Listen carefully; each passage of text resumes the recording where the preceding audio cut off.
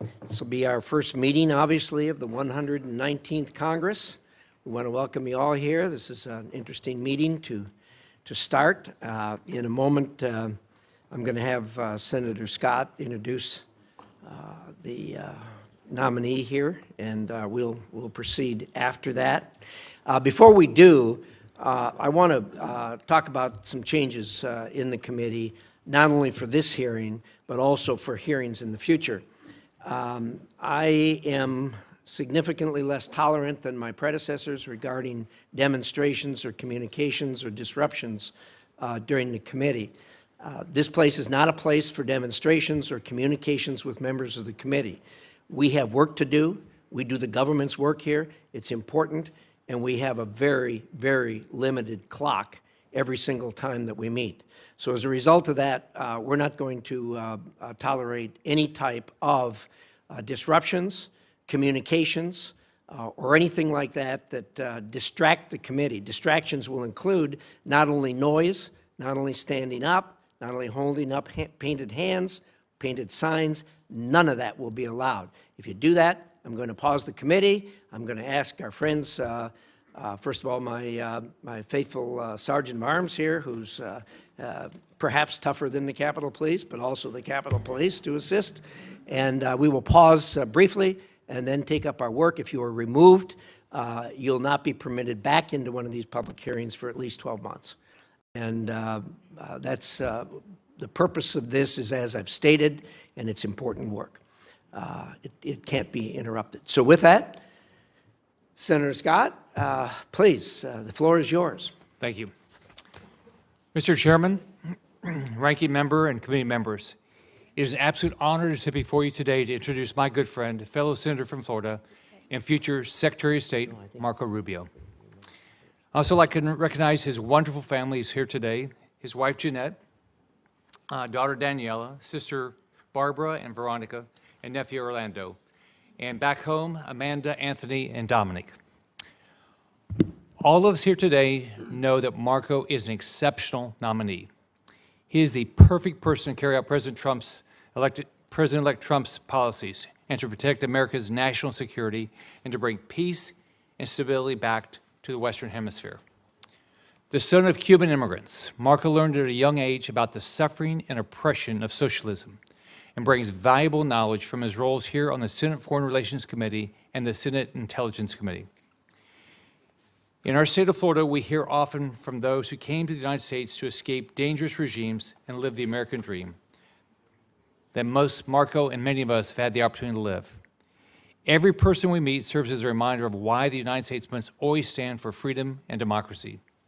President Trump's record in his first term was clear.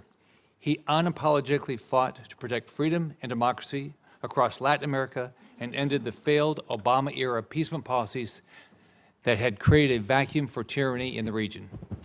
After 4 years of Joe Biden, President Trump will have to start that fight over. But he has an incredible asset with Marco Rubio on his team. Marco sees the values of our allies and Democratic leaders who will stand up to our adversaries and who will work with the United States, deny footholds to Communist China, Iran, and Russia, and fight alongside America to protect our shared national security interests and create better trade relations.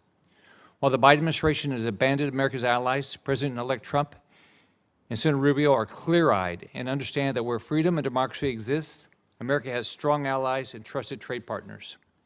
Marco has a strong record of holding the regimes in Communist China, Cuba, Venezuela, and Nicaragua accountable for their repression and tyranny.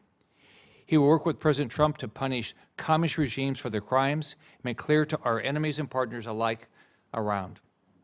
Most importantly, Marco will always put America's best interests first. Marco, congratulations.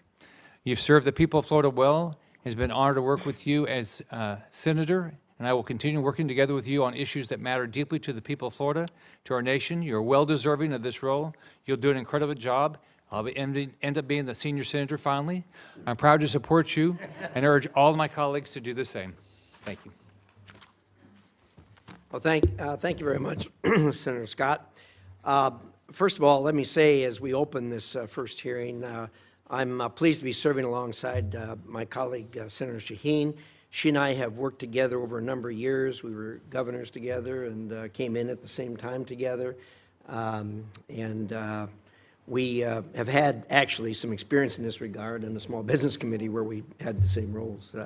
And so we're used to each other. And we're going to do our best to have hearings and work of this committee on a bipartisan basis. We won't always agree, obviously, but we will do our very best to disagree civilly and let the process work as it should.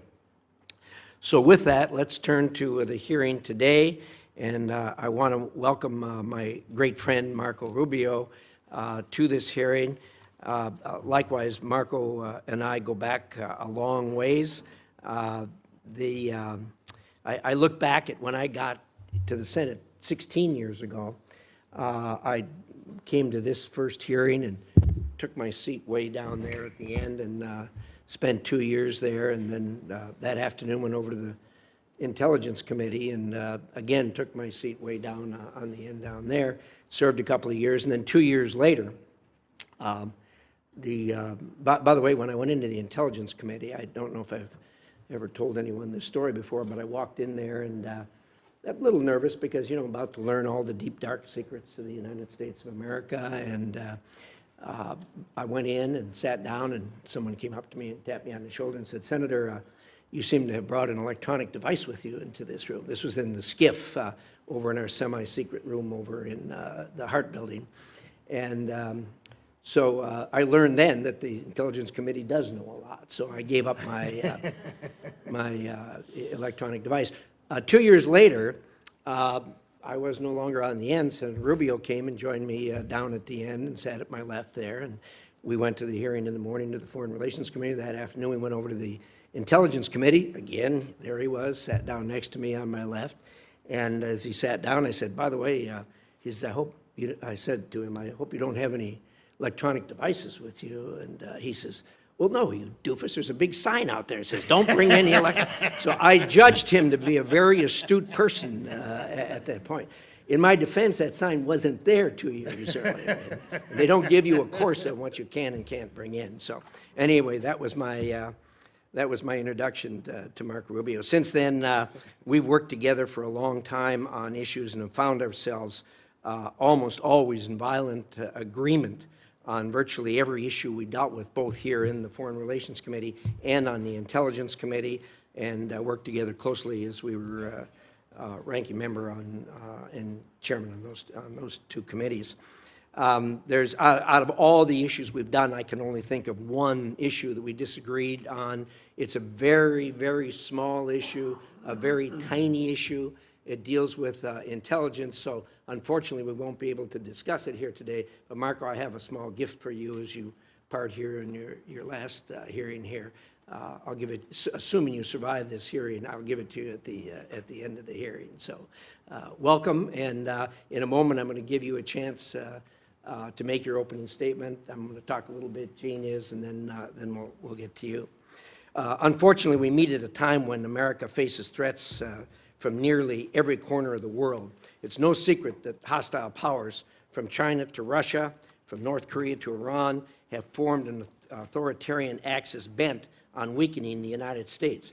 Sadly, the outgoing administration has frequently made ill-informed decisions that have empowered these adversaries. From the disastrous Afghanistan withdrawal to its desperate efforts to woo Iran, failure to deter Russian aggression, constant concessions to China, and undermining support for Israel, our allies question U.S. resolve, and our adversaries believe they have a free hand. Those days are over. China remains the most significant long-term risk to the United States. The Chinese government steals American intellectual property, floods our streets with fentanyl, and exploits our free markets for its own gain while aggressively undermining American national security. China is no longer satisfied to undermine the United States on its own. Now it helps Russia, Iran, and North Korea. Chinese support has enabled Russia to carry on its illegal war against Ukraine, and China's massive purchases of Iranian oil are a lifeline to that murderous regime's proxy wars. The outgoing administration's failure to push back on China's aggression means that China is challenging America everywhere, from Africa to our hemisphere in Latin America. Senator Rubio has been a strong advocate of tougher policies to counter China's aggression, and particularly in Latin America. In the Middle East, Israel fights a multi-front war against Iran after the brutal attack on October 7th. Yet the outgoing administration has undermined support to Israel. This has only prolonged the terrible situation in Israel and Gaza. In spite of the outgoing administration's policy, Israel's fortitude has brought Tehran to its weakest point in decades. President Trump and Marco both know that we need to support our ally and return to a maximum pressure campaign against Iran. At the same time, Putin, with the support of the CCP, continues his violent assault on Ukraine. Putin has escalated this war over and over again, most recently by importing thousands of North Korean soldiers. I've said repeatedly since the beginning of 2022 full-scale invasion, we need to help Ukraine end this war quickly and permanently. I'm confident that if anyone can end this war, it's President Trump. And Marco is the right man to help ensure it is done in a way that guarantees security and stability for Ukraine, the U.S., and our allies, and prevents Russia from launching another war. Unfortunately, the threats to American interests don't end there. A genocide in Sudan, a much-needed but still uncertain regime change in Syria, human rights abuses, human trafficking. The list of challenges facing America is long. And because of that, we must rein in and enforce accountability at the United Nations, whose agenda and wasteful practices frequently do not align with those of the United States. In Asia, it will be important to work with our allies in Japan, Korea, Taiwan, and the Philippines to boost their military spending and bolster their ability to deter China. We should work with Australia and the United Kingdom as part of the AUKUS agreement to develop and advance military capabilities to counter Chinese coercion in the Indo-Pacific. And I hope the State Department will acknowledge the nuclear arms race our adversaries are pursuing and make the changes needed to confront this new reality. Further, U.S. foreign assistance is not charity. American taxpayer dollars should only be spent to advance U.S. interests, and every penny should be scrutinized to ensure its necessity and effectiveness in advancing our America's interests. Often enormous amounts of money are spread thinly around the world and never really accomplish goals. This also needs to stop. A final word on the operations of the State Department itself. The Department must refocus itself on the core mission of effective diplomacy. Every program, office, and policy at State must effectively advance U.S. foreign policy goals, not advance progressive ideology. The outgoing administration often undercut effective foreign policy by inserting ideological and political requirements into the fabric of personnel decisions and policy execution. Rather than making hires or promotions based on merit and effectiveness, the department created a new diversity, equity, inclusion, and accessibility requirements that distracted from this mission, undermined morale, and created an unfair and opaque process for promotions and performance evaluations. Fealty to progressive politics became the benchmark for success. As we look around the United States, that view is diminishing very quickly amongst even large corporations, amongst even large progressive-leaning corporations. Adherence to these goals was assured at the State Department through a rigid enforcement structure that included senior advisors for DEIA in nearly every bureau and Soviet-style anonymous reporting portals where employees were encouraged to denounce colleagues who would not toe the company line. This must end on day one. We need a return to merit, and I know Marco will right that ship. Senator Rubio, this is a long laundry list of crises. You've earned yourself one of the hardest jobs in America, but after serving with you for so many years, I'm confident you are the right person we need to take on these threats. Thank you very much. And to my good friend, Senator Shaheen, I yield the floor. Well, thank you very much, Chairman Risch. Congratulations on your new role. As you point out, while this may be our first Foreign Relations Committee hearing together in these new roles, it's certainly not our first time working together. We came in as governors, so we like to get things done. We've also had the same role in 2017 on the Small Business Committee. So I look forward to working with you and to our opportunity for this committee to get a lot of work done. I want to also congratulate the new members of the committee, Republicans McCormick, Daines, Scott, Lee, Curtis, and Cornyn. And on the Democratic side, Jackie Rosen. Nice to have you all on the committee. One point that we've always agreed on, the chairman and I, is the need to work together so this committee can function more effectively.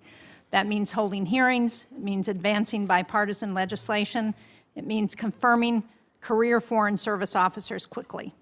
I believe it's in our national security interest to have our embassies fully staffed and to confirm career ambassadors with the requisite expertise, which is why it was important to both of us to have Senator Rubio's hearing as soon as possible. And Senator Rubio, welcome. You and I have also had a good working relationship for many years. I believe you have the skills and are well qualified to serve as Secretary of State. But today I want to find out a little more about what this administration is thinking about American foreign policy and the State Department in particular. As I said, I believe this committee has a responsibility to get your team out in the field, and we hope you will send us qualified, experienced, and well-vetted nominees. I know you already have an expert group of career Foreign Service nominees before you that was not considered under the last Congress. I hope we'll see many of those nominees resubmitted to this committee soon. On policy, I want to start by hearing from you on Ukraine and NATO. There is strong bipartisan support, as you know, in the Senate for Ukraine. There's a clear understanding that we can't trust Putin, and I'm concerned that if Vladimir Putin wins in Ukraine, he's not going to stop. President Trump has repeatedly said that he plans to end the Ukraine war within 24 hours of his inauguration. It's been reported that his proposals would give away Ukrainian territory to Vladimir Putin. Now, I can't speak on behalf of Ukraine, and President Zelensky has said that he's open to a peace agreement. But I am concerned, both for the Ukrainian people who have sacrificed so much, about the message that abandoning Ukraine would send not just to our allies, but also to our adversaries, and not just Russia, but to China, North Korea, and Iran. Our allies, Japan, South Korea, Taiwan, our partnerships and alliances like AUKUS and NATO are all looking very closely and watching what we're going to do. I believe these alliances are one of the United States' greatest assets. And what happens in Ukraine also affects emerging democratic nations, civil society movements. From Belarus to the Balkans to the Black Sea to Georgia. It impacts us here at home as well. And I know that for so many Americans, this might seem like a distant war. But as we know, what happens in Ukraine doesn't stay in Ukraine. The war has caused food and gas prices to go up. It's affected day-to-day lives of Americans. So, Senator Rubio, I know that in the past you've supported Ukraine. You introduced legislation that would ban U.S. recognition of territory annexed by Russia. We were both co-sponsors of Chairman Rish's resolution recognizing Russian genocide in Ukraine. But the path forward is uncertain, and I hope today you will lay out some of the administration's plans for Ukraine. I'd also like to hear from you on the Middle East and Syria in particular. In recent months, we've seen the dismantling of much of Iran's axis of resistance, including the fall of Assad, one of Iran's most brutal proxies. One of our goals should be to get humanitarian assistance immediately to the Syrian people who have suffered for so many years, and to capitalize on this historic opportunity to sideline not only Iran, but Russia, as we help rebuild Syria. I also want to underline that whether it's food insecurity or sexual violence that accompanies war, and whether we're talking about Sudan or Haiti or Afghanistan, Ukraine or Gaza, that it is women who often bear the brunt of these conflicts. They should have a seat at the table when it comes to resolving them. And that's not just a sentiment, it's also backed up by data. Because we know that when women participate in conflict negotiations, peace is 35% more likely to last at least 15 years. That's why we passed the Women, Peace, and Security Act in 2017. It was signed into law by President Trump during his first term, and I hope that in his second term, we can build on this effort. It's one of the reasons I'm pleased that we now have 3 women on the Foreign Relations Committee, Senator Duckworth and Senator Rosen. It's the first time since I've been here that there's been 3 women on this committee. And I'm interested to hear your vision for the State Department's Office of Global Women's Issues, and more broadly, how the administration will work to empower women and girls on the global stage. As Chairman Risch has said, the list of challenges facing America is very long. And so, Senator Rubio, if you're confirmed, I hope we can work together to continue to promote American interests that we have seen around the world the importance of America's role in the world. Thank you. Thank you, Senator Shaheen. Good remarks. Senator Rubio, the floor is going to be yours, and I hope you'll introduce your beautiful family to start with, and we'll take it from there. Well, thank you, Chairman Risch, and I want to thank the ranking member as well, Senator Shaheen, and thank you, Senator Scott, for your introduction. And let me just say it's a bit surreal to be on this side of the room, but you all look very distinguished, and I just wanted you to know that. Yeah. We know. In the 249-year history of our republic, there's only been 71 other Americans who have served in the role and the position that President Trump has now nominated me to occupy. And I want to thank him for his confidence, and it's an incredible honor. It is also, as many of you have already pointed out, an extraordinary responsibility. 3 of my children, Amanda, Anthony, and Dominic, could not be here with us today or join us here in person. But I am happy that my wife, Jeanette, is here, and that my daughter, Daniela, is here with me as well, because I think, as each of you know well, it really is impossible to do our job in the Senate, not to mention the job I've been nominated for, without the love and the support of our families. I'm also very pleased that my sisters, Barbara and Veronica, and my nephew, Orlando, are joining me here today. And to me, it's a reminder that the path that brings me to this moment was paved by those who are not here with us today, by 2 parents who arrived here on May 27th of 1956 from Cuba, and they had nothing but the dreams of a better life. And because of them, I had the privilege to be born a citizen of the greatest nation in the history of mankind, and to be raised in a safe and stable home by parents who made their children's future the very purpose of their lives. I also want to acknowledge all the blessings that God has bestowed upon me in my life. My faith is critical, and it's something I will lean and rely on heavily in the months that are ahead. In a tumultuous world where, in my faith, we are called to promote the cause of peace and the common good. And that task has gotten harder than it's ever been. And I will rely heavily on my faith and pray for God's blessings, that He will provide me the strength, the wisdom, and the courage to do what is right in these tenuous moments. At the end of the Second World War, the United States was, in the words of then Secretary of State, tasked with creating an order, a world order, a free half, as he quote in his quote, out of chaos, without blowing to pieces, without blowing the whole of the world into pieces in the process. And in the decades that followed, that global order served us quite well. Americans' incomes rose and communities flourished. Alliances emerged in the Indo-Pacific and Europe that led to the emergence of stability and democracy and prosperity in these regions. We've had forever war ever since. Little Marco, keep your hands off.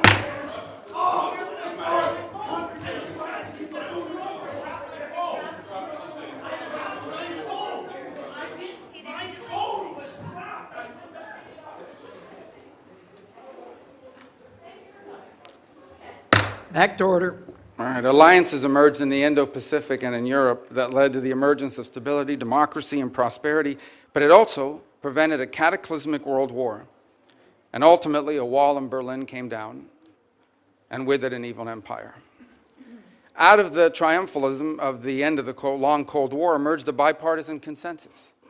And this consensus was that we had reached the end of history, that all of the nations of the world would now become members of the democratic Western-led community, that a foreign policy that served the national interest could now be replaced by one that served the liberal world order, and that all mankind was now destined to abandon national sovereignty and national identity and would instead become one human family and citizens of the world. This wasn't just a fantasy. We now know it was a dangerous delusion.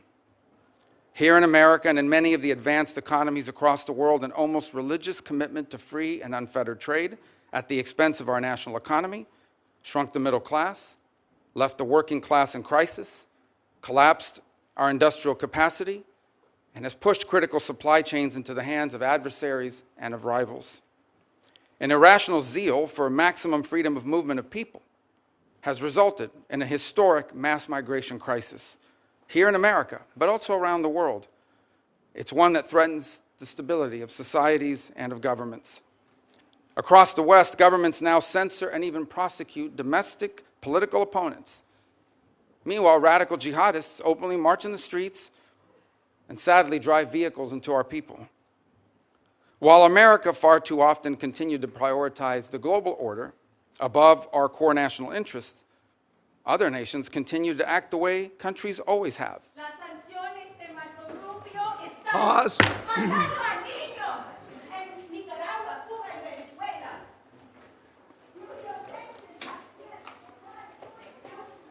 Back to order. I get bilingual protests, which is, I think, is an entry cool.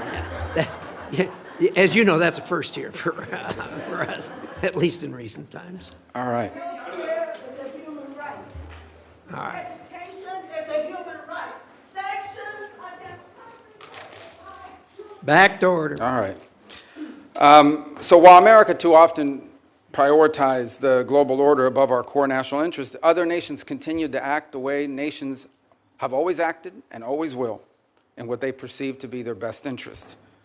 And instead of folding into the post-Cold War global order, they have manipulated it to serve their interests at the expense of ours.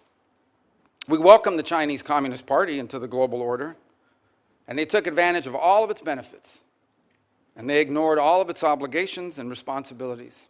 Instead, they have repressed and lied and cheated and hacked and stolen their way into global superpower status, and they have done so at our expense and at the expense of the people of their own country.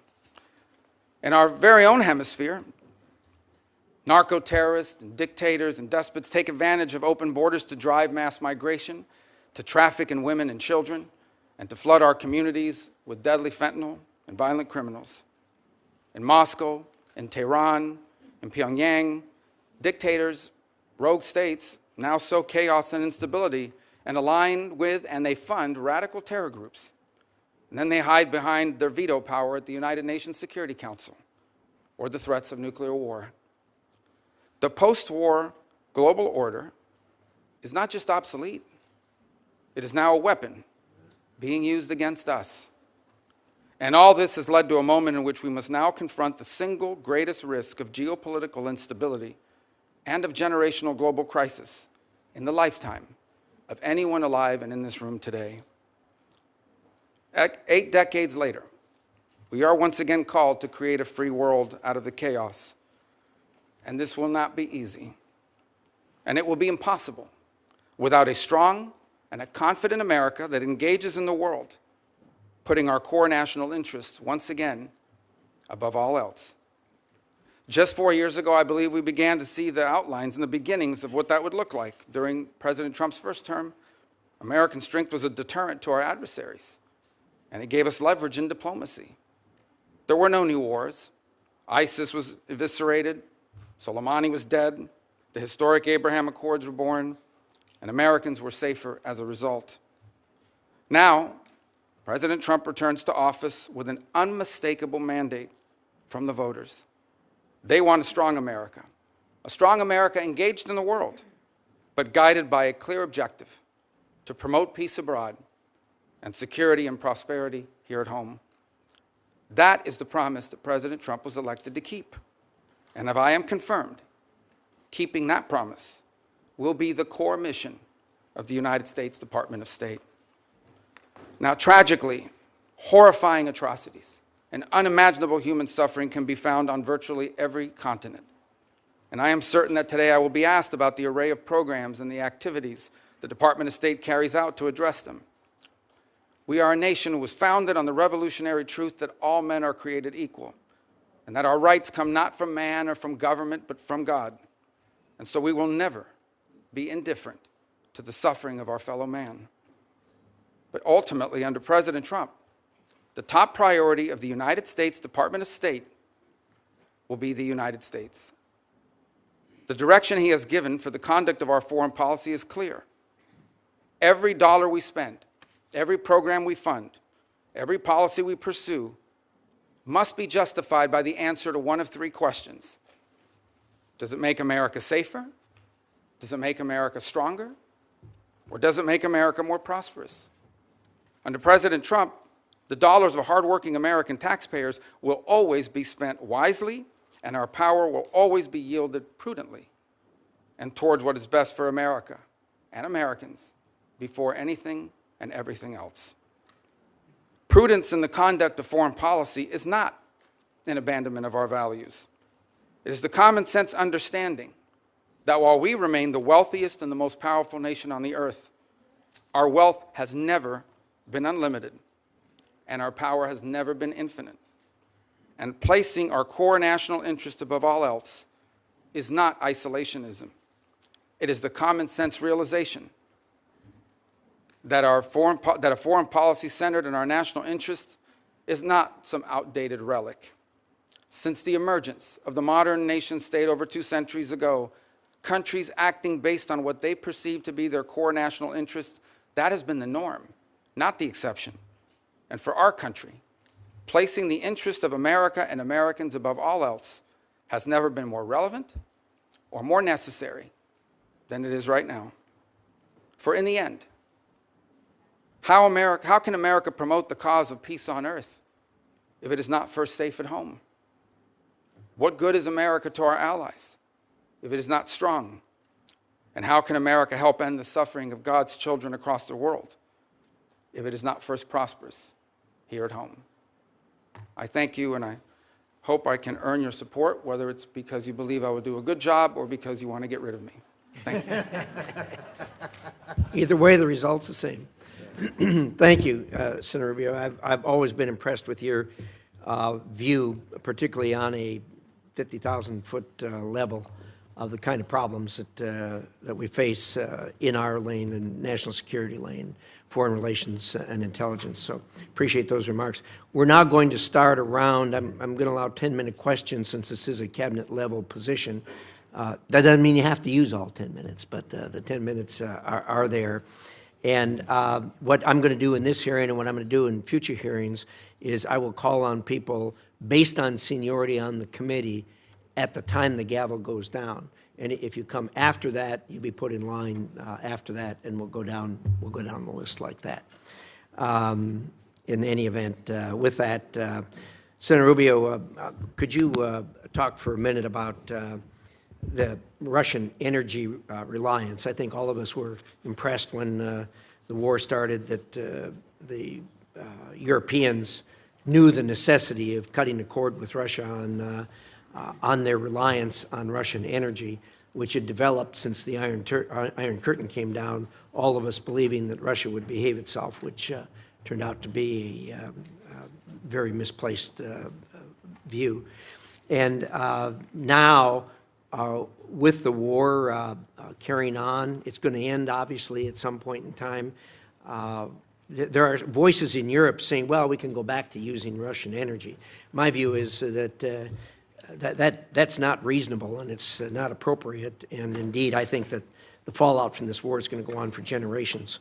Your thoughts on the energy relationship between Europe and Russia in the future?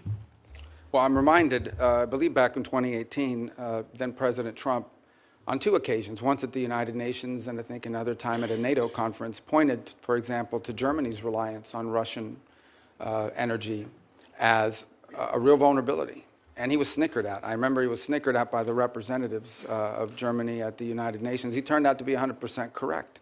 In fact, that reliance on Russian energy was a major loss of deterrence.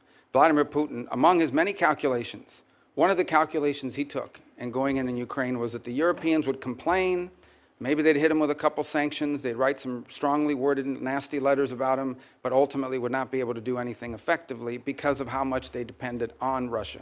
And in some cases continue to depend. I believe France is the third leading payer into Russian energy in the world, and I think a couple other countries in Europe follow right behind. So there's still a significant amount of dependence in that regard. And that dependence on Russian energy is a tremendous amount of leverage that Vladimir Putin holds on his neighbors in Europe.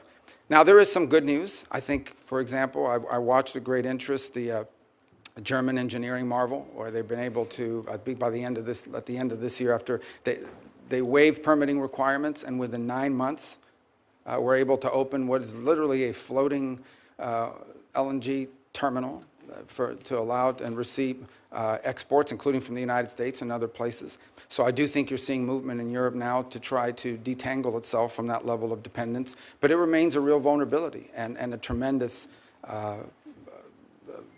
piece of leverage for Putin against his neighbors in the broader world. It's also a reminder, by the way, and I used to be guilty of saying this quite a bit, that the Russian GDP was the size of Italy's, not very large. I think one of the things we learned from this endeavor is that it's not just the size of the GDP, but what it's composed of. And the Russian GDP, while smaller than some other countries, is largely reliant on the production of raw materials, on the energy, on food production, fertilizer and the like. And these are critical components of national strength and a reminder of how important they are for us here domestically as well. Thank you. I appreciate that. I do think, too, we ought to acknowledge that the Europeans did a job that was well beyond our expectations the first winter. As they struggled through, they did really well as far as cutting the cord with Russia, being as how hard they were tied to that. Let's talk about AUKUS for a minute. There hasn't been much discussion about AUKUS. Well, there hasn't been much discussion about AUKUS really since the thing started. A lot of us have been pressing the administration to gear that up. It has not been forthcoming. I'd like to hear your thoughts on AUKUS, the importance thereof, and getting this thing moving as it was intended. Well, one of the things we'll have to endeavor to see, obviously, there's a tremendous amount of this that relies on the Department of Defense and other entities in government. To the extent the Secretary of State and the Department of State is engaged, it's something that I think you're going to find very strong support for in this administration. Because it's one of, I think it's almost a blueprint in many ways of how we can create consortium-like partnership with nation states that are allied to us to confront some of these global challenges, be it in the defense realm, in the technology realm, in the critical minerals realm, in the sensitive technologies and critical technologies on, for example, artificial intelligence and advances in even quantum computing. This obviously is more defense related, but it's one example of how we can leverage the power of these partnerships with allies, 2-3 countries in some cases, broader in others, to reach outcomes and objectives, such as creating a geopolitical and strategic balance in the Indo-Pacific region and beyond. So we'll have to look at that and to see what components of whatever impediments exist can be removed by the action of the Department of State. But it also reminds us that in many of these, very few of these global issues are entirely reliant on the Department of State. The Department of Energy, the Department of Defense. We have a host of other government agencies, commerce in many cases, who also play a critical role in expediting and going through, for example, some of the lists of technologies that perhaps are not being transferred because they've been deemed as sensitive. But in the case of our strong and close allies, that's the point, right? Is that you want to be able to find yourself in a situation where you can accelerate partnership by making available to key allies these sensitive technologies that we wouldn't want to see in the hands or developed by an adversary or unaligned country. Thank you. I appreciate that. And our view is aligned, particularly on the excluded technology list. These are our closest and most trusted allies. And unfortunately, the current administration has really been difficult to work with as far as getting through that excluded technology list. And I hope you'll help expedite that. Let me talk for a minute about the International Criminal Court. Look, as you know, we've got real problems there.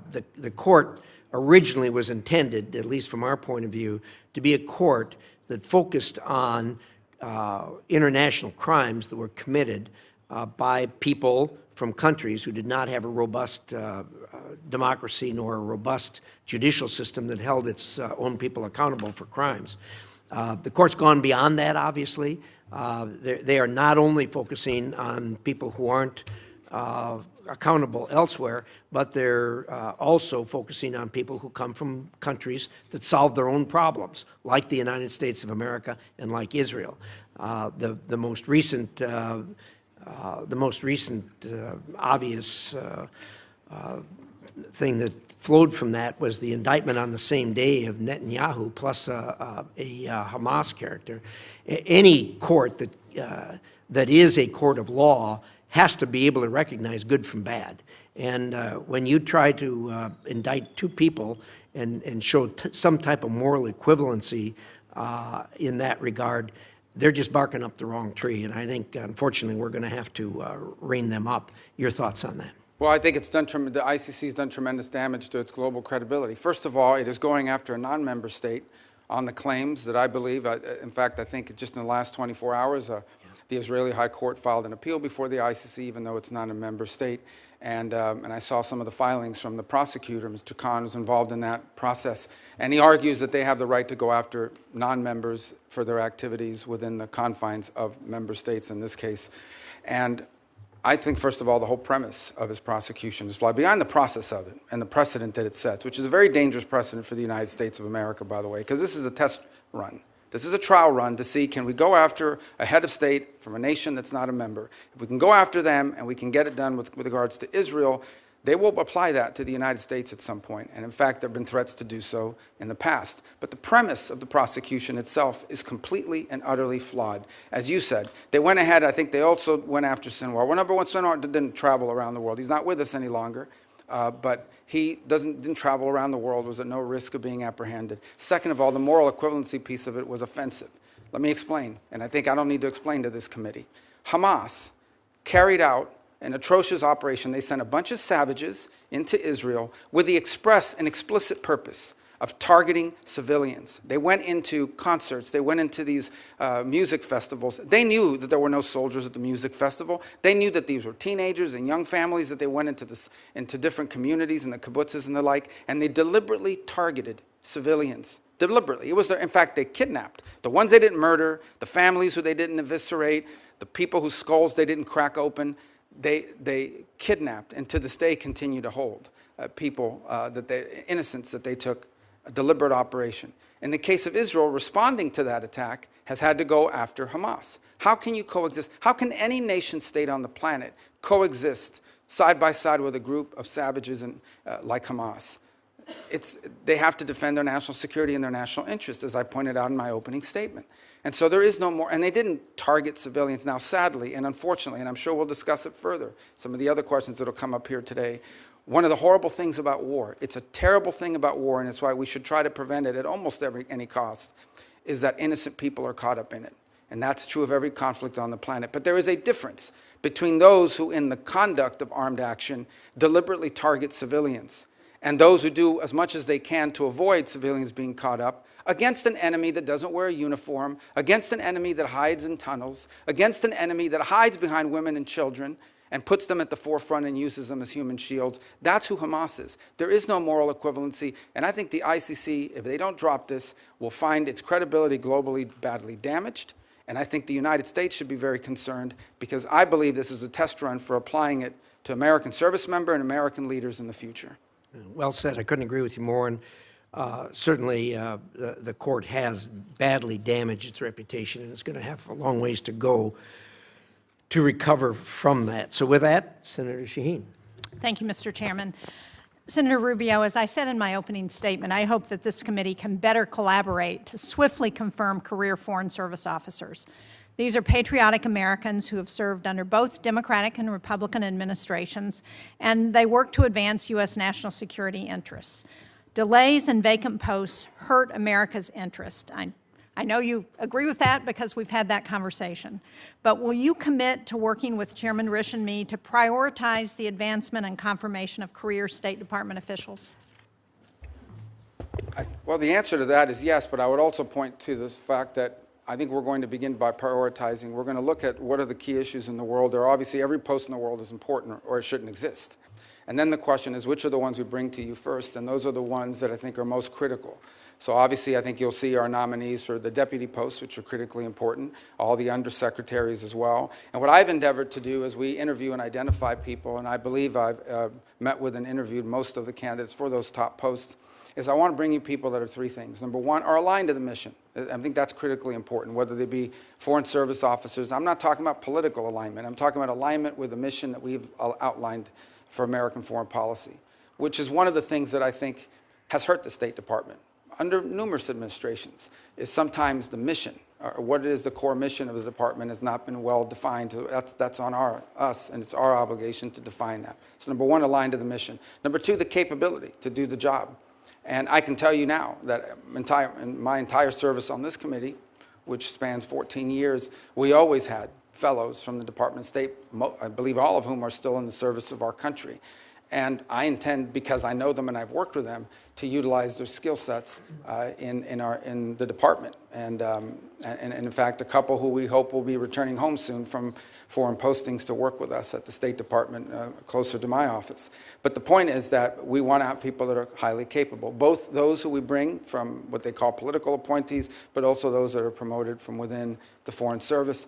And then the third are people that we can get through the committee, because time is of the essence. Now, you may not agree with all their views, whether they be foreign service officers or whether they be political, but I think it's important, and we're not going to exclude someone just because we think that maybe they're going to have a rougher confirmation process than someone else. But I do think it's important that we have people in these positions as quickly as possible, and having served for 14 years on that side of this room, I understand that one of the things we can do to help expedite that is to bring you people that will do a good job, who are qualified for the job, or mission aligned, but also that can move through this process quickly enough so that they can be at post and begin to fulfill their duties. If I have to wait a year to get them in place, well, I'm not sure on some of these issues we face today we have a year to wait. I certainly agree with that, and I appreciate your focus on mission and qualifications, because I think the committee will be looking closely at that. I want to go now to NATO, because in 2023, Congress overwhelmingly passed the bipartisan Kaine-Rubio provision prohibiting any president from withdrawing the United States from NATO without Senate approval or an act of Congress. Will you commit to adhering to Senate approval or an act of Congress as required under that law that you authored if President Trump attempts to withdraw the U.S. from NATO? Well, first let me say that President Trump has appointed an ambassador nominee for NATO, which clearly indicates his role to engage in that. Second is the law is what it is. Obviously, as you've mentioned, I was a co-sponsor of the law, and so it's tough to say I'm not in support of a law that I hope to pass, and that I think it's an important role for Congress to play, because frankly, it's not just about the withdrawal piece of it, it's the contributions we make towards the power of the purse still resides with the Congress. Now maybe, as if confirmed, moving towards the executive branch, I'll become I'll forget that lesson a little bit. I hope not. But ultimately, I still recognize and understand that the power of the purse is with Congress, and it's an incredibly important power. Let me point on NATO one thing. I think there's a misunderstanding about it. The NATO alliance is a very important alliance. I believe that. I believe alliances can be, and has been very useful. Without the NATO alliance, there is no end to the Cold War. In fact, without the NATO alliance, it's quite possible that much of what today, at the time, today we know as Europe, would have fallen victim to aggression. But what's important for the United States is not just to have defense allies, it's to have capable defense allies, allies who are capable of defending their region.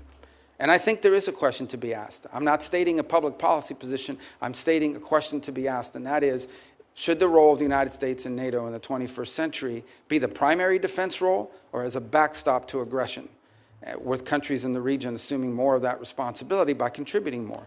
Now look, in fairness, and I think the further east you move in Europe, the more money you see spent on the military as a percentage of GDP. But I think there's been broad acknowledgement across Europe and across multiple administrations, both Republican and Democrat, that our NATO partners, these are rich, advanced economies, need to contribute more to their own defense and ultimately to the NATO partnership as well. And that's a demand that's been made by multiple presidents across the years.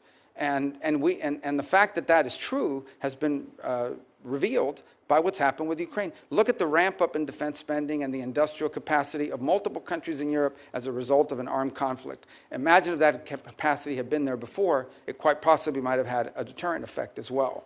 So I think it's important that we have alliances, but we have to have alliances with strong and capable partners, and not those who sort of have viewed the U.S. and the NATO defense agreement as an excuse to spend less on defense and more on some domestic needs. We have domestic needs too. These advanced, rich countries in Western Europe have enormous safety nets programs that they fund. We have domestic needs as well, but they've been able to divert or grow those programs because they don't have to spend as much on defense as we do as a percentage of our overall economy. And that dynamic needs to change, and I expect that President Trump will continue to forcefully make that point. And as you know, this committee and the Senate NATO Observer Group, which I co-chair, has made that point repeatedly, and we are now up to 23 of the 32 NATO nations who are meeting their 2% of GDP, and we have a number of them who are going beyond that, and it's appropriate. And I think the sentiment on this committee would be to agree with what you're saying, but to ensure that we continue to have a strong NATO, I think will be important not only to European security, but most important to our own security. I appreciate, we talked about Ukraine. I appreciate your past leadership in supporting Ukraine's fight for sovereignty. More recently, you voted against supplemental funding for Ukraine and against forgiving loans for Ukraine in November, loans that would be critical to Ukraine's economic stability. So can you talk about how your views on Ukraine have developed and where you are now, and what you think is important for us to do in order to ensure that there's the strongest possible negotiating position if Ukraine and Russia do get to the negotiating table? Sure. First, let me point out, although I'll still speak to my view of the process, that I voted against that bill because I said I would not vote for a bill unless it addressed the crisis at our southern border as part of the overall arrangement. That was not done, and so I voted against it. That said, here's my view of a situation. Once this war became what we now know it is, and that is a war of attrition, a stalemate, a protracted conflict, the dynamic on that situation has changed. It has. And I believe, and I think that this echoes with the president. Let me first echo the president's words and what he said in an interview about a year ago. He was asked about the war in Ukraine. He says, I want the dying to stop. I want people to stop dying. I want the killing to stop. And frankly, I don't know how anyone could say they don't. The destruction that Ukraine is undergoing is extraordinary. It's going to take a generation to rebuild it. Millions of Ukrainians no longer live in Ukraine. And the disruption, that means how many of them are going to come back, and what are they going to come back to? Even as I speak to you now, the Ukrainian infrastructure and their energy infrastructure is being decimated in ways that are going to cost hundreds of billions of dollars to rebuild over the next decades. So this is an important conflict, and I think it should be the official position of the United States that this war should be brought to an end.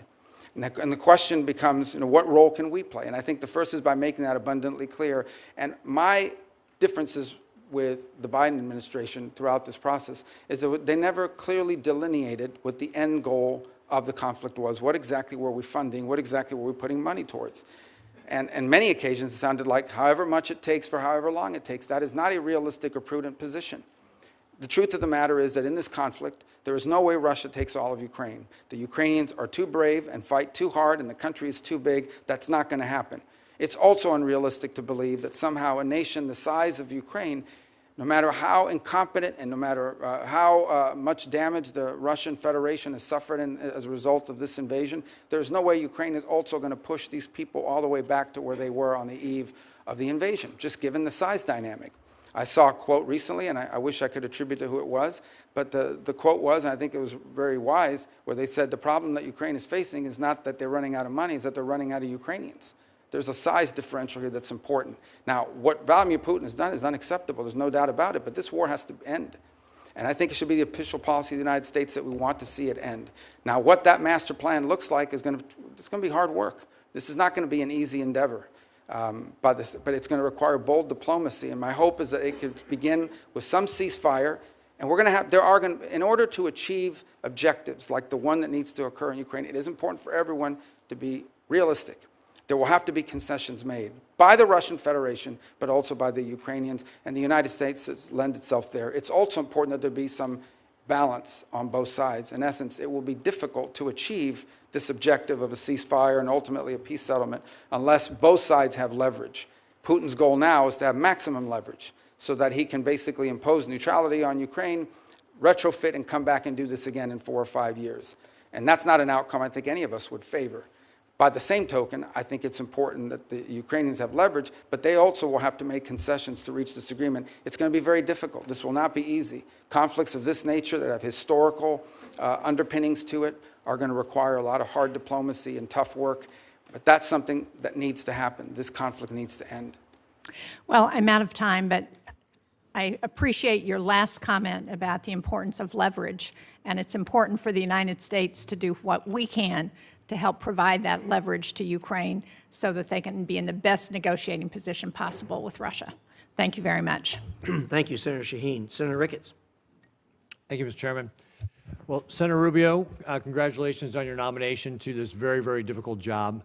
I want to thank you for your previous service in the U.S. Senate and your willingness to take on this job should you be confirmed. And I also want to thank your family as well for their support for you to be able to be a U.S. Senator and to apply for this job as Secretary of State.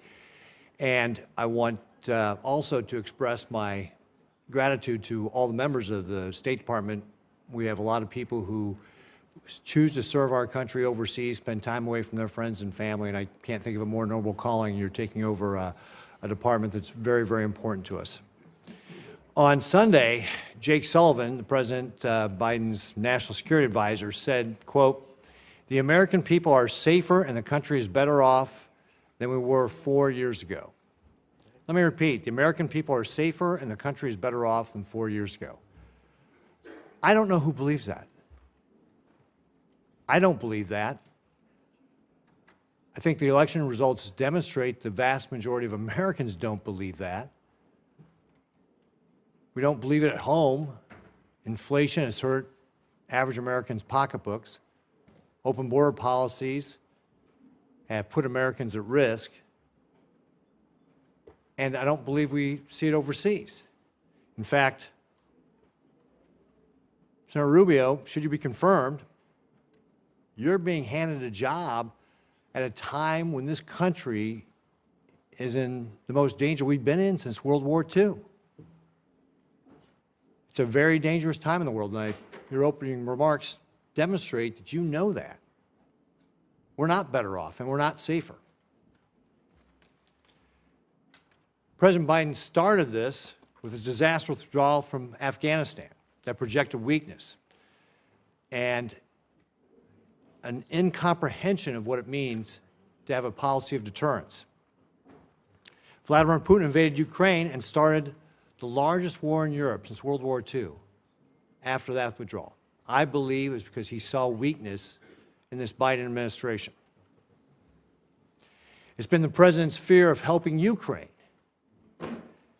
that has contributed to putting them in the untenable position they are today by slow rolling the weapons that Ukraine needs to be able to defend themselves. His incomprehensible and incoherent policy has caused him to handcuff American liquid natural gas exports while delaying tough sanctions on the Russian oil and gas industry, which, as you know, is the lifeblood of the Russian war machine. The Middle East is equally disastrous. Instead of enforcing sanctions on Iran, Biden naively tried to resurrect the Iran nuclear deal, enabling the regime to generate $100 billion in oil revenue. And I want to point out that during the Trump administration, because of sanctions, Iran's foreign reserves fell from $122 billion to less than $14 billion.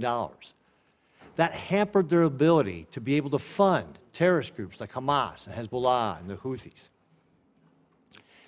What the Biden administration has done is allowed the Iranian regime to enrich enough weapons-grade uranium to be a week or two away from having a nuclear weapon. And since October 7th, President Biden has not supported Israel in the way he's needed. And because of the previous mentioned money that he's allowed the Iranians to have that has funded the terrorist groups like Hamas and Hezbollah, our allies like Israel have been attacked, and we've been attacked directly. Thankfully, Israel's had the courage to to stand up to these terrorists and take matters into its own hand. And it's led to the decimation of Hamas and Hezbollah. But no amount of revisionist history can change the fact that this was despite the lack of support from the Biden administration, not because of the support from the Biden administration. And of course, let's not forget North Korea and how dangerous they have become, and the fact that we are now seeing North Korean troops in Europe. A thought 4 years ago that was unthought by anybody. And of course, one of the most concerning things is Biden's weakness has emboldened the greatest adversary we have on the face of the earth right now, which is the People's Republic of China. The People's Republic of China is the head of the snake of this axis of dictators that are challenging the United States today. They are challenging our freedom, our security, and the very way of life we have. Beijing has had a direct hand in each of the problems I just mentioned. That's why addressing any one of them cannot be done without making sure that we are thinking about how we are deterring the People's Republic of China. When everything is a priority, nothing's a priority. And Senator Rubio, your top priority must be the People's Republic of China. Since the election in November, so this is all within the last 2 months, the PRC has hacked our Treasury Department, including CFIUS.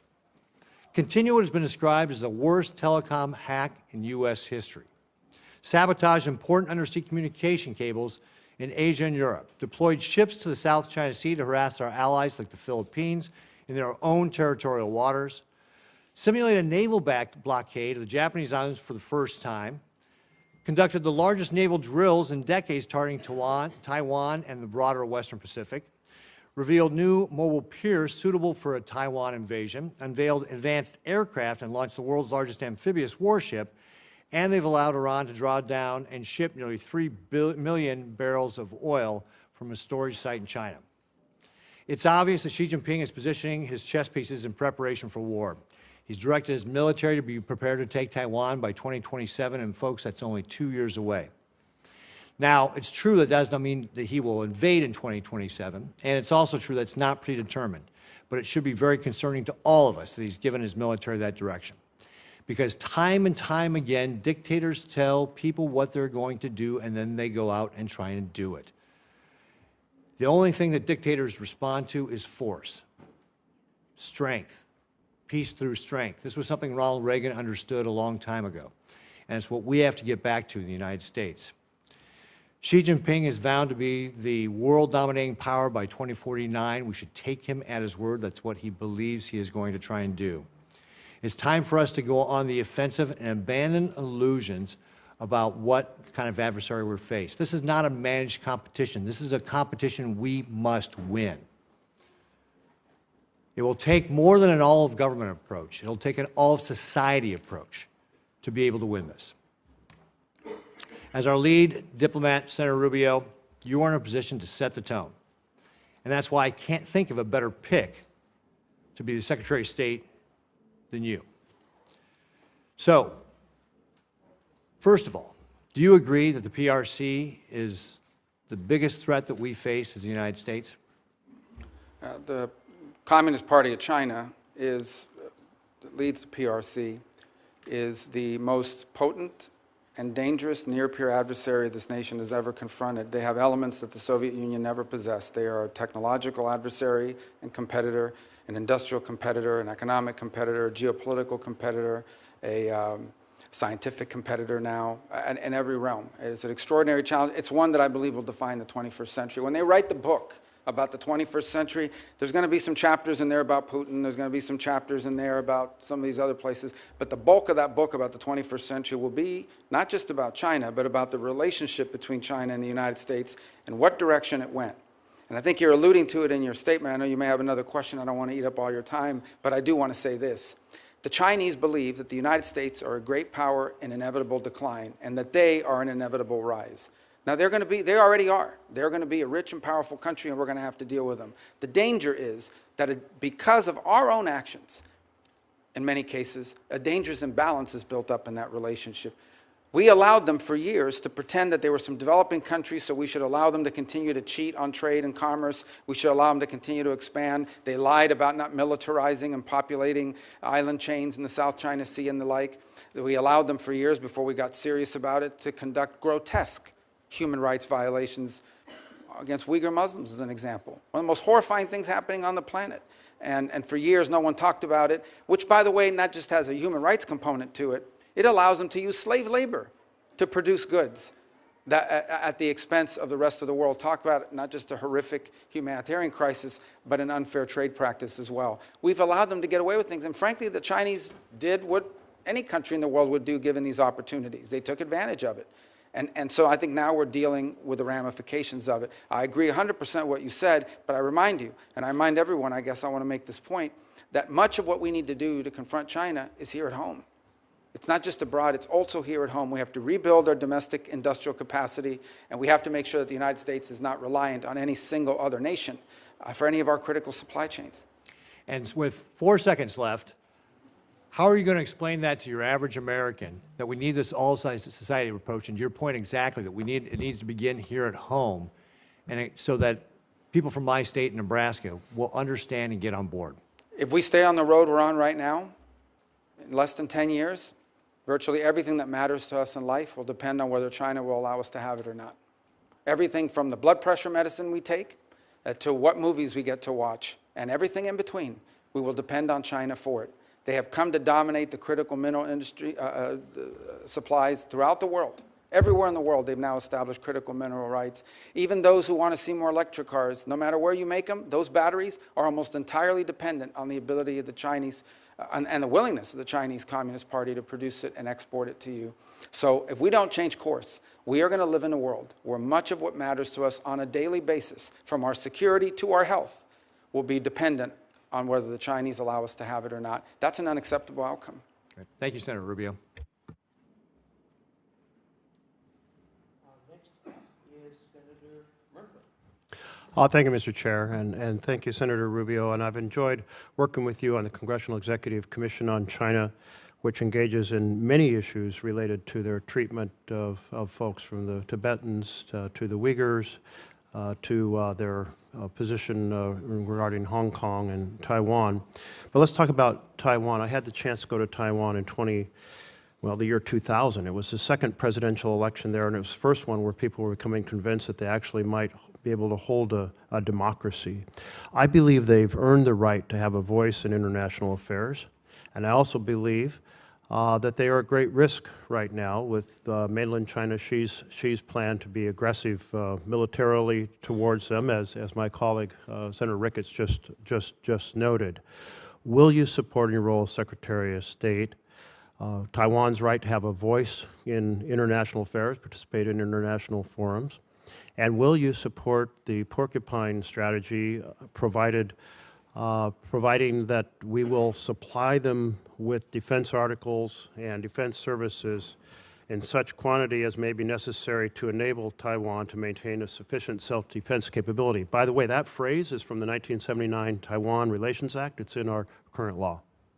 Yeah, let me just point out that on the Taiwan Relation Act, and I believe of the year 2016, I was the lead Republican sponsor in reauthorizing and reinvigorating it. I think that the multiple or consecutive presidential administrations of both parties have made clear that the policy of the United States towards Taiwan is encapsulated not just in the Taiwan Relations Act, but in the 6 assurances that multiple administrations, including the Trump administration and now the Biden administration, have made clear are our policies. With regards to your second point about international forums, ASEAN is a great example of one in which that's being tested. Last year at their conference, the Chinese were able to prevent participation by the any mention of Taiwan in the memorandum. And then this year they're working very hard to make sure that no one associated with Taiwan is anywhere near it. So this is just one more example of how they're being excluded. I would also point to the Western Hemisphere. I know that sounds like half a world away, but you understand this issue. The majority of nations on earth that continue to recognize and have relations with Taiwan, the vast bulk of them, or the plurality, are within the Western Hemisphere. They've undertaken a very aggressive action in just the last 7-8 years to get these countries to flip. They got Panama to flip, and they got Panama to convince the Dominican Republic to flip. They've targeted multiple other nations, and Nicaragua most recently, to flip. So I think that's an important thing for us to keep in mind and make a priority. And I also think it's important to recognize allies in the region like Paraguay that have not flipped, and others who have stayed strong in that regard. On the porcupine strategy, because I know it may sound weird to people, or if anyone's watching this, I know what the ratings are, but hopefully not high. And, but let me just say that when the porcupine strategy, what it really means is you want to make the cost of invading Taiwan higher than the benefit.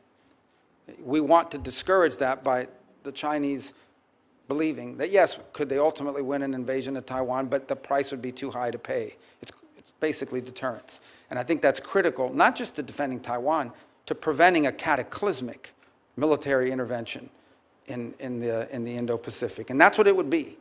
And I would make one more point, and again, I don't mean to want to be alarmist about it, but if you listen to Xi Jinping, and it's important when you listen to him, and I say listen, read, don't read the English translation that they put out, because the English translation is never right. You have to read the real translation on what they actually said in their native tongue. What they're basically saying is that this is a foundational and definitional issue for Xi Jinping personally. And as a result, I think we need to wrap our head around the fact that unless something dramatic changes, like an equilibrium where they conclude that the costs of intervening in Taiwan are too high, we're going to have to deal with this before the end of this decade. And so strongly support for the porcupine strategy. Thank you. And I know people in Taiwan. I just don't like saying porcupine, but yes. You know, when I went to Taiwan in November and I met with the president and other leaders, they are extremely nervous right now. And part of the reason they're nervous is they're concerned about how things play out in Ukraine as possibly creating an incentive for China. And I take your point about the current stalemate and the fact that there is a range of objectives that are out of reach for other side. But I do feel like our partnership with NATO and our continued supply of war material that enable Ukrainians to keep fighting until that resolution is done is extremely important, because if Ukraine collapses, it will say a lot to China about whether we will stay the course in assisting Taiwan. Not to mention, it will be a catastrophe for democracy and a catastrophe for the Ukrainians. I don't know if you share that view. Well, I think, first of all, our goal, as President Trump has stated, is he wants the dying to stop. He wants the killing to stop. So it's very difficult to reach an accord or an agreement that begins with a ceasefire and ends with a peace agreement unless both sides have some leverage. Now, there's some leverage that exists beyond military capabilities as well. We have a significant number of sanctions on the Russian Federation, and they continue to grow and expand, and other nations do as well. And that will have to be part of this conversation in terms of bringing about a peaceful resolution. And then there's the question of the long-term security and stability of Ukraine. Beyond even if the conflict were to end, there needs to be the capability of Ukraine to defend itself. And it's a point that I made back as far as 2014, when the United States under the Obama administration chose not to provide weapon capabilities, and I think we lost deterrent during that period. I'm going to keep rolling here for a few other questions. One of the things China is doing is deeply engaged in transnational repression, which means threatening people here in the United States that they will disappear or kill or harm their family members back in China if they exercise their free rights here in our country. And also they're seeking to repatriate Uyghurs who have escaped China. And right now there are 48 Uyghurs that are in Thailand, and Thailand is on the verge of repatriating them back to China. Will you lobby for Thailand to not send these Uyghurs back to the horror they will face if they're returned? Yes, and the good news is that Thailand is actually a very strong U.S. partner, strong historical ally as well, and so that is an area where I think diplomacy could really achieve results because of how important that relationship and how close it is.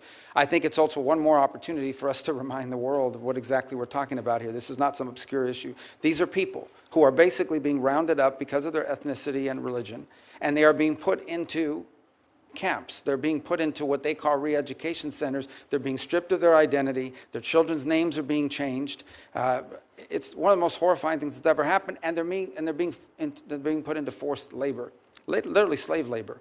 And I will say our work together on the Forced Labor Prevention Act, Uyghur Forced Labor, was tremendous. Thank you for championing that. I'm encouraging other nations, including Canada, Mexico, and Europe, to follow the rebuttable presumption strategy we put into that bill, because right now, if our slave labor products or China's slave labor products are rejected here, they're shipped to Canada, and we need to expand on that. I want to turn to another point. Our companies face in China often the requirement for partnerships or location or what products they can produce or the theft of their intellectual property. Meanwhile, we're helping their economy by being a major supplier of fossil gas, LNG, to China. Should we be strengthening the Chinese economy by sending them LNG? Well, I think that is a good point to raise in that regard, because I will tell you that is one of the things that's going to have to be discussed in the broader relationship with China. And that is, it is one of the things we actually export to China. They import a lot this way.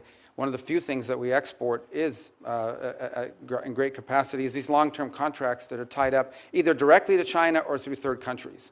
Because some of this obviously is exported to a third country who in turn sends it to China either as a direct sale or as a byproduct.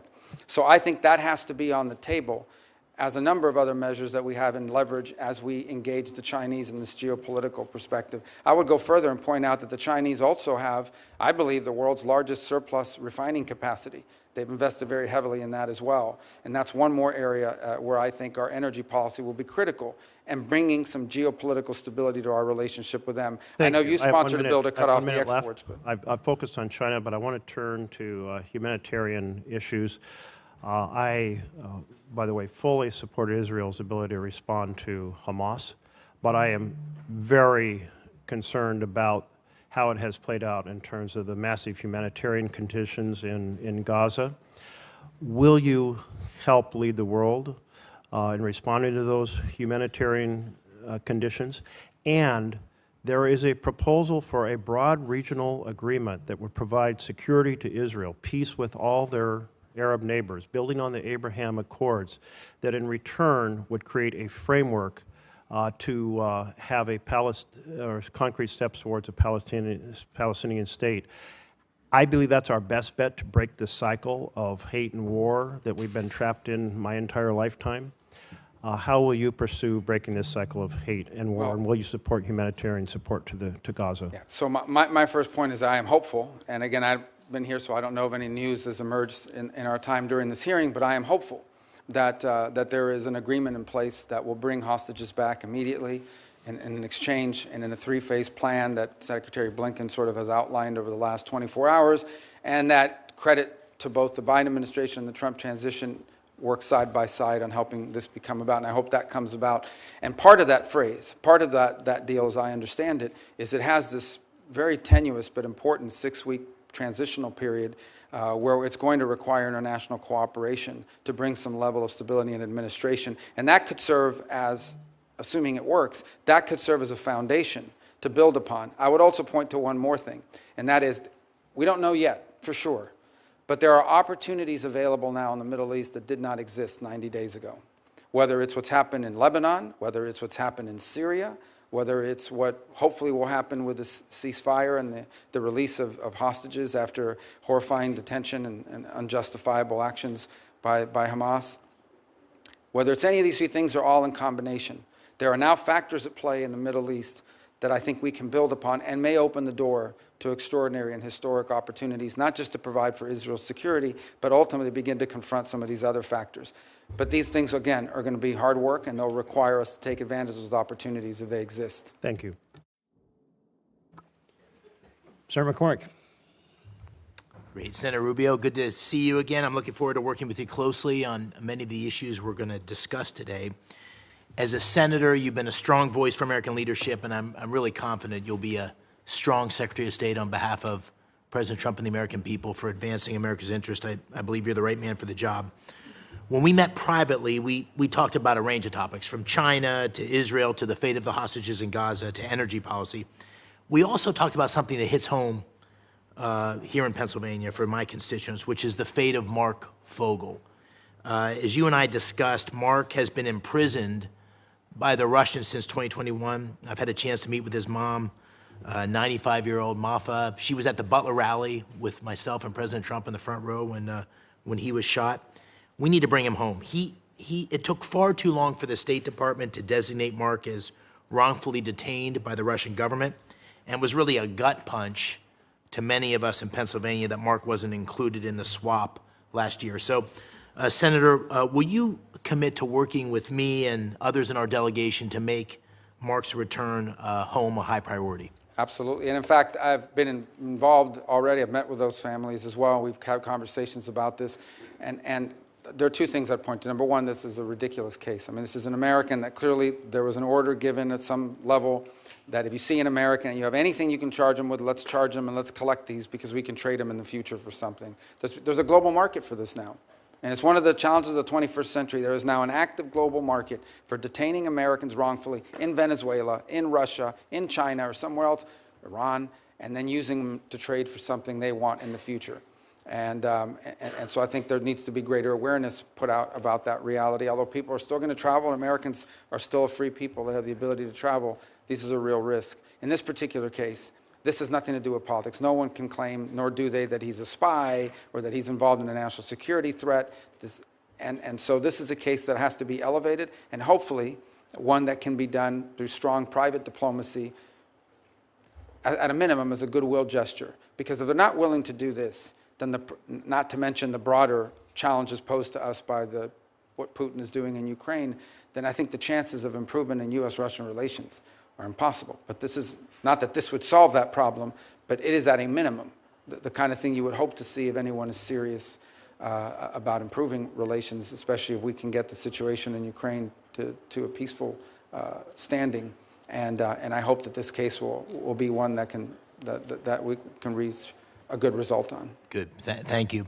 On the sad topic of hostages, as you know, Dina and I, my wife, live in Squirrel Hill in Pittsburgh. We've been part of a meeting with hostages in Israel and in the United States as recently as last week. Noah Aragami and Ronan and Orna Nutra, who lost their son, sadly, Omar, recently came to visit. And, President Trump said recently that all hell will be to pay if the hostages aren't released. If confirmed, what emphasis would you put on releasing those hostages in Gaza? Do you agree that a permanent ceasefire in Gaza absolutely must include the release of those hostages? Well, it must include it, because if it doesn't, there won't be a ceasefire for long.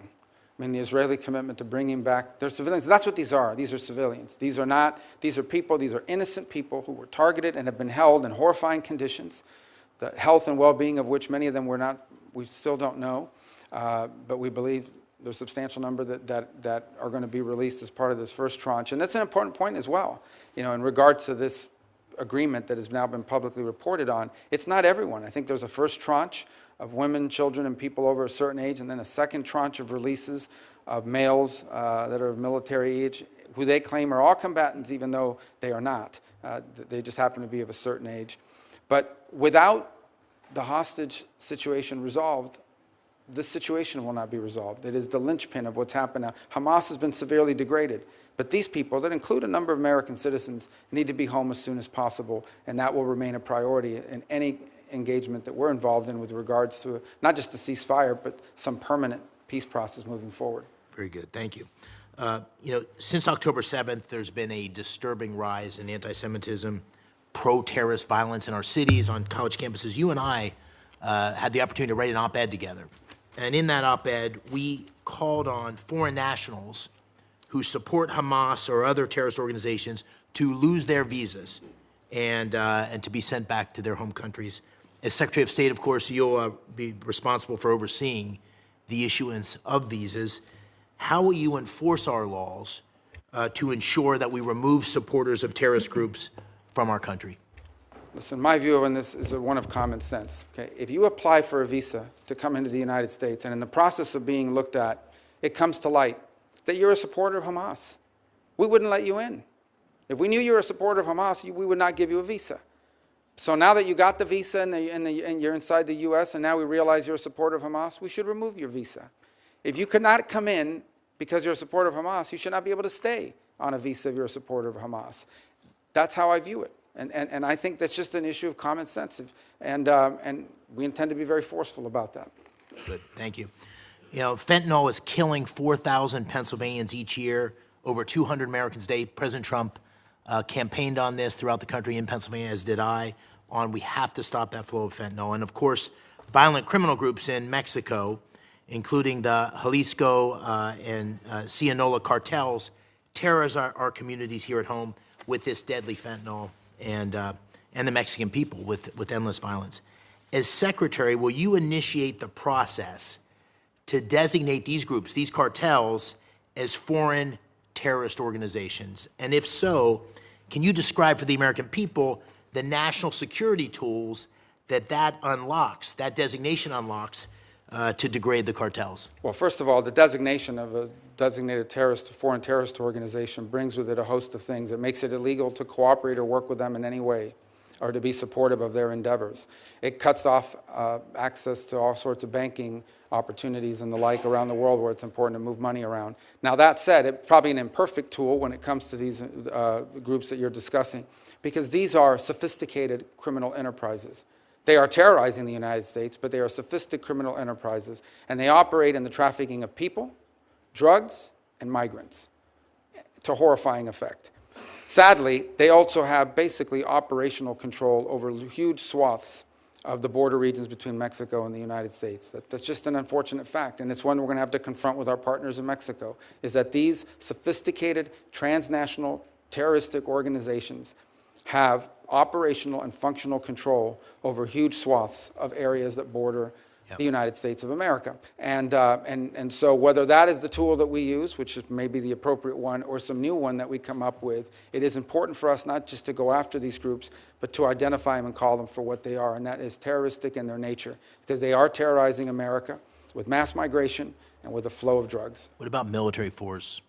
Well, that's an option the president has at his disposal. Obviously, it's not one that is in the purview of the Department of State. Yeah. I think President Trump is someone that never publicly discusses his options and leaves himself the flexibility to act. I think there's a lot we can and will continue to do in close partnership with our allies in Mexico. I think there's more they can do as well to confront this challenge. And my preference would be, from the Department of State's perspective, my preference would be that we can work with the Mexicans on this issue cooperatively, because it is impacting their nation as much as ours. These sophisticated groups, these criminal organizations, don't simply threaten America, they threaten the Mexican political process. In the last election, you had multiple presidential candidates and other candidates to other offices assassinated. You've had journalists targeted and assassinated for speaking out against these groups. So these groups don't simply terrorize the United States, they're terrorizing and in some ways undermining the Mexican government and Mexican sovereignty and the health and well-being of the Mexican people. And so my hope, in a perfect world, is that we could work in close collaboration with Mexican authorities to take these groups out. Very good, thank you. Final question. The Chinese Communist Party, as you said in your testimony, has waged a deliberate campaign of economic warfare against the United States and our allies. We need to restore, as President Trump has said, reciprocity in that economic relationship and impose cost on Beijing for hurting American workers. How can the United States counter that campaign? How do you think about the economic tools that the administration can apply to cut off the flow of American capital and technology that supports China's geopolitical ambitions? Well, and again, much of what it comes to trade and so forth in this administration will be handled through the Department of Commerce, but we'll certainly have an economic undersecretary and a whole entire bureaus that will be dedicated to what we can contribute to that endeavor. So I'll just share my views broadly on it. Number one, I think it would make common sense to everybody that if, by and large, a relationship in which their companies can do whatever they want here, but we can't do it there, is a pretty unfair relationship. And it's something we've allowed in the past for allied countries who are small, poor, and developing. That cannot continue, in my view, and I think that's the president's view. The second is there's much that needs to be done with regards here domestically. I think we once again as a nation, this is not a Department of State issue, but once again as a nation need to prioritize the importance of our industrial capacity and our access to supply chains domestically, especially in key and critical industries. Maybe not every industry, but some key industries. We should either have a domestic capacity or an allied capacity that's reliable and can't be used against us in a moment of conflict as leverage. The third point I would make is we need to be actively engaged in the world. As an example, the Chinese own significant mineral rights and mining rights in Argentina, in Chile, throughout Africa.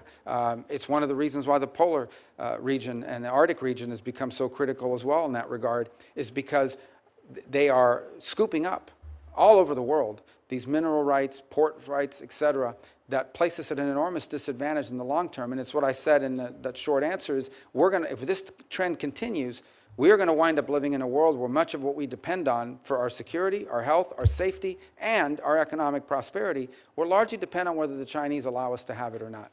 And that cannot be a world that we leave for our children. Thank you, Senator. Senator Coons. Thank you. Senator Rubio, I look forward to this hearing and to our service together. Welcome to the other side of the dais, and welcome to your wife, Jeanette, your children, your family. Thank you for your service. I have three questions broadly of nominees. Do they have the qualifications to appropriately serve? Do they have a policy alignment with our core national interests? And do they have the integrity and character to serve? We may have policy disagreements, but we've had multiple areas of convergence. Over the time we've served here in the Senate together, I had my folks go back and look. We've co-sponsored nearly 60 bills together. So I hope we can continue to find constructive ways to partner. I have a number of questions to get through, so I'll try to move briskly. With regards to special envoys, President-elect Trump has appointed a series of special envoys focused on a wide range of areas. And some of these, I think, can genuinely complement, not undermine or distract from State Department's core efforts. The special envoy for hostage affairs, for example, Adam Boehler, I look forward to working with. As Senator McCormick asked about, there's a number of key issues around hostage taking of Americans. There's a bipartisan bill Senator Risch and I have on this that we hope to work with you on. Lieutenant General Keith Kellogg, Special Envoy for Ukraine and Russia, I think will be central to achieving an outcome in Ukraine that is a lasting and secure peace and prevents further Russian aggression. But others like Rick Grinnell for special missions and Masad Boulos for the Arab world concern me in terms of the potential for mission conflict or conflict of interest. How will you work to ensure that state maintains its authority and encourage the administration to conduct a full vetting of any potential conflicts of interest and to ensure there's clarity of alignment with special envoys? Sure. Thank you for the question, because I think it's a valid one. With the exception of Mr. Boulos, who I don't know, may have met once but don't know, every one of the envoys that have been named so far is someone that I've worked with in the past and expect to work well with in the future. To me, the expression of a special envoy is critically important. Where it's most successful, it's on a complex issue with a defined goal and an expression of presidential priorities. So Sudan is an example of a special envoy, and Mr. Perriello and the job he's done there. And this is in addition to the fact that we have an ambassador and we have other diplomatic presence there that can be very complementary. So the way this will work and how I anticipate it will work is these envoys work for the president in coordination with us. These are all people. With the exception of one who I'm not disparaging, I just don't know him, but I've worked with everyone else that you've mentioned, are people that are going to be focused on this like a laser. And they will need to do so not simply in coordination with the Department of State because of subject matter expertise. Let's say you reach an agreement or you reach an outcome, you're still going to need the technical support necessary to pull this off. And we have a wide array of experts in the Department of State that will help achieve that. And it'll involve other elements of the U.S. government. So as an example, if you're going to reach an agreement on migration, say in the Western Hemisphere, that also could entail the necessity to have a conversation about trade policy and tariffs that will involve commerce and others. That's the only way this will work, and that's how I anticipate it working. I've agreed to co-chair with Senator Haggerty a commission on reform and modernization of the State Department that Senator Cardin created with him. We cannot, in my view, do more with less given the challenges of the global moment. I think we need more investment in U.S. diplomacy and development as instruments of national power, but we also need to address efficiencies and make sure that we are streamlining and focusing the department and supporting its workforce, the Foreign Service. How will you work to make sure that the Trump administration's efficiency mandate will strengthen and not deplete core state functions? Well, first of all, I think the work of this new committee that's being set up as a result of the legislation that passed will be critical. My understanding is the impediment was that not all the appointments have been made. Maybe that's now changed, and we eagerly await that, because I do think that there are two things that are very important. The first is, when we talk about efficiency, the efficiency isn't simply just saving money. The efficiency is improving performance.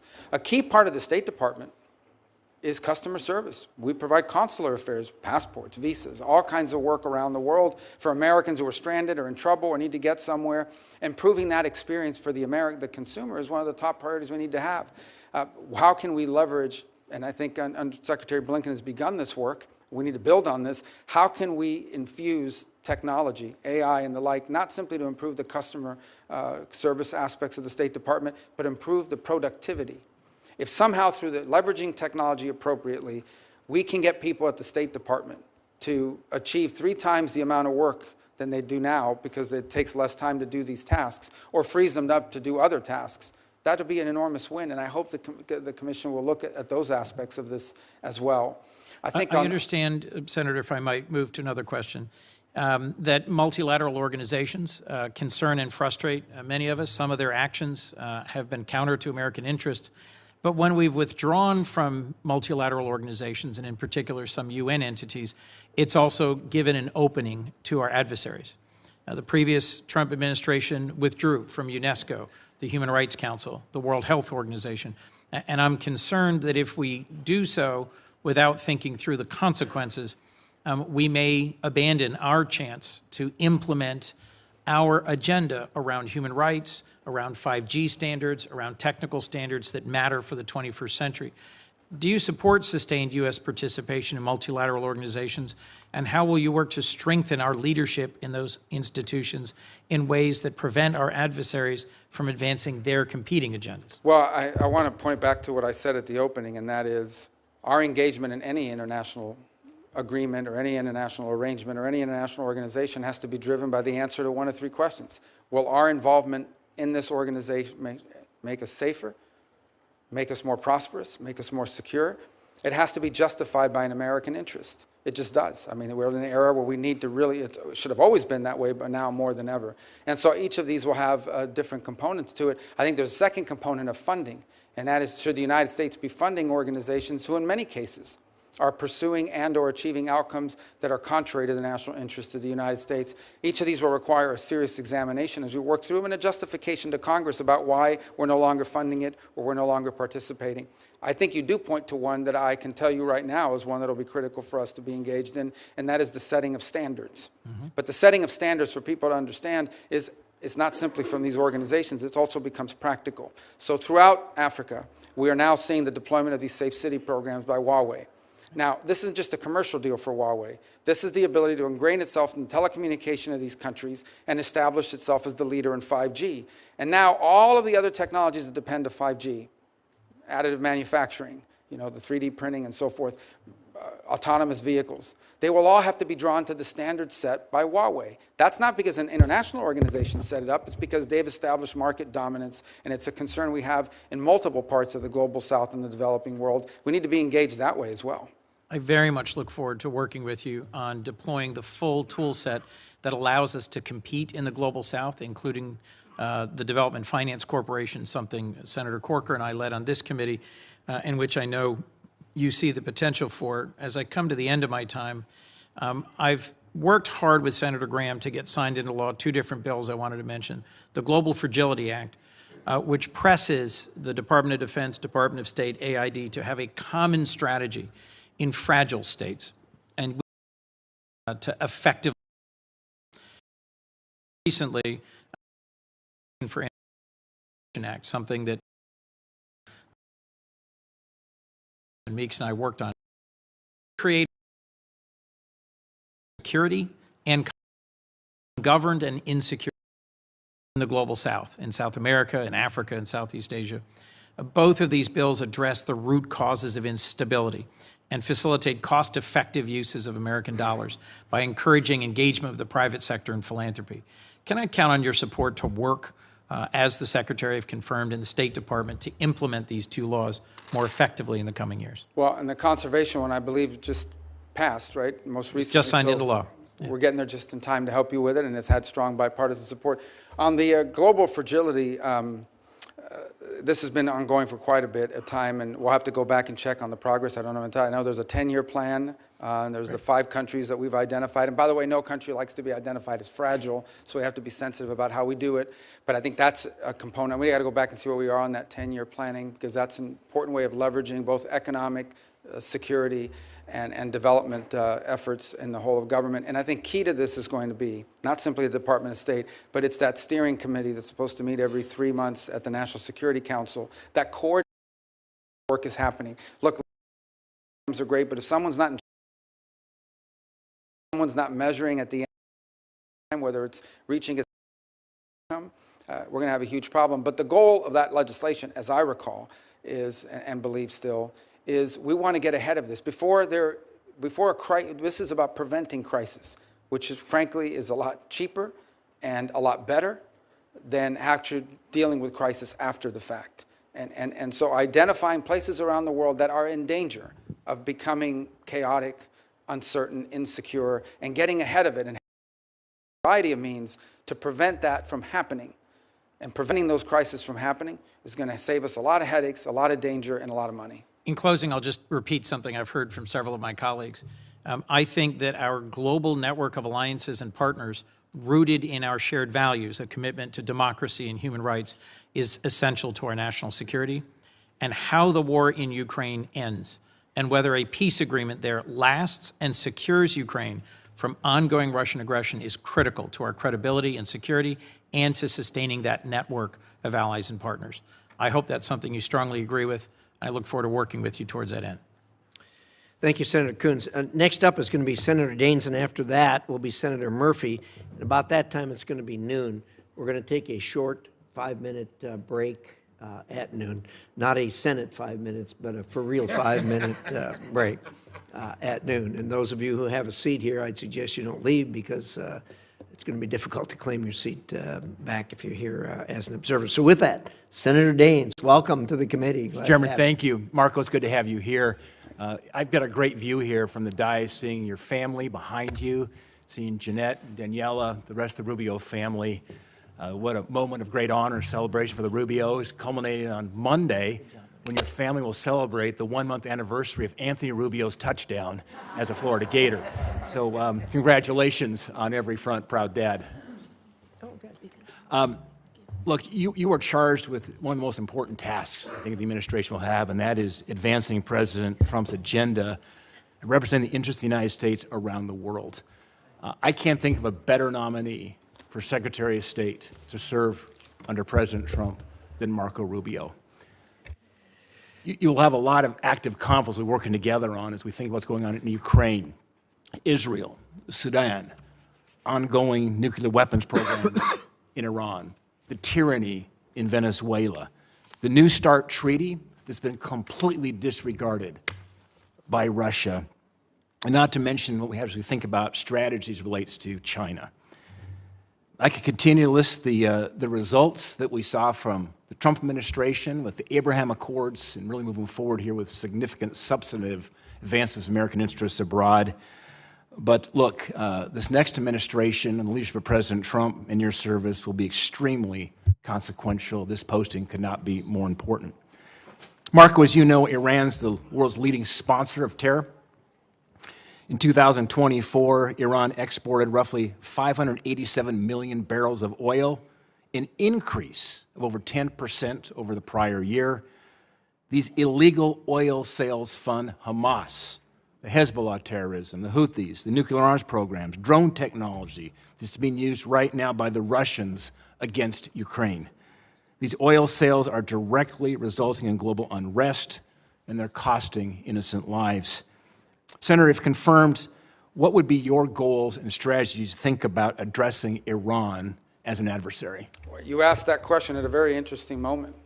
So Iran today, 2 points I want to make about Iran, and it's really important. When we talk about Iran, I'm talking about the radical Shia clerics and not the people.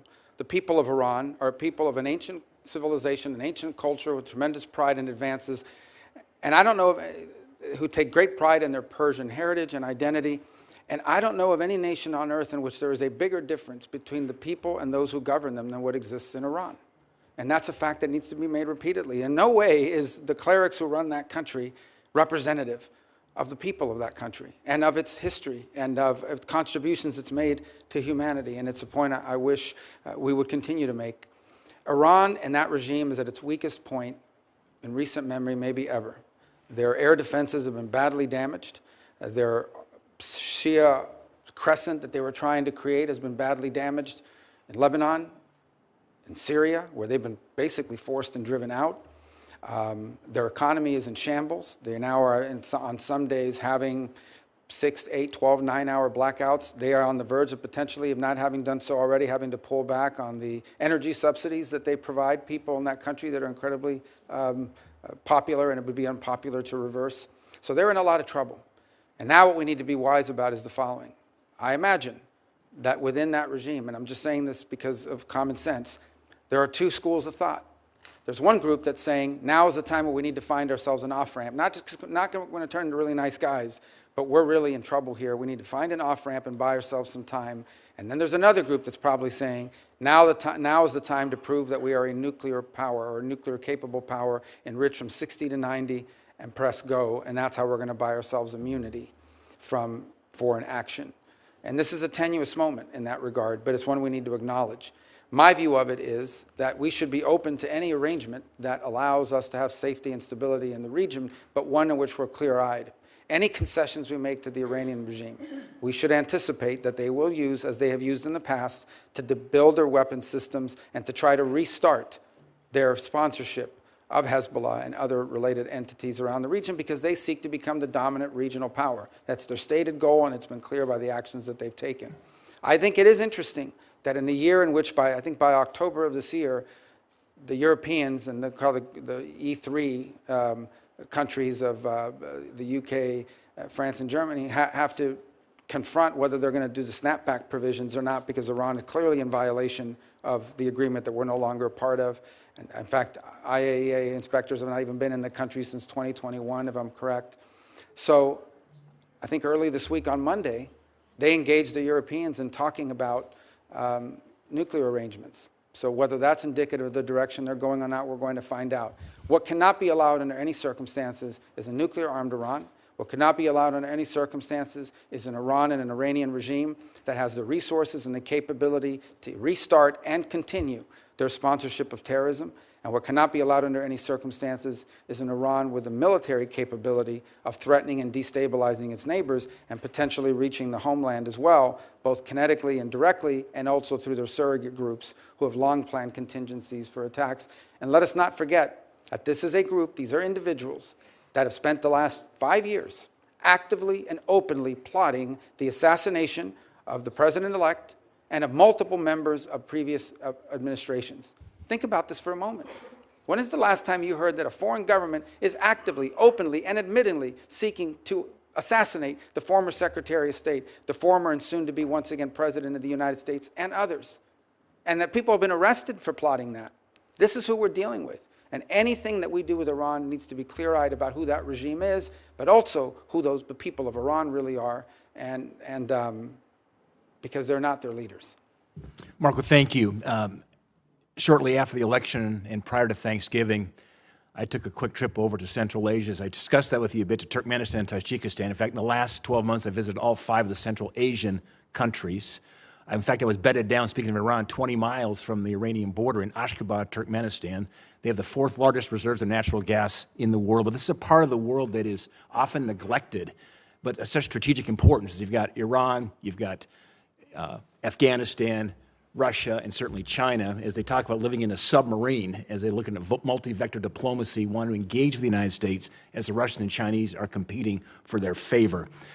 One of the first trips that I made after the election, the reason was Central Asia, there had not been a U.S. senator there in 13 years. 13 years to Turkmenistan or Tajikistan, very important strategically.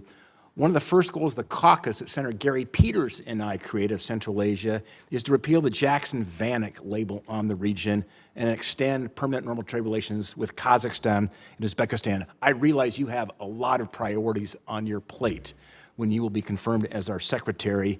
But I would say rescinding it would be a good faith indication of the Jackson-Van requirements that Central Asia needs right now to grow. My question is, would you work with me and Senator Peters to have your team work with us to remove this designation? Yeah, and I believe the permanent removal will require legislative action. I don't think Senator Murphy has a bill on that as well. Yours is 3 countries. Look, I think this is a relic of an era that's passed. There are some that argue that we should use it as leverage for human rights concessions or leverage to get them to go stronger in our way as opposed to Russia and the like.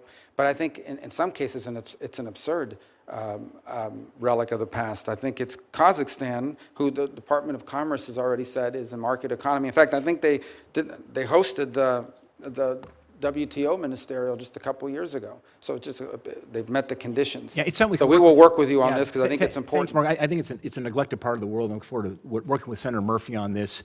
You know, that C5+1, which is Central Asian countries plus the United States.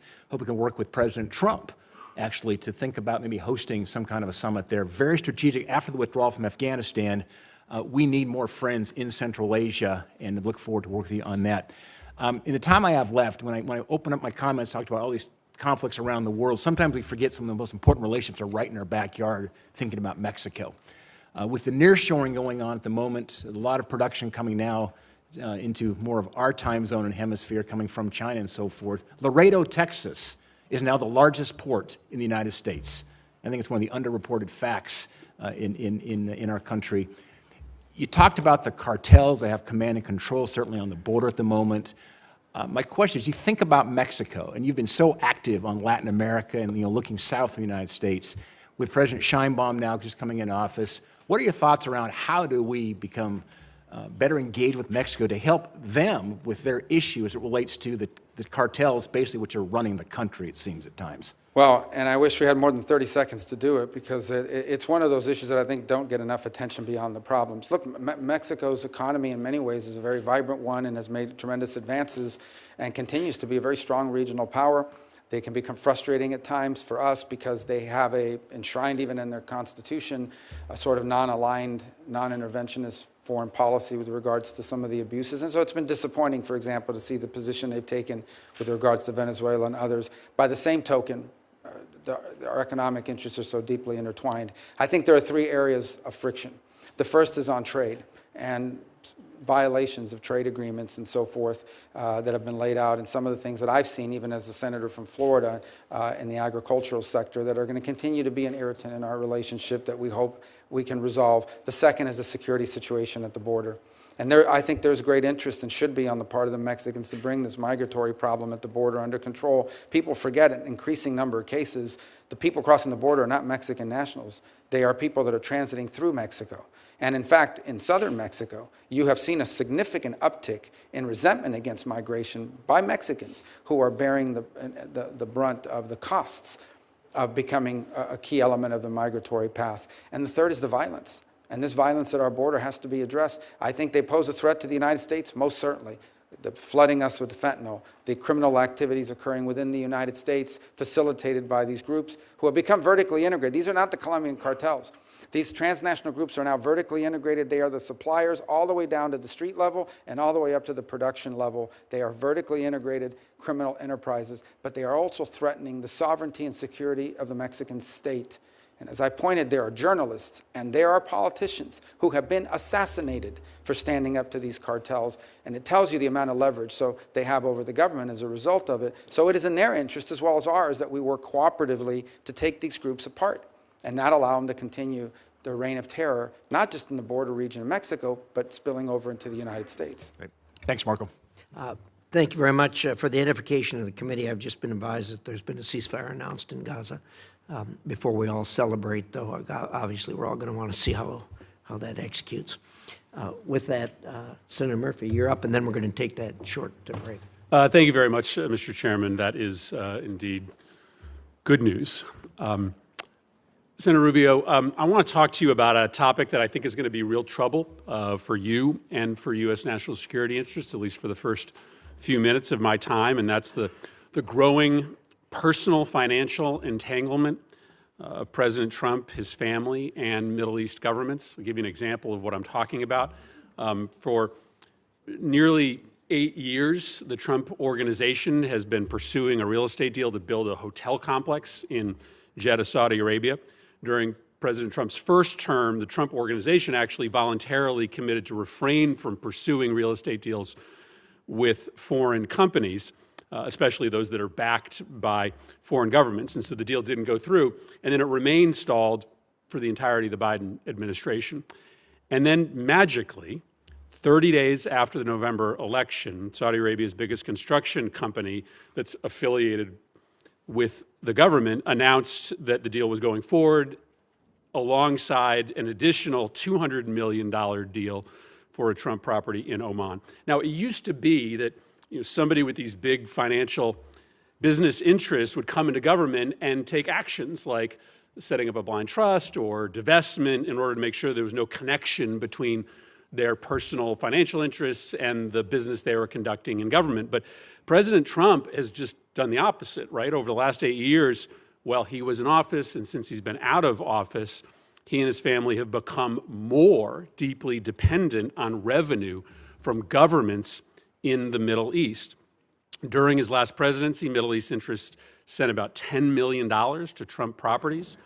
After he left office, Trump's son-in-law, Jared Kushner, who was his primary Middle East envoy, was handed $2 billion in investment by the Saudis, even though a Saudi investment board said the investment was a bad business decision.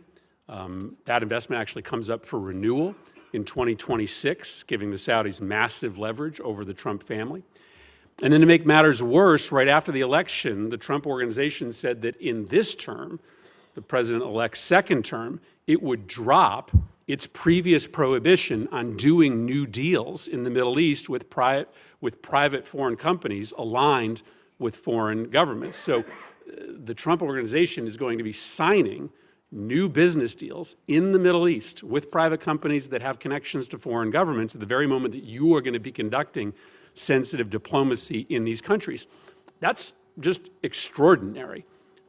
Never before in the history of this country has a president been, literally receiving cash from foreign governments and from foreign companies that are backed by foreign governments in the middle of their term. If you or I had done this as senators, we would be in violent violation of Senate ethics rules. That's not permitted on the Foreign Relations Committee. And so I guess my question to you is a pretty simple one. Do you see how this fundamentally compromises your diplomatic efforts? Do you have an issue, or will you raise an issue with the president about his growing financial connection with the governments that you're going to be negotiating with? Well, first of all, I am neither authorized nor in any position to give you sort of any insights into any of these arrangements you've pointed out. You mentioned Jared Kushner as an example. He's a private citizen, happens to be a Floridian. I don't know what, if any, engagement he has in the work that's going on now. I can tell you what I know.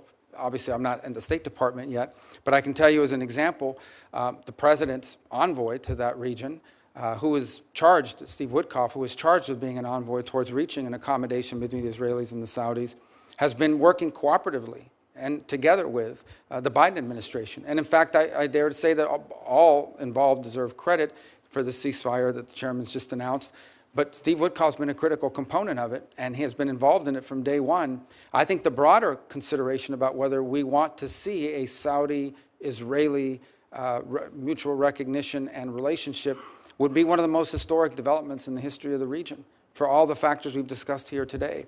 It would be, and one of the impediments to it has been this conflict and the ongoing conflict and the lack of a ceasefire. I also think it's going to be important for the Saudis and others to be participants in post-conflict stabilization efforts in Gaza and beyond.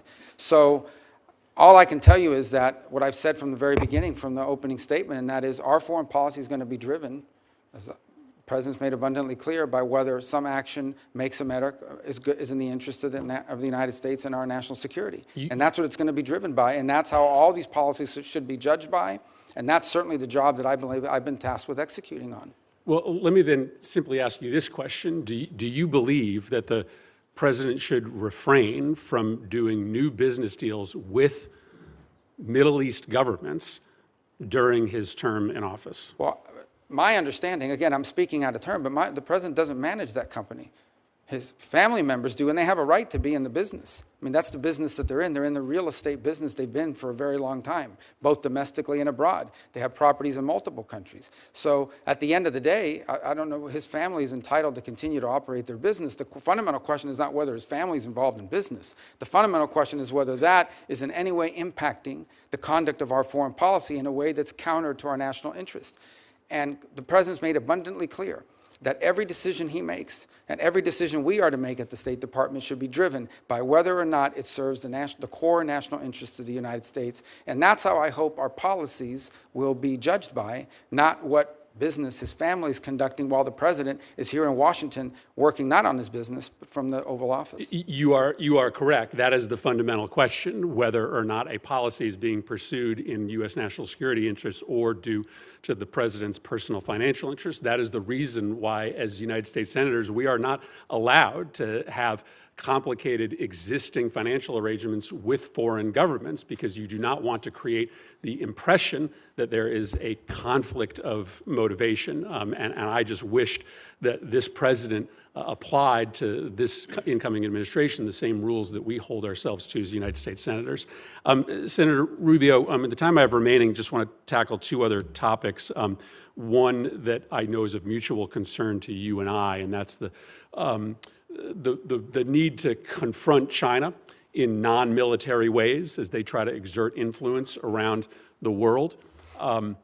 Last time President Trump was in office, he was calling for pretty massive cuts to the State Department's budget. But as you know, China uses all sorts of non-kinetic tools like misinformation, economic diplomacy around the world to exert influence. I'm hopeful that you're going to be an active voice to try to make sure that you have the tools, including when it comes to combating Russian and Chinese misinformation, to be able to confront all of the ways, many of them asymmetric, that China in particular, but Russia as well, presents challenges to U.S. interests. Just wanted to get your commitment to make sure to build that full, comprehensive foreign policy toolkit.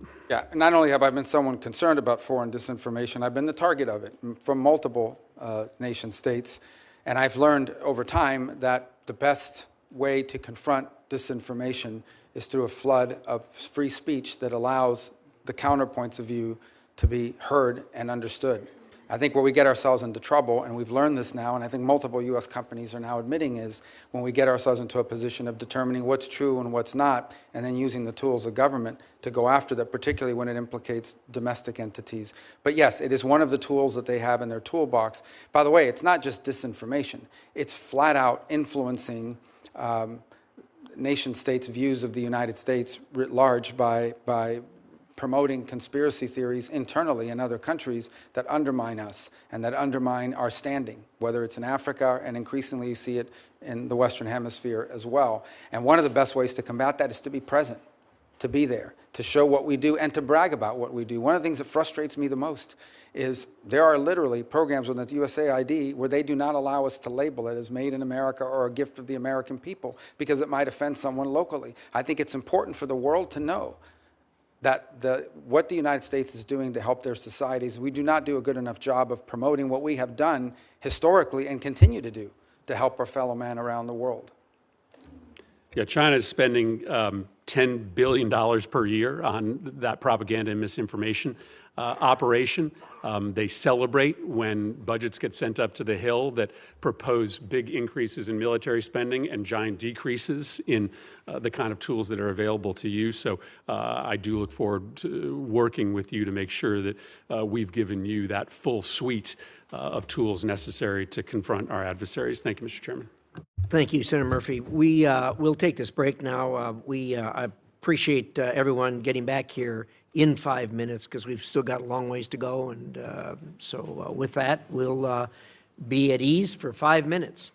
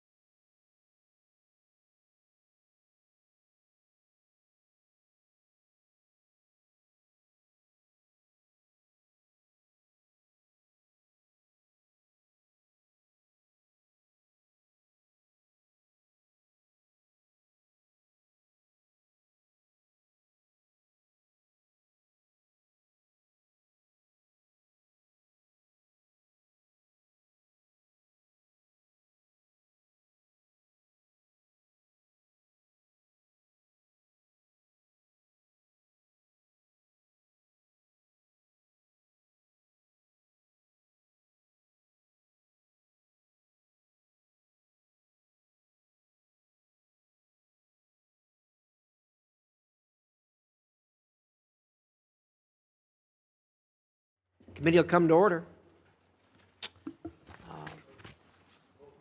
We will continue on with our 10-minute rounds of questions, and by my list, the next person up is Senator Barrasso. Thanks so much, Mr. Chairman. Senator Rubio, congratulations. I'm grateful for your willingness to serve our nation in this new role. Thank you as well for your family's commitment to continue with your service here to this country. I think President Trump made a wonderful choice in nominating you to be Secretary of State. Your extensive foreign policy experience and your deep understanding of international relations, I think, makes you a perfect choice for the position. While serving together in the Senate on this committee, I've seen firsthand your dedication, your knowledge, and your commitment to our nation's security. Your strategic insights, your principled approach to diplomacy, they're going to serve our nation well, and we do face many challenges. We've talked about them in the past, so you have my full and unwavering support. I wanted to start with China, because over the years we worked closely together to counter the significant threat that China poses to global security and to stability. The Chinese Communist Party's strategy extends far beyond traditional military conflict. They're conducting an aggressive campaign aimed at weakening American leadership and reshaping the global order to serve their own interests. We make no mistake, China is challenging our interests all across various domains, diplomatic, economic, technological. They're playing the long game.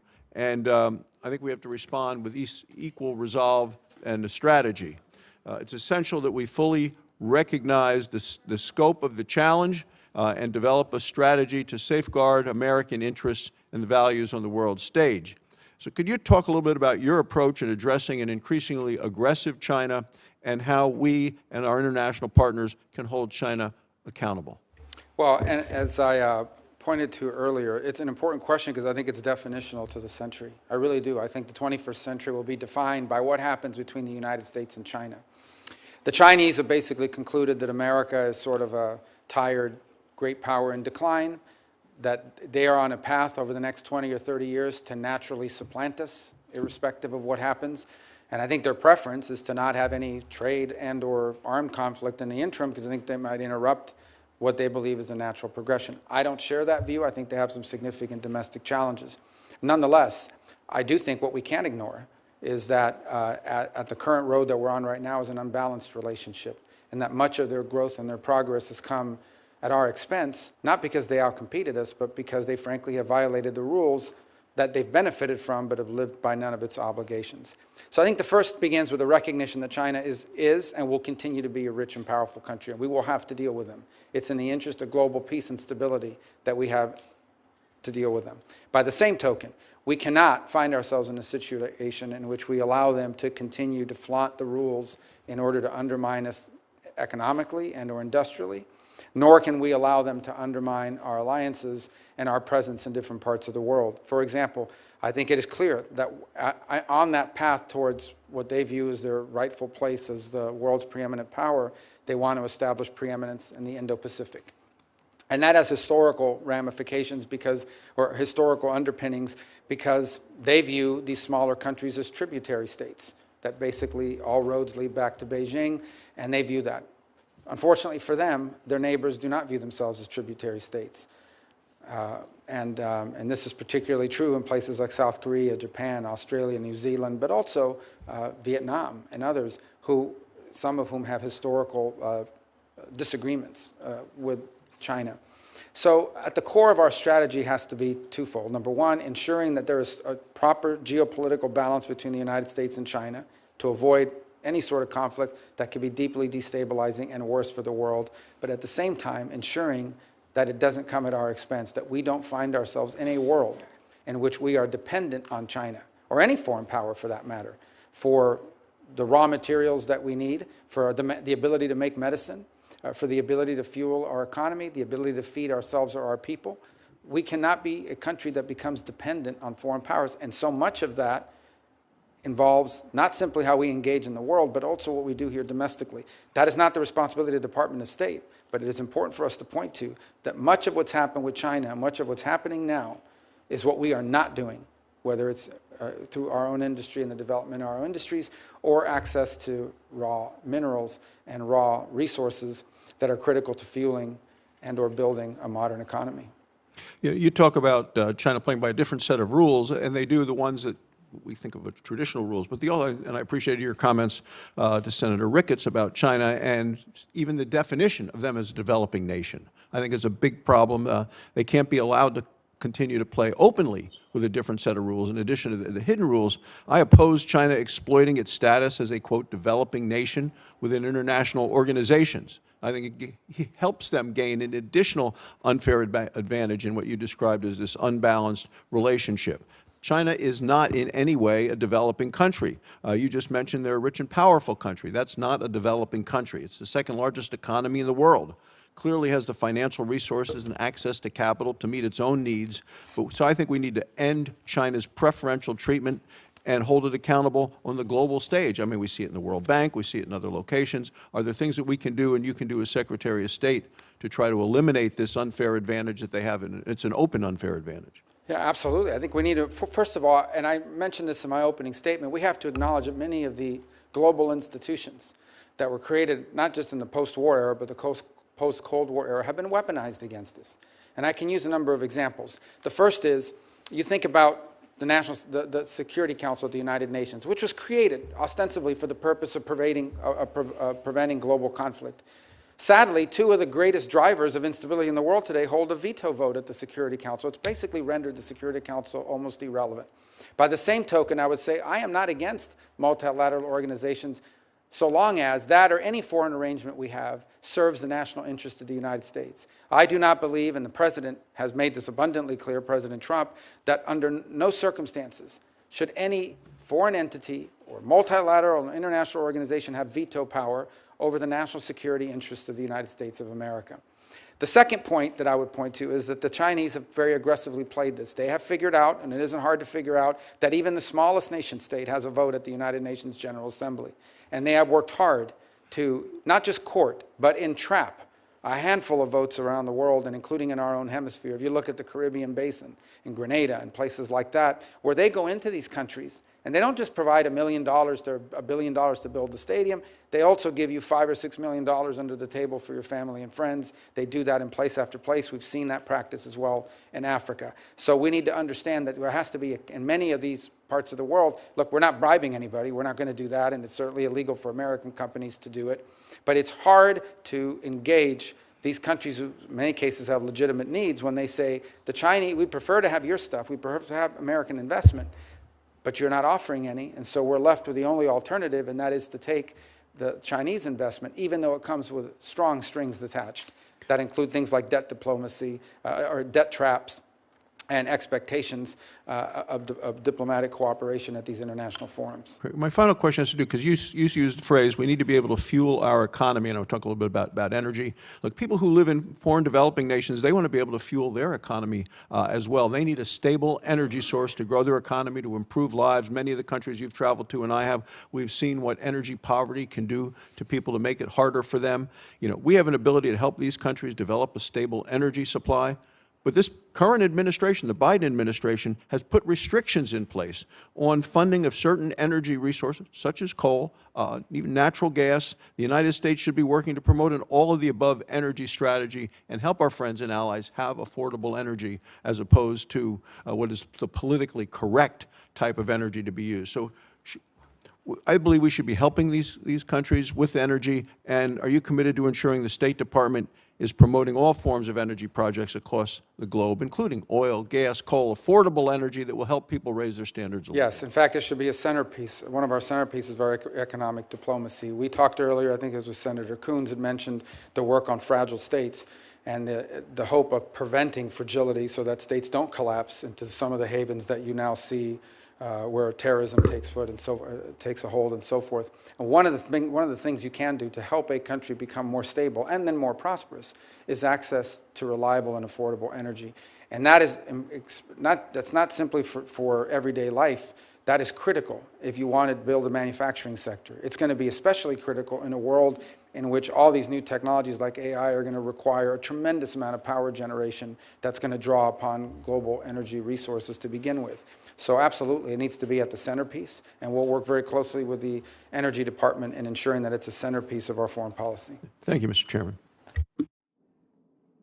Thank you, Senator Barrasso. And next up, we have Senator Booker. Thank you very much, Mr. Chairman. Marco, Senator Rubio, the president made a great decision in choosing you. I'm happy to see you there. You're a thought leader in foreign policy. I, however, don't think most Americans know how great of a thought leader you are in NCAA, NFL, and high school football. And I'm a little disappointed that you're not going to be the head of the NCAA right now. Not yet. We sat in my office recently. I told you about my concerns about Africa right now. Democratic Republican administrations have not prioritized the continent. It is literally the fastest growing continent on Earth. We now see the future. By 2050, 1 out of every 4 human beings on the planet will be in the continent of Africa. And because of the demographic issues we have around the globe, from Europe to the United States to even China, 1 out of every 3 working people on the planet will be in Africa. It is rich with arable land and critical minerals. It has an economic potential that could create tremendous markets for American companies and American businesses. More than this, we know, while it has incredible assets and opportunities, a lack of focus on Africa could endanger the whole planet. We know in the days of infectious diseases, for example, an outbreak of an infectious disease anywhere is a threat to public health everywhere. More than that, we see the climate challenges, migration patterns there threaten to destabilize the Middle East and other areas. Egypt, for example, literally is hosting millions of refugees in Egypt right now. Now, my frustrations in my 12 years here is that we as a nation have not really prioritized it. We do not have ambassadors in some countries where China and Russia, who understand the African opportunities, are investing heavily. I've gone around the world, and in my times in African countries, I often encounter people that saying, hey, the Chinese are here, where are you? And it's not just ambassadorial placements. Other critical positions in embassies just aren't being filled. And therefore, we're being outplayed by the Chinese and the Russians. African countries and leaders have told me time and time again, we prefer you. We'd rather deal with you. We'd rather work with you. And we can see by legal immigration patterns that their people would rather our way of life than the Chinese or the Russians. But we are simply being outplayed in ways that we can counter if we had a real focus and a real strategy for engaging Africa. And the impact of U.S. engagement is real. And the backbone of our diplomacy is that diplomat abroad, is that Secretary of State on down, people saying this is a priority. I said this to you in our office, and I want to make it plain now that we are at a point in this country that what we do in the Senate and in the White House and in the State Department are planting seeds for the future. We could reap a tremendous harvest in 10, 20 years, prioritizing and emphasizing our work in Africa. And not to do so undermines the 3 points that you said at the beginning that I agree. Our foreign policy should be guided by what makes us safe, strong, and prosperous. And the future, in so many ways, is Africa. Could you just talk to me a little bit about how you are prioritizing it, how you understand the critical opportunities and the dangers of not engaging at a higher level than either the Biden administration, Trump administration, Clinton administration, Bush administration have done? Yeah, and I'll preface it by saying that obviously I'm not been confirmed yet, the president's not in office yet. There will be a national security strategy that will frame much of what we do in foreign policy. So what I'm going to share with you basically here today is, as someone who will be at that table, some of the impressions that I would share with regards to our historic involvement in Africa and also some of our challenges moving forward. So the first, and you've already highlighted all of the things about the growth that's going to happen. They'll double in population between now and 2020, 35 or what have you. So it's extraordinary. That isn't just an interesting number. That's also markets. Those are also consumers. Those are also places that I think provide an extraordinary opportunity, properly positioned, for America to become more prosperous. Literally, more people that can afford to buy the things Americans provide, both in services and goods, and vice versa. So I think there's an extraordinary opportunity.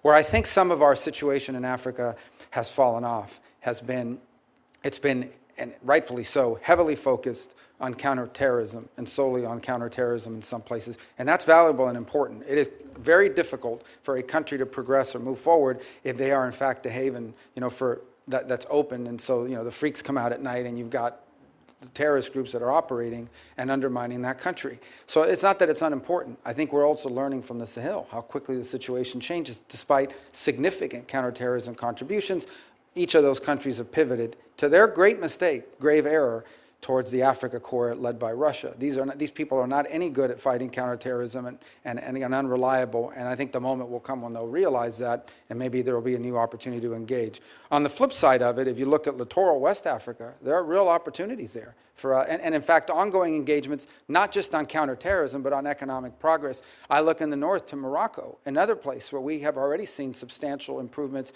because of the accords, but also because phase 2 of that relationship that continues to build.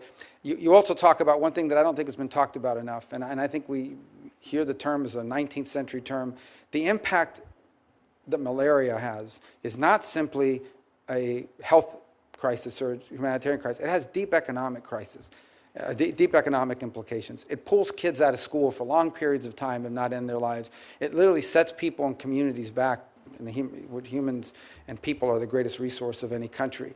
And the cost benefit of an investment, leveraging private partnerships to deal with things like malaria, pays extraordinary dividends if appropriately done and channeled. And that is something that I think could, as part of an overall approach to Africa, be included in things that you could argue are improving our prosperity, our security. Thank you, Senator Rubio. You've affirmed a lot of this to me in our private talks. I just want to make an emphasis publicly here that the disinformation in Africa, and you've mentioned disinformation writ large, but, for example, the Washington Post published an article in October detailing how Russian propagandists targeted U.S. anti-malaria programs in Burkina Faso. The Africa Center for Strategic Studies report published in March 2024 highlighted how Russia and China are leading sponsors of disinformation campaigns in Africa that are showing incredible success because we aren't doing a coordinated campaign to counter their misinformation. And so I'm looking forward to working with you. I hope that you'll prioritize this for the sake of America's future, that you could be the Secretary of State that says we have a vision for Africa and we're backing it up, not just from the Secretary of State's office, but all the way down to making sure key resources are invested in countering disinformation, as well as making sure that we have personnel in there. It's not a popular post, as you know, for many State Department people. We've got to make it that way and let people know that they're helping to define the future of not just the United States, but humanity by focusing on Africa. I cannot let my time expire without talking about the biggest humanitarian crisis going on the planet Earth right now, what is happening in Sudan. It's been called by our country a genocide. There's a famine being declared in areas where you're seeing unbelievable levels of systemic sexual violence going on. I traveled to the Sudan border with Chad and saw humanitarian crises like I'd never seen before, and I've been around the world looking at humanitarian crises. We have a great special envoy who you've already positively name-checked in this confirmation hearing. It is so important and vital that that work continue and that we work for diplomatic solutions. There are a lot of our allies who've been implicated in fueling this crisis. This is an opportunity to end this crisis by diplomacy, to bring about one of the most important peace processes there are. And I'm hoping that you and incoming President Trump will prioritize that. Yeah, in an era in which the term genocide has been misappropriated to almost a global slander, an international slander, this is a real genocide. By its very definition, this is a real genocide. This is the ethnic targeting of specific groups for extermination, for elimination, by groups, by the way, that are being funded by nations that we have alliances and partnerships with in other parts of the world. And we should express that clearly. I think in part of our engagement with the UAE, and it'll have to be a pragmatic engagement. I mean, they're important players in what we hope to resolve in the Middle East. And I think as part of that engagement, we also need to raise the fact that they are openly supporting an entity that is carrying out a genocide. And I think for those who are interested in going out and actually protesting a real genocide, this to be the one, and I just don't see it. I don't see people mentioning it. It is morally reprehensible that this crisis gets virtually no attention in our country, especially because of the role we should be playing. And my time is over, but I want to say this, no need to respond. But the other place on the planet that gets no attention, that we are responsible for in our hemisphere is the crisis in Haiti as well. Correct. I know that you know this intimately, and again, I just want to keep calling out these moral omissions of our country, often at least in the press, of an inability to focus our compassion, empathy, and understanding of our interwoven destinies with places like Africa and places like Haiti. Thank you, Senator. Thank you, Senator Booker, for that. Those are things that needed to be said. Having said that, you have underlined probably the most difficult crises we have on the planet, and I think everybody's ready to sign up on a path forward. So far, nobody's laid out that path forward, and you're right. We have an obligation to at least try to design a path forward, and when that happens, I have no doubt that we'll pull together Republicans and Democrats and as Americans to do something about this. But I'll tell you, the identifying who are the people there that are the good guys that you can partner with is very, very difficult, as you know. Thank you. Thank you, Senator Rubio, for your comments in that regard. We will move now to Senator Paul. Senator Rubio, congratulations on your nomination.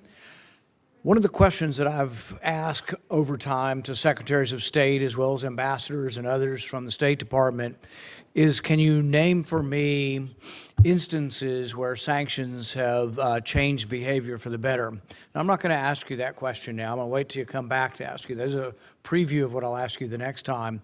But the reason I bring that up is that I think hopefully people think of sanctions as a way of trying to modulate behavior. You want better behavior out of a country. A country's doing something you don't like. You'd like them to change their behavior for better through sanctions. And I think it rarely works. And I think we pile more on. Now, some would say, well, sanctions are just to punish them, and we just want to, Russia invaded Ukraine, we're just punishing them. And so as punishment, they kind of work. I don't think they're deterring Russia's behavior or changing it. But really, sanctions can have effect in a couple of ways. I think the threat of a sanction, the same way the threat of a tariff can have an effect on behavior.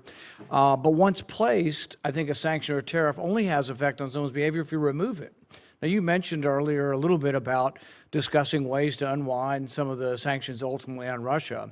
People mentioned, well, we never want to let them sell energy again. No, you have to let people enter back into the world. That's how you're going to get behavioral changes. And it really will have to be part of the peace.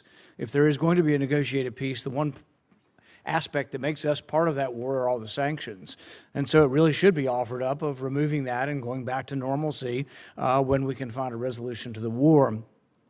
I'll give you an example of where I think often the State Department loses its sight of its mission. Instead of being the Department of Diplomacy, which I think it's supposed to be, it becomes just an extension of the Department of War and muscle, and we show how strong we are through the State Department. But really, when bellicose statements come from other parts of the government, I see the State Department as the one that shows up and tries to still have a conversation. In the past, I think because of remarks, you had been banned from travel to China. The ambassador that's been nominated also has had statements that make us question whether or not he'll be received in China if he becomes the ambassador to China. When Blinken and Yellen went to China recently, they decided, and I'm not arguing with the goal was to get China not to sell dual-use parts to Russia to use in the war against Ukraine. A noble goal, I share the goal. But they got to China and they shamed them in public and called them names and told them they're terrible people and they should quit doing it. I would argue that there's another way to try to get behavioral changes. I would argue that the opposite of sanctions is trade. And so we have a lot of sanctions on China.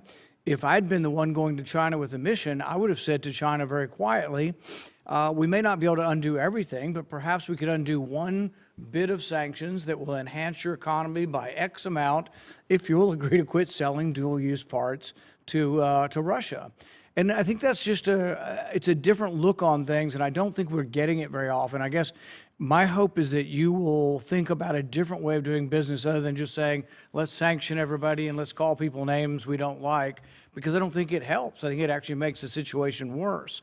And that doesn't mean we curl up in a ball and just say, do whatever you want, but there has to be some give and take. There has to be something we take back. And so I guess my general question to you would be, we know a lot about the stick. We know about sanctions and this and that. do you see any possibility of any carrot with China to make relations better with China? Well, let me first say, indeed, I've been strongly worded in my views of China. Let me just point out, they've said mean things about me, too. And I'm not sure that they're fans of mine in that regard here. My role now as the Secretary of State is to lead the diplomatic wing of the country, and that will involve engaging them. The fact of the matter is, in a mature and prudent conversation, and I would expect that they, at the end of the day, are also mature and prudent practitioners of foreign policy. They've got 1 billion people and nuclear weapons and a large economy. We have 400 million people, the largest economy in the world in nuclear weapons, and it is in their interest, our interest, and the interest of the world for two great powers to be able to communicate. In fact, despite everything I have said, I have consistently throughout my career said that it is that geopolitical balance between our countries, or imbalance, developing imbalance, that is the greatest risk to global security and prosperity, because that could quickly trigger not just a trade and economic conflict, but an armed one, which could be catastrophic. Never in the history of mankind have two powers like the United States and China ever faced off in a global conflict, and the outcome would be catastrophic, and we should want to avoid it, and so should they. So the bottom line is this: yes, we are going to have to deal with China. They're too big and too important in the world, and they're going to have to deal with us. And my goal is that it is dealt with in a way that furthers our national interest. What cannot continue to happen is that China continues to assume all of the benefits of the international system and none of its obligations, all the benefits of global trade and commerce and none of its obligations. Your point on sanctions are important. I think that one of the things that's happened over time is we have adopted this view that we're going to be involved in less armed conflicts, which I think is a positive, generally speaking, right? Most would agree. The only other alternative left in the toolbox then is economic sanctions. And while I do think that you can question whether it has an impact over changing the behavior of a country, it can achieve two things. The first is it can deny a nation state the resources they could use to fund more of that activity. Let there be no doubt. If the Iranian regime had more money because of no sanctions, they would have spent more money on Hezbollah and Hamas and their missile program and the Houthis and others. So I do think there is value in that regard. And the second is, to be frank, leverage. When you sit down at a table, let's say we talk about Ukraine and the need to end that conflict, when you get and sit at the table, and the United States is involved in those conversations, hopefully, to reach a peaceful settlement of that conflict, you're going to have to give, not just get. And sanctions and the release of sanctions could be a part of that, assuming that the conditions are appropriate. So I do think sanctions also have a role to play in that regard. But I would not diminish the part about denying resources for governments and countries to carry out nefarious denying them the ability to have the resources to carry out these nefarious activities. I think you're right, and the point is probably valid with regard to Iran. Probably not so much with China. I don't think we've denied China resources, and I think their resources extend beyond what we can do. I think our sanctions are more, prodding them, but not really damaging their economic prospects. With regard to the concept of diplomacy and how we make things better, or attempt to make things better, I think if we have absolutes, we tend to not understand really the way diplomacy has to work, because it is about engagement, it's about hearing the other side. It's not about accepting their position, but it's about at least knowing what the position of the other side is. With regard to NATO and Ukraine, to a person, the State Department under the previous administration is adamant, and so are many Republicans, that there is absolutely no way we will ever say that Ukraine could be a neutral country. That absolutely they will be, and it is our absolute prerogative to invite anybody we want to into NATO.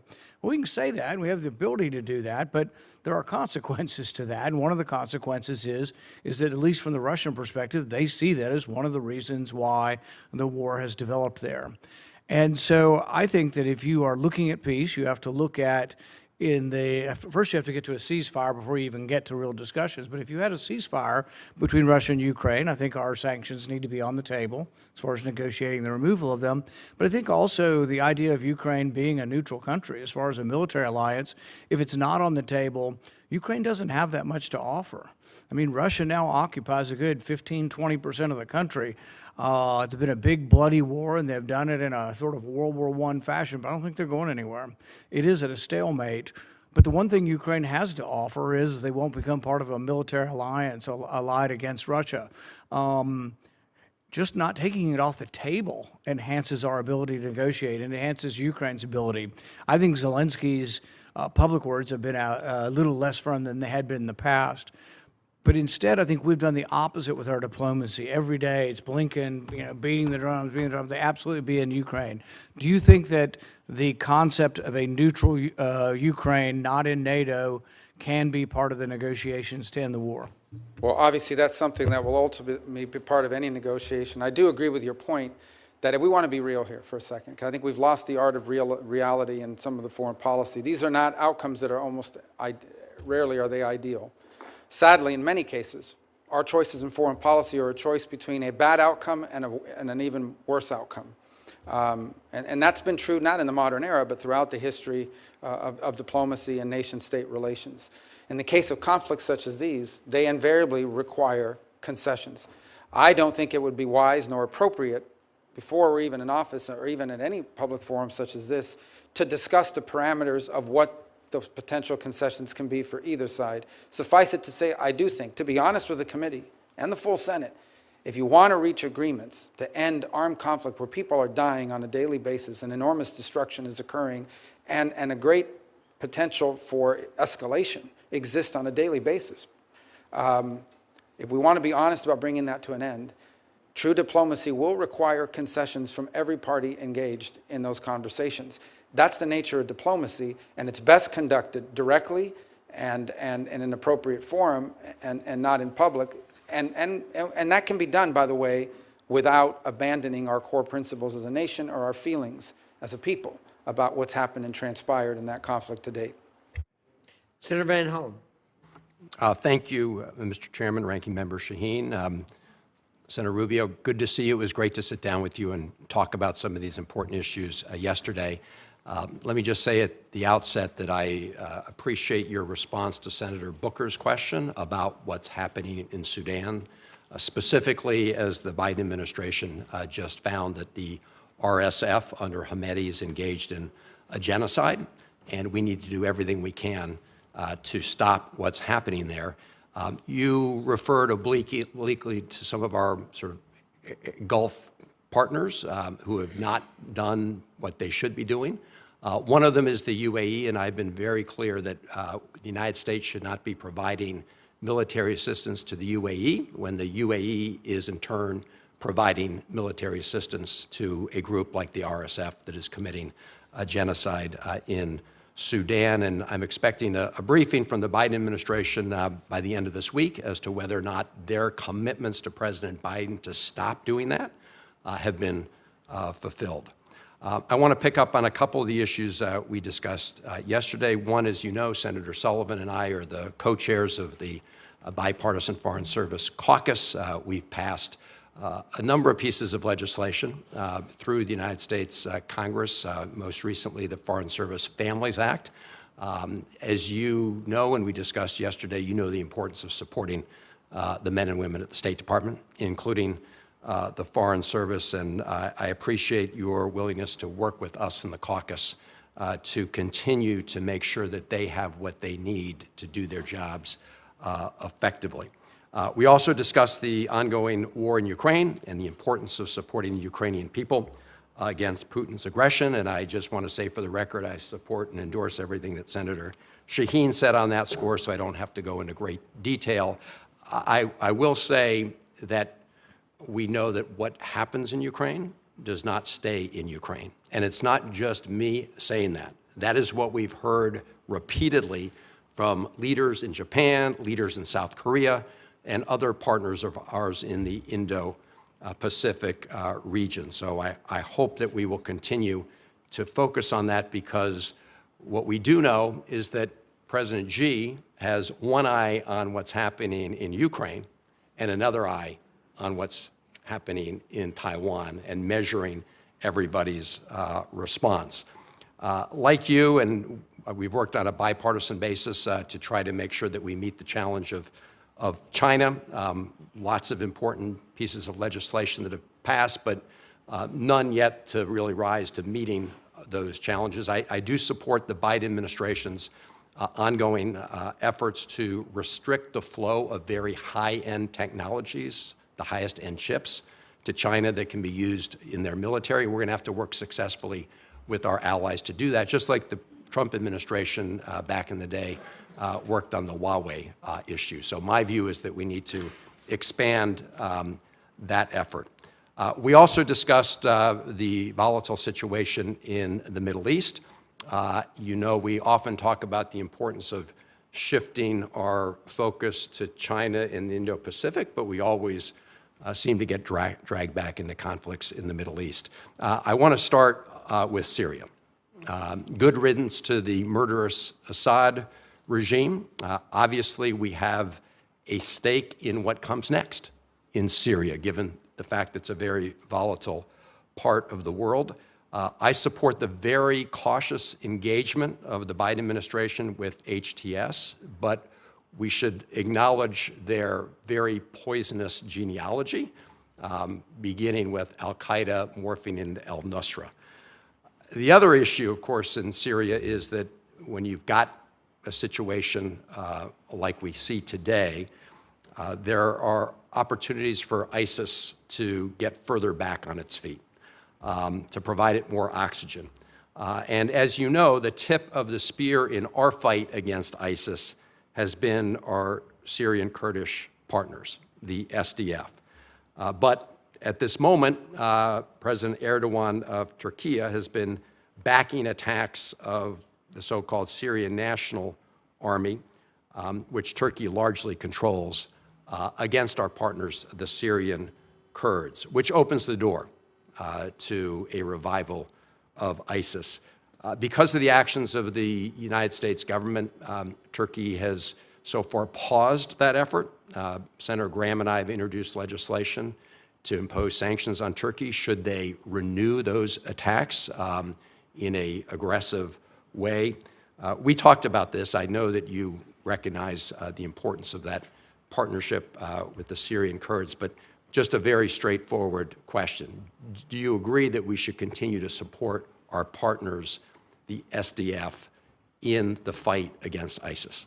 Yeah, well, absolutely. Not only that, but I think we also need to recognize that there are implications to abandoning partners who have a great sacrifice and threat, actually jailed the ISIS fighters. One of the reasons why we were able to dismantle ISIS is because they were willing to host them in jails, a great personal threat to them. And obviously that situation is very tenuous.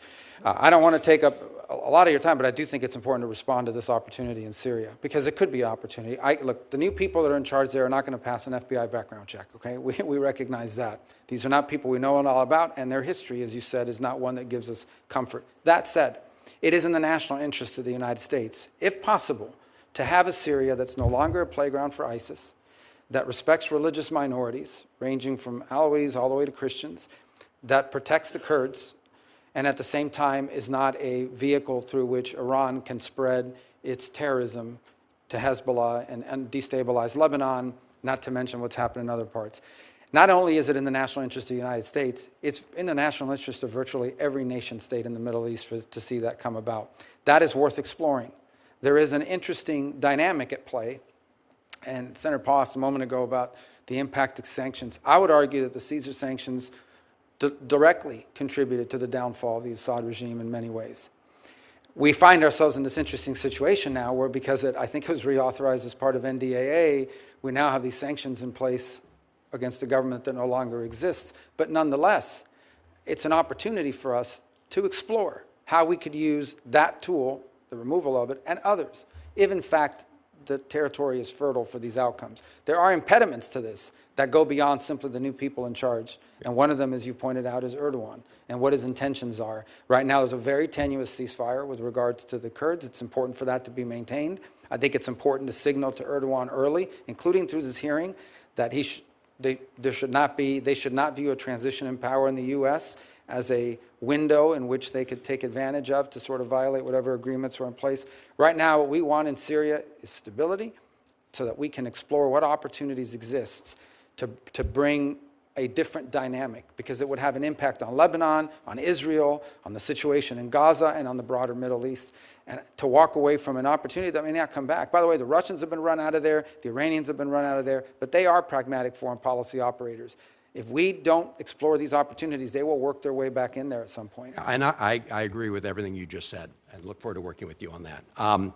Let me turn to the Israeli-Palestinian conflict, which we also discussed yesterday. And we all witnessed the horrific October 7th Hamas terror attacks on Israel. We've also witnessed the devastation and human rights catastrophe in Gaza. Like you, I've met Israeli families who lost loved ones on October 7th. I've met with hostage families. I've also met with Palestinian families who lost kids and other innocents in this war. So I was very pleased to see the announcement today of the ceasefire and the return of hostages. Let us pray that it holds and that it is implemented. But of course, as we discussed yesterday, the question is what happens next. And we all agree that Hamas can have no role in the governance of Gaza or any other place. We also know that for all its flaws and faults, the Palestinian Authority has recognized Israel's right to exist for the last 30 years since the Oslo Accords. Their security forces are trained by U.S. Forces. They today are fighting Palestinian militants in certain parts of the West Bank. But at the same time, their funds have been restricted by the Netanyahu government today. These are the funds that belong to the PA. We've seen a record increase in the number of settlements in the West Bank. And so the PA is not able to deliver on what had been the hope of Oslo, which is self-determination, security, and dignity for both Israelis and Palestinians. So you have said that the ideal way forward, recognizing that we've been at this for a long time, is a two-state solution. There are members of the Netanyahu government that today want to annex all of the West Bank. So my question is, do you agree that annexation would be contrary to peace and security in the Middle East? And what is your vision going forward? First, let me say that, yeah, the idea would be that there not be conflict and the people could live side by side with one another without being in conflict and the ability to pursue prosperity. Sadly and unfortunately, the conditions for that to exist have not been in place for some substantial period of time. I point to you as an example, back in 2020, the Trump administration offered $58 billion, or about $50 billion, or $58 billion, $58 to $50 billion in investment to the Palestinians, and that included, I believe, 28 or 29 billion specifically for Gaza, and it was rejected. That offer was made back in January of 2020, and then it pivoted over as a result of that rejection to what we now know as the Abraham Accords. Second, I would say that Israel is a small nation who at its narrowest point is 9 miles wide. It has been historically surrounded by enemies that seek their destruction. Hezbollah to the north, Hamas to the west, Iran further north with nuclear weapons, constantly. In fact, I would argue that if Israel had not been firm and strong in its response in this endeavor, most recently, they may very well have faced an existential threat, as they continue to in many ways. Now, here's the good news, and it's not just about the ceasefire today, although that's very important. The good news is that potentially we have had a dynamic shift in the region that has an historic opportunity, if appropriately structured and pursued, that changes the dynamics of what might be possible. And that, we've discussed Syria, we've discussed the events in Lebanon quite a bit as well, the degrading of the Iranian capability, which I hope will continue, and hopefully the ability to reach some agreement between Israel and Saudi Arabia on normalization and being able to engage both for their mutual security and also economic prosperity. The real open question for the Palestinians is who will govern? Who will govern in Gaza in the short term, and who will ultimately govern? Will it be the Palestinian Authority or some other entity? Because it has to be someone. That was the initial goal for Gaza when the Israelis withdrew from there, and they turned it over. And they turned it over with greenhouses, and they turned it over with all kinds of economic development. Hamas won an election. They took over, and they destroyed the place and built tunnels for terrorists to operate from. So the key is not simply governance. It's who will govern. You can't turn it over to people who seek your destruction. And so I do think this is a very complex issue, and I think that's understating it. We all recognize it. But I also believe that we should not underestimate the potential opportunities that now exist, and it'll take some time to fully understand what those are, that perhaps open the door to things that were not open in the future. But from the Israeli perspective, which I fully understand, it begins with their existence, because you cannot coexist with armed elements at your border who seek your destruction and evisceration as a state. You just can't. No nation on it. We wouldn't tolerate it, and they can't either. And it begins with having that level of security, and if they do, then I think there are opportunities that come about as a result of it. Those opportunities historically have not existed in recent times. Perhaps we're living in an era where that will be, the likelihood of it is higher because of recent events, unexpected events in Syria and Lebanon and other places. Senator Scott. Thank you, Chairman. So I was in Miami or Hialeah on Monday, and when there was a video where you were recognizing Alina Garcia and Dario Fernandez and Tomas Regalado, everybody applauded. They're so excited about your being the Secretary of State. Your homegrown son, and so they're just all excited. The other thing they're excited about is that they have somebody that is going to care about Venezuela and Cuba and Haiti and Nicaragua, all the problems, because you've been so vocal. So I guess, can you just go through sort of one by one and say, look, we know what are our options? Not that you know exactly what you're going to do, and a lot of these decisions will be made by somebody else anyway, but what are, like right now, look at what's going on in Venezuela. The Biden administration's allowed oil to flow. He stole the election, completely violated what Biden told him he would do. Maria Corina Machado probably was only alive because of your hard work making sure that Donald Trump put a tweet out. You look at Cuba now. They just dropped the state-sponsored terrorism, which makes no sense. We've got people like Jose Daniel Ferrer in prison. Kids as young as 14 in prison for peaceful protests. So, give me some of your ideas of what is possible. Let's take one, but let's start with Haiti, because in many ways it's globally complex, and I think the chairman sort of alluded to this a moment ago. There's a fundamental problem in Haiti, in that there is no legitimacy of authority. And I say this in recognition of the fact that some of the national police forces in Haiti have been extraordinarily brave. Despite being outgunned and outmanned, these guys and gals have stuck at their post and fought back against armed gangs. You know, when the most powerful person in any nation state is nicknamed barbecue, that is not a good thing. And this guy obviously is not named that for good reasons. He's not a cook. These are bad gang elements that are operating within Haiti and have destabilized not just Haiti, but threatened to destabilize the Dominican Republic, not to mention the migratory pressure that it places on the United States, on the Bahamas, and on other places in the region. There is no easy answer. The Kenyans are there, and I can tell you, I think they deserve a lot of credit for being willing to take on that mission. In recent days, missions from various other countries have arrived, El Salvador being among them, to sort of contribute to that effort. I don't think anyone can tell you they have a master plan for how you fix that overnight. I do think it does begin with stability and security. You've got to establish some baseline security, and it's not going to come from a U.S. military intervention. So to the extent that we can encourage foreign partners, and I would include foreign partners in the Western Hemisphere, who should be contributing to this effort, to provide some level of stability and security in Haiti so that you can explore the opportunities to have a transitional government that has legitimacy, that can ultimately lead to the conduct of elections, and then have governing bodies in that country that can bring about a nation state that can begin to build some of the things you need in order for permanency. But it's going to take a long time. And I say this with sadness in my heart. There have been good times, and there have been bad times and worse times in Haiti, but sadly, there's not really been a golden era in Haiti's history, and your heart breaks for these people and for what they've gone through. But you also, as a policymaker in the United States, recognize the implications it's had on our country, it's not just in the migratory pressures it's placed on us, but as I pointed out earlier, the threat it poses on a daily basis to destabilizing the Dominican Republic.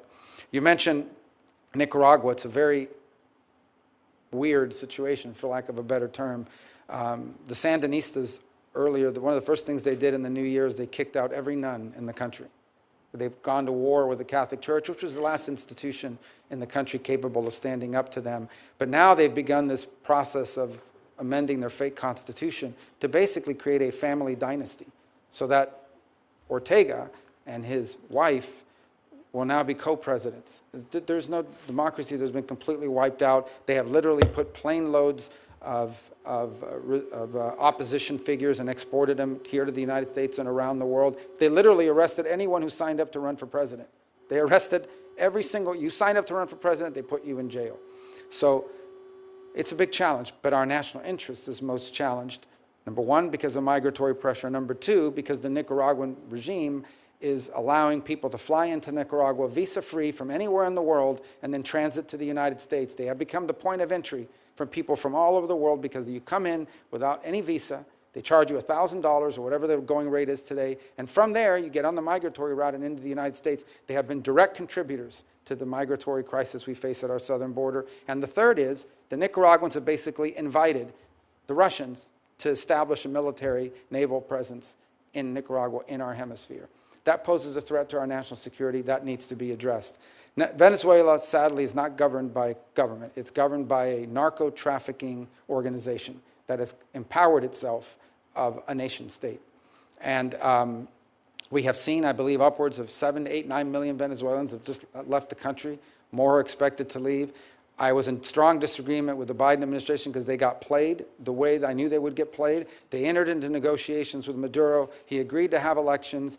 The elections were completely fake. They leveraged migration against us to get those concessions, and now they have these general licenses where companies like Chevron are actually providing billions of dollars of money into the regime's coffers, and the regime kept none of the promises that they made. So all that needs to be re-explored. Because in Venezuela, you have the Russian presence, you have a very strong Iranian presence.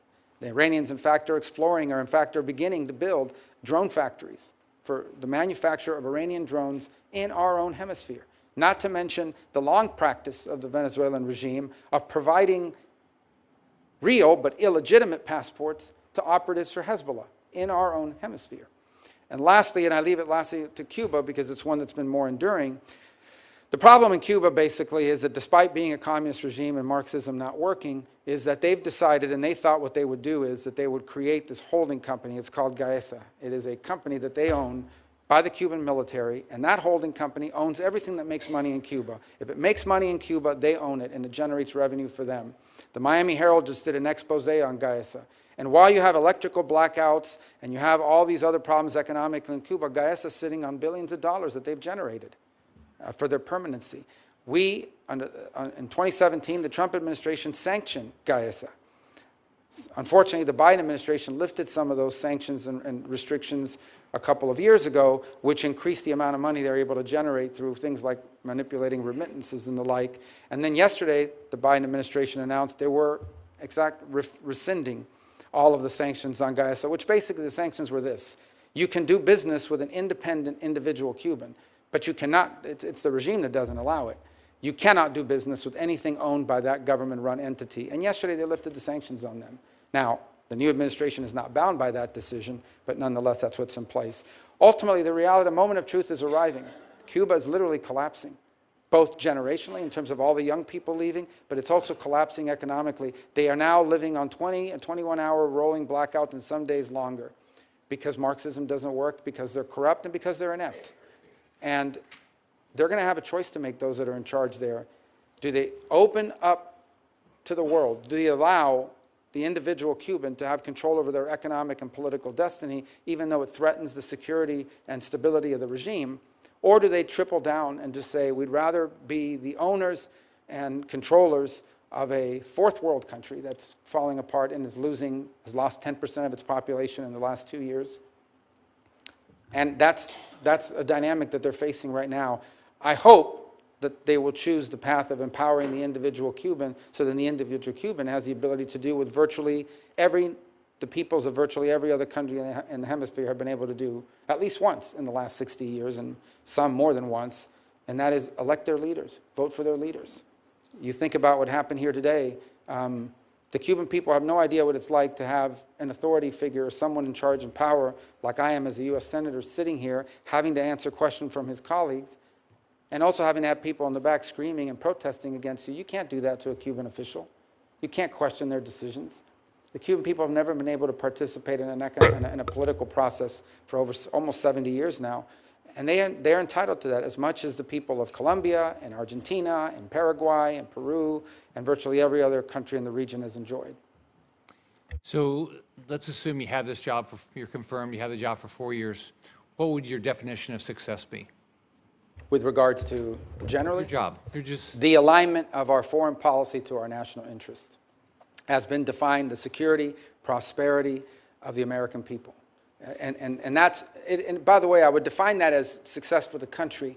What I would define as success for the State Department is not just that alignment, but making the State Department highly relevant again. Sadly, and I think I've shared this with you in some of our meetings with many of my colleagues, what has happened over the last 20 years under multiple administrations is the influence of the State Department has declined at the expense of other agencies and also at the expense of national security councils because it takes so long for the State Department to take action. And so increasingly you stop getting invited to the meetings and they stop putting you in charge of things because it takes too long to get a result.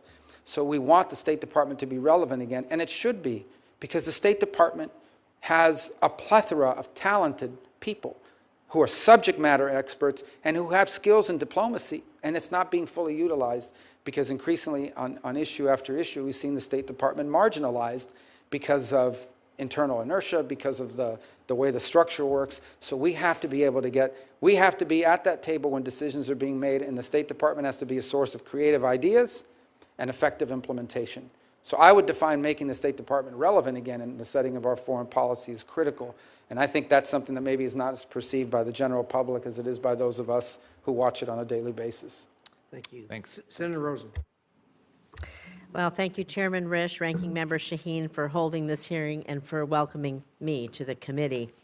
You know, I'm joining this committee at a challenging time for the global community, from conflicts with Iranian proxies in the Middle East to Vladimir Putin's war in Ukraine, growing tensions with China, a genocide in Sudan, and so much more. And I look forward to working with my colleagues on both sides of the aisle to find bipartisan solutions to these problems. And I also want to thank you, Senator Rubio, your family that's here, and those that couldn't be here, for working with me over the last 6 years and your service to our nation. And I'd like to congratulate you again on your nomination. And I'm going to move on. I just want to make a quick statement, because ensuring the United States remains a steadfast supporter of Israel, I know, is one of your top priorities and one of mine. And throughout your time in the Senate, you've been one of Israel's most unwavering supporters. I want to thank you for supporting Israel. I look forward to working with you to ensure that the U.S.-Israel security partnership remains ironclad and that our friendship remains unconditional. And I want to thank you for your response to Senator McCormick's hostage question. We all hope, since we've been in this hearing, that there's news maybe of an imminent agreement being reached to free, I hope, all the hostages. We hope to hear that confirmation soon. But nevertheless, these issues must remain a top priority for the committee going forward. So I'm going to just move over to talking about Abraham Accord, speaking of going forward, because despite the immense challenges that you've addressed posed by October 7th, the Abraham Accords have ushered in new forms of cooperation between Israel and countries in the Middle East and North Africa. As one of the founders and co-chairs of the bipartisan Senate Abraham Accords Caucus, I firmly believe the U.S. should continue building on the accords by deepening people-to-people ties, soft diplomacy, if you will, and widening the circle of partnerships with Israel to new countries. So, Senator Rubio, I know you've touched on this briefly, but if confirmed, how will you support the growth of the Abraham Accords to new countries generally, and specifically maybe try to normalize relations between Israel and Saudi Arabia? Well, thank you. I think those are important points. A couple things that have come up here as a result of this. The first is, and I point this again because we just don't know, it's a new development, but I think we should not underestimate or understate the potential historic opportunities that exist right now with what's happened very unexpectedly for most in Syria, what's happened in Lebanon, the weakening of Iran and of its Shia crescent of destabilization in the region. These are extraordinary opportunities that I think lend themselves to an era of diminishing insecurity, not total the elimination of it, but enough security that it opens the door for agreement on other topics. Critical to that is the potential of a Saudi normalization with Israel. And I think that, as part of a broader context of the Abraham Accords, I think would be historic in nature, and I think provide extraordinary benefits to the world and help bring a level of stability and peace to an area that, frankly, has not had it, one could say, for thousands of years, but certainly in my lifetime. You talk about what we could do to build on it. I think the most important part of any arrangement of countries that enter into these agreements that historically have been difficult is there has to be a benefit to it. They have to perceive that there's a benefit to it, particularly among themselves. Like, what is the benefit to a country? What benefits will Saudi Arabia derive from being in recognition of Israel and vice versa? And I could think of a variety of things, whether it's advances in what their investments in high tech and how Saudi Arabia wants to diversify its own economy, the ability of cross investments, and also, frankly, of security. Because for the foreseeable future, I think most anticipate that there will be a mutual threat from Tehran. It may not be openly stated as a military alliance, but it's certainly a security, certainly one that I think they both have a mutual interest in, and which I think the U.S. could be a very strong partner in providing those assurances as well. So I do think there's a real opportunity to expand it, and it won't be without irritants. There's no doubt about it. There won't be without irritants. That we're still going to have some issues with UAE or Saudi Arabia, but we also have to be pragmatic enough to understand what an enormous achievement it would be if, in fact, not just you get a ceasefire, but you actually, that leads to the opening, the opportunity of a Saudi-Israeli partnership and joint recognition. What that would mean to the region is historic.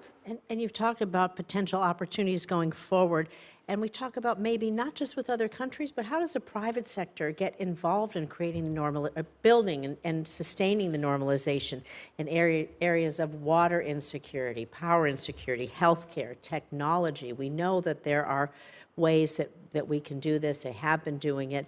How does the private sector feed into this? I think from an economic and development perspective, they're the linchpin of it. I think one of the things that could come about as a result of an agreement between the Saudis and the Israelis is that companies and institutions in both countries would now be open and able to invest in and or partner in the economies of each other. So the Israelis, as an example, have made extraordinary advances in agricultural production.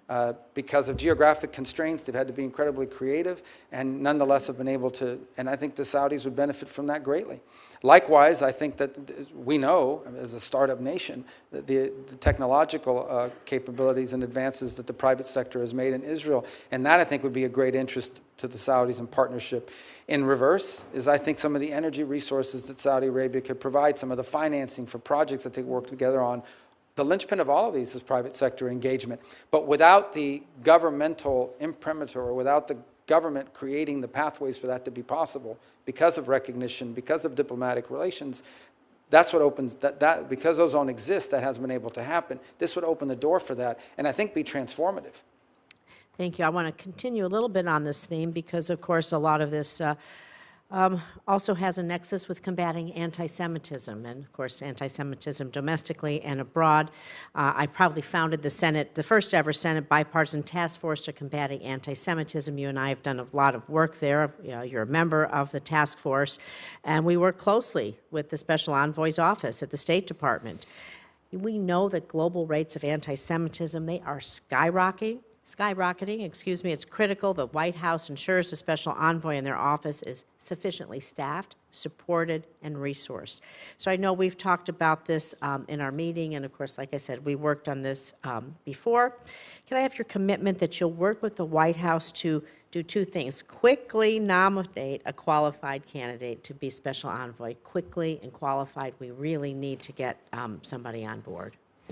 Yes, and I think it needs to be someone that, as we've discussed, also enjoys broad support across different sectors. But the key ultimately is, there was I don't know if it was a study or a survey or something that came out yesterday, but it showed something that's really disturbing.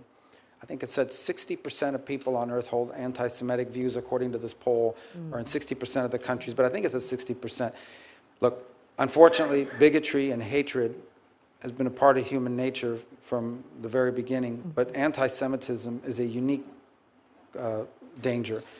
The suffering that it inflicted on the world historically, but in the last century, is unimaginable and can never be allowed to be repeated. And it's something that we should make sure we're constantly speaking out against and identifying for what it is.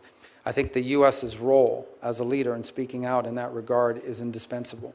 And we need to be forceful about it one of the things that's most troubling is what seemed to me that one of the things that's undermining the legitimacy of many of our international organisms is they've become havens for anti-Semitic activity. That oftentimes is disguised as anti-Israel, but I believe is frankly anti-Semitic.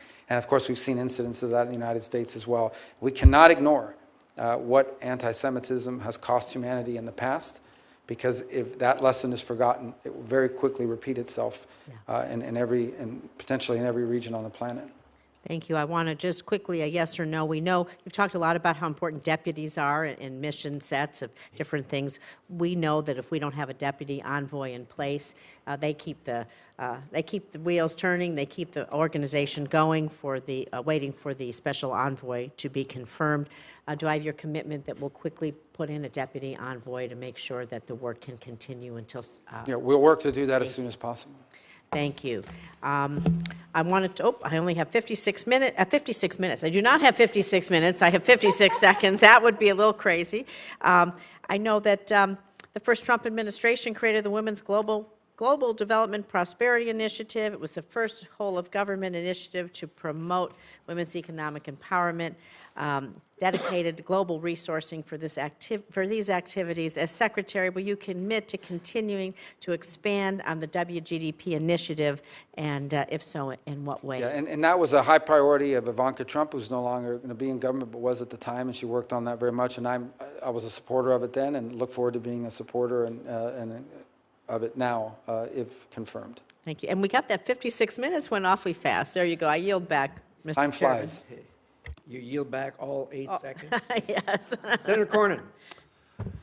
Thank you, Mr. Chairman. I can barely see you down there. I know. I was there one time. They had to extend the dais so Senator Curtis and I could actually sit with at the big boys and girls table. So, Senator Rubio, it's great to see you. I have complete confidence in your ability to lead the State Department. I think it's an inspired choice, and you couldn't be better prepared for that job. I do want to ask you a few questions, some of which I know Senator Cruz is here as well. He and I share a concern about Mexico. You've heard some concerns, particularly about the cartel activity, but I want to talk to you about water. In 1944, there was a water treaty between the United States and Mexico, and we have had chronic problems getting Mexico to cooperate and release the water that's been absolutely critical to the life and the livelihood of our agriculture community in the Rio Grande Valley and elsewhere. We've had I've talked to Secretary Blinken about this. We've written letters. We've done everything we know how to do, but I would just like to get your commitment to work with us to try to just simply get Mexico to live up to its requirements under the treaty, and if they won't do it voluntarily, to look for leverage and ways we can persuade them to do what they already have a legal obligation to do, which is to release water on a timely basis. Absolutely, and I think one of the reasons why we need to do that is twofold. The first is because it has real implications, not just for the state of Texas, but broadly for the United States. But the second is because I think this has become part of a pattern, and I would argue part of a pattern in a number of international arrangements, but in particular international arrangements with Mexico, in which you can strike any deal you want or sign any document you want, but if you're not willing to prioritize its enforcement, you are encouraging others to get away with the same thing, and at the same time, you're undermining the willingness of people to commit to enter into agreements in the future. And this has become we've seen it with USMCA, frankly. We've seen it with a variety of other commitments that have been made by partners in other parts of the world, and we're seeing it with this treaty. Where there is a treaty, they have obligations under it, and they don't seek to meet it. And it's part of the broader challenge that I alluded to in my opening statement, which is we've entered this era where we've entered into all these international arrangements, but oftentimes they've been weaponized either through noncompliance or through a creative reinterpretation. And that extends to trade all the way down to treaties such as this. Speaking of Mexico, I know that in different quarters we've had people suggest that the cartels be identified as a foreign terrorist organization. And as I've looked into that, it feels like the right thing to do because, of course, the cartels are wreaking havoc and misery and death and destruction, not only here in the United States, but also in Mexico. But I worry a little bit about some of the unintended consequences. For example, does that create some new category of asylum, perhaps, for people who claim that they are victims of cartel activity that otherwise wouldn't exist? What's your view about the designation? Well, and I think this question was asked earlier, so I'll tell you what I said. The first is that they most certainly are terroristic in their nature. They terrorize Mexicans, they terrorize on the U.S. side. They are involved in the trafficking of women and children, of labor, and both labor and sex trafficking, deadly fentanyl, and drugs writ large, as you can imagine. And I think, pose a grave danger in the process of trafficking people, trafficking terrorists into the United States. So they are terroristic in nature. What I said was that whether it's that designation or some new designation that we create, it is important that they be identified for what they are. I also pointed to something you just alluded to in your question, and that is they pose a grave risk to Mexican sovereignty as well. We have seen multiple journalists and politicians and candidates assassinated, murdered in Mexico by cartels because either they're not the cartel's chosen candidate or there are journalists that's spoken out against the cartels and you find yourself murdered.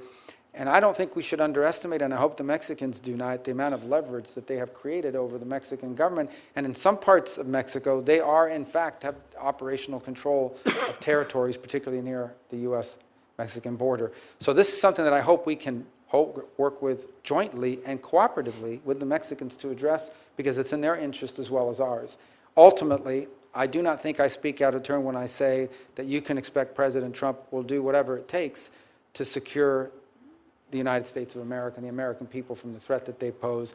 But it is my sincerest hope, and frankly, I think the most productive outcome would be if we could do so in partnership and cooperation with the government of Mexico, who I know shares many of our concerns. Well, that certainly should be our first choice, but I have the same confidence you have that President Trump will send a very clear message and follow that up with decisive action to persuade Mexico to do what it is in its best interest, and because it's an intolerable situation right on our southern border. We can't get a divorce. We got to make the marriage work somehow, and but it's a troubled marriage, shall I to continue the analogy. Let me talk to you briefly about the Foreign Agent Registration Act, which is within the jurisdiction of this committee. This is something I've been concerned about for some time, because we have lobbyists that work here in Washington, D.C. that actually represent foreign nations that, unbeknownst to members of Congress, they're actually advocating not on behalf of the American people and American interests, but on behalf of the interests of foreign nations. Now, there is a loophole called the Lobbyist Disclosure Act, which is frankly weak sauce when it comes to providing the kind of transparency that we need. Anytime somebody shows up in your office and is advocating for something, purporting to represent American interests, but in fact is there motivated by and being paid by a foreign interest to advocate their interest, is that something that you would be willing to work with us to further reform and refine? Yes, and as you know from our time serving together on the Intelligence Committee as well, it's something we spend a lot of time talking and thinking about as well. And I would raise 2 points. The first is, look, the straight up, some foreign government hires a lobbyist. You know that because they're registered and we're aware of it. The second is more nefarious, and that is that you hire someone through a cutout, a third party, without aware of the fact that they are in fact being paid by a foreign entity, and sometimes dressed up as an American interest, when in fact it's furthering the interest of a foreign entity. And then the third, and it's one that I don't think gets talked about enough and it isn't covered by this law, but needs to be said, is some of the most effective and vociferous lobbyists on behalf of Chinese interests in the United States for a long time was U.S. corporations, who had a pretty good deal going in China with regards to manufacturing and the like, and would come here and argue in favor of outcomes and policies that favored China. And by the way, China would weaponize this openly. They would, in fact, bring in CEOs of corporate America and encourage them to go back and talk to your member of Congress and tell them they better not do that, because if they do, companies like yours are not going to do very well in China. And that was weaponized against us, too. That's not illegal, but it's most certainly troubling and something we need to have our eyes open to as well as we move forward. Well, that's a perfect segue into my last question, and this has to do with outbound investment transparency. As you know, the Senate has passed legislation providing for a reporting requirement for American companies who are investing in China. It's not a prohibition, it's merely a disclosure requirement. because the unique circumstances that you're well aware of that China provides. There is no division between civilians or the private sector and government. Under Chinese law, the private sector, so-called private sector, is required to share any and all information that might be of use to the People's Liberation Army or to the Chinese intelligence agencies. And it is not a stretch to say that due to the tactics of people like, or strategies really, of people like Deng Xiaoping, who said, hide your motives and bide your time, we've seen massive U.S. investment in China, which has not only helped them rebuild their economy, which is fine, but more ominously, rearm their military, modernize their military so that they become a threat not only to their neighbors in the region, but to world peace. We can all imagine a nightmare in which China decides to take Taiwan, which President Xi said he's committed to do. So I think it just makes sense for us to have more transparency so that as policymakers, we can then figure out what is the right policy. I could care less whether American companies want to build more Burger Kings or Starbucks in China, but I do care if American companies are investing in dual-purpose technology or in ways that would undermine the national security of the United States. Do you share that concern? Absolutely, and in fact, I shared it beyond just simply what you've discussed. This was a few years ago when the Thrift Savings Plan, the retirement, 401k basically for federal workers, was investing in funds that are going directly to Chinese military use. So you think about it, there were people serving in the armed forces of the United States whose retirement funds were being invested in companies that were building the weapons designed to one day blow the ship that they served on, even the Indo-Pacific. And in the case of other private sectors, you're right, every sector is not created equal in terms of the threat they pose to our country. But at a minimum, we should have insight into whether American investment dollars, be they institutional or individual, are going through the funding of activities designed to undermine the United States of America. That's a core national security interest. Thank you, and Godspeed. Senator Kane. Thank you, Mr. Chair. Ranking Member Shaheen, welcome the opportunity to work with you in this Congress. Senator Rubio, congratulations on your nomination. If you're watching the hearing, you probably notice senators coming in and out, and most people understand why that is, but for those who don't, we have a lot of other hearings, a lot of other responsibilities. We get in a queue and kind of know when our questioning time is coming up.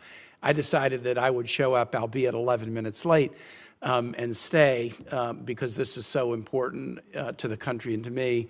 But I think for those of you who have watched this hearing that was gavelled in at 10, what you've seen is a nominee who is extremely well prepared.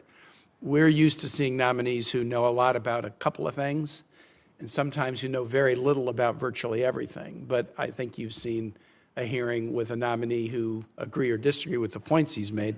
He's not talking out of a briefing book. He's not having a thumb through a binder to decide how to answer a particular question.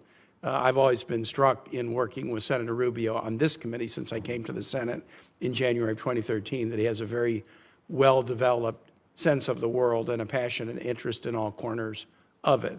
I was particularly happy that he was nominated for two reasons. One, we have worked together significantly on legislation touching many different areas over the years, and one was referred to by Senator Shaheen, legislation to send a clear message that NATO and the U.S. participation in NATO is not just simply an executive priority that could come and go depending upon the Article II Commander-in-Chief, but it was also something so important that Congress would say that the membership of the United States in NATO is something that Congress would want to weigh in on should there ever be a decision by an executive that we should back out of NATO. And I think sending that message from Congress has been a very important thing that has led to a NATO that is expanding.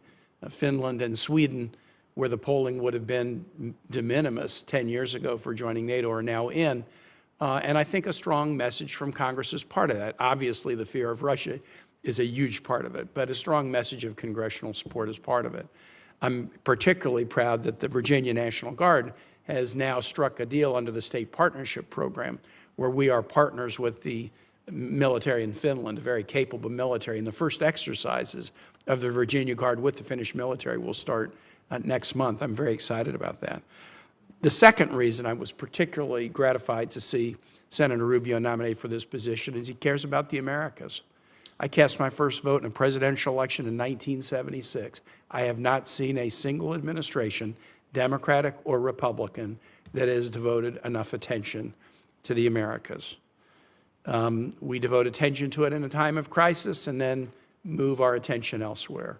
It seems like secretaries of state have often thought that the world only has an east-west axis and not a north-south axis, and Senator Booker addressed that with his questions around the attention that should be paid by the United States to Africa. I feel that very strongly about the Americas. I don't have to ask Senator Rubio questions to gauge his interest and attention level. Everyone who comes before the committee tells us they're really interested in the Americas, only to find that they end up spending all their time somewhere else. I don't have to ask that question of this nominee to know that he has a passion about the nations that are our nearest neighbors, a passion about the nations who are so connected to us in our cultural roots and in our family ties. And it is so important, not just because China and other nations are now getting into the area. I don't want to have a new Monroe doctrine that we only care about it to keep Europe out of it. We only care about it to keep China out of it. We ought to be paying attention because we're connected to these nations, and things will go better for us if things go better for them. So to you, Senator Rubio, I'm very, very happy that you're nominated for this position. Two comments, then one particular question. One, the status of career ambassadors. I think it is a norm for every administration to ask ambassadors to tender their resignations, and it is certainly the norm for the political ambassadors to be politely let go the day that the new administration comes into place. And I think that's an expectation that everybody has. We get that. For the career ambassadors that are in place, they have been asked to tender their resignations to the incoming administration, and that's normal. But I would hope that the administration would consider, if their career, keeping him in place until their successors are ready. Because to swap out a career ambassador for a career chargé does not advance our ability in any way to operate in nations. There is a cachet that comes with being a confirmed ambassador that really helps you with continuity and diplomacy in these nations. So I know that that's a decision that the president makes, but I hope as you have a conversation with the national security and diplomacy team, you might encourage the administration. Yes, you're going to replace the politicals with career chargés, but don't replace the career ambassadors unless or until you're ready to put somebody in place, which we know can often take quite a while for the administration to even forward nominees, much less the time to get through the committee process. That would be a comment. And then the second is more for colleagues, really, rather than for Senator Rubio. One thing I've tried to be consistent on in my service on this committee is fight against unilateral executive application of military power unless it's in pure instances of imminent self-defense, active self-defense or self-defense against imminent hostilities. And I have been able to get this committee to pass significant war powers resolutions under 3 different presidents now, President Obama, a Democrat, President Biden, a Democrat, and President Trump, a Republican. And I just wanted to assure everybody that I'm going to continue to be a stickler that the nation shouldn't be at war without a vote of Congress, except in the instances of imminent self-defense. And I will do that because I have done that under presidents of both parties, and I'll continue. Senator Rubio, now to the question. And you alluded to this very briefly in one of the comments that you made about the nation of Paraguay. Not only do we not devote enough attention to the Americas, but when we do, we devote attention to the headaches. And the headaches abound in the Americas and elsewhere. And so we've talked about Haiti, a problem. We've talked about Venezuela, a problem. But so often we don't pay attention to lift up, elevate, provide resources to celebrate the nations in the Americas that are doing things right. And so when I travel through the region, and I'm sure you've heard the same thing, I hear these nations that are doing things right. Why won't you pay attention to us? Ecuador threw out a pro-China government, put a pro-U.S. government. All they wanted was a trade deal. We want to be closer to the United States. We're the only nation on the Pacific coast of the Americas that doesn't have a trade deal with the United States. This administration, I've been critical about the Biden administration, didn't do anything to advance that cause. Talk to us about some of the nations in the Americas that you think are doing things right and what we ought to do to help those nations, because we'll be much more likely to spread the right if there are other nations in the region that are doing better and better and better than if we're just trying to lecture people about how to improve. Well, just as a general matter, one of the things that's always struck me is that the region, and then maybe this is true in other parts of the world as well, but particularly in the region, it's almost better to be America's adversary or enemy than friend, because there's the impact of friendship or the benefits of friendship are not tangibly clear to a lot of them. And you know, I've seen that expressed time and again over multiple years. And it's easy to pay attention to a headache. You're going to sanction, you know, some country that's not acting in anti-American ways, but the people that are sort of doing it the right way or want to be cooperative, they're ignored, and the countries that are doing it the right way are ignored. So I think there are a number of countries that right now as we speak, and I always say this with caution because I may not mention one country and they say, well, they left us out, but I just want to point to a few that I think are present and clear for us. You mentioned one with Ecuador. Ecuador was actually left out of CAFTA because at the time, the people in charge didn't want to be a part of anything with us. They're facing some real security threats that are unique to Ecuador's history. And they're facing these threats because you've got violence and gangs coming over from the Colombian border and then pushing up through Ecuador as a transit country, but they bring with it the turf fights and the gangs, and to the point where last year there was a real threat to the stability of the government, where they took over television stations and things of this, these armed elements did. And there's a lot we can do, and have done, but can do. Not a lot. We're not talking about a lot of money. We're not even talking about money in many cases, just equipment, to help them at least to restore some sense of stability. The other thing that Ecuador, these are just off topics, but I think they're all relevant. Ecuador faces a very significant challenge with illegal fishing off their coasts by Chinese fishing fleets who violate their territorial waters on an almost daily basis in massive quantities, and it's an ecological crisis as well on top of it. That's a country that can use our help tremendously. I think about the Dominican Republic. People don't talk about the Dominican Republic enough, and they face a real challenge because of Haiti and the instability next door. They were also one of the countries that emerged from COVID the fastest, and not just because of the tourism return quicker there, and they've really been able to do some positive things. I think Argentina, I know people, some have not met the new president of Argentina. This is a serious, well-trained economist. I would not, if you sit down and talk to him for a few minutes, he has real clear ideas about economic development and is doing some really necessary things in terms of restructuring the direction of Argentine economics in a way that I think is very positive. Can I just say to every other nation out there that thinks you're a good guy, he was about to mention you, but my time has expired. But please focus on the good guys, and let's help them do better and better and better and be good examples in the region. Thank you. Thank you. Excellent point, Senator Keene. Excellent point. Senator Curtis, welcome to the committee. Thank you, Mr. Chairman, Ranking Member. It's great to be with you today. Great to be on this committee. Senator Rubio, for the last 7 years, from a distance of about 600 feet, that's what separates the House chamber and the Senate chamber, I've watched and admired your work from a distance. And on a few, but very fortunate times, I've had the chance to actually be wind at your back on some of your work supporting Taiwan and protecting Hong Kong dissidents as we work together on some legislation. Now, in a twist of events, I sit not far from where you once sat, and there's another symbolic 600 feet between us, between the State Department and the Senate. And I'm excited to work with you in your new role. And I would like to continue to be wind at your back on a lot of issues, and none more important to me than China.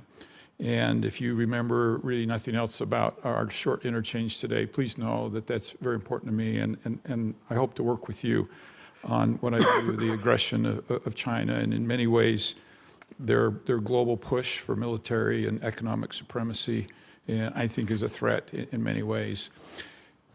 China is imposing, it's what they call China One Principle on the world, which is very different than you know from our China policy.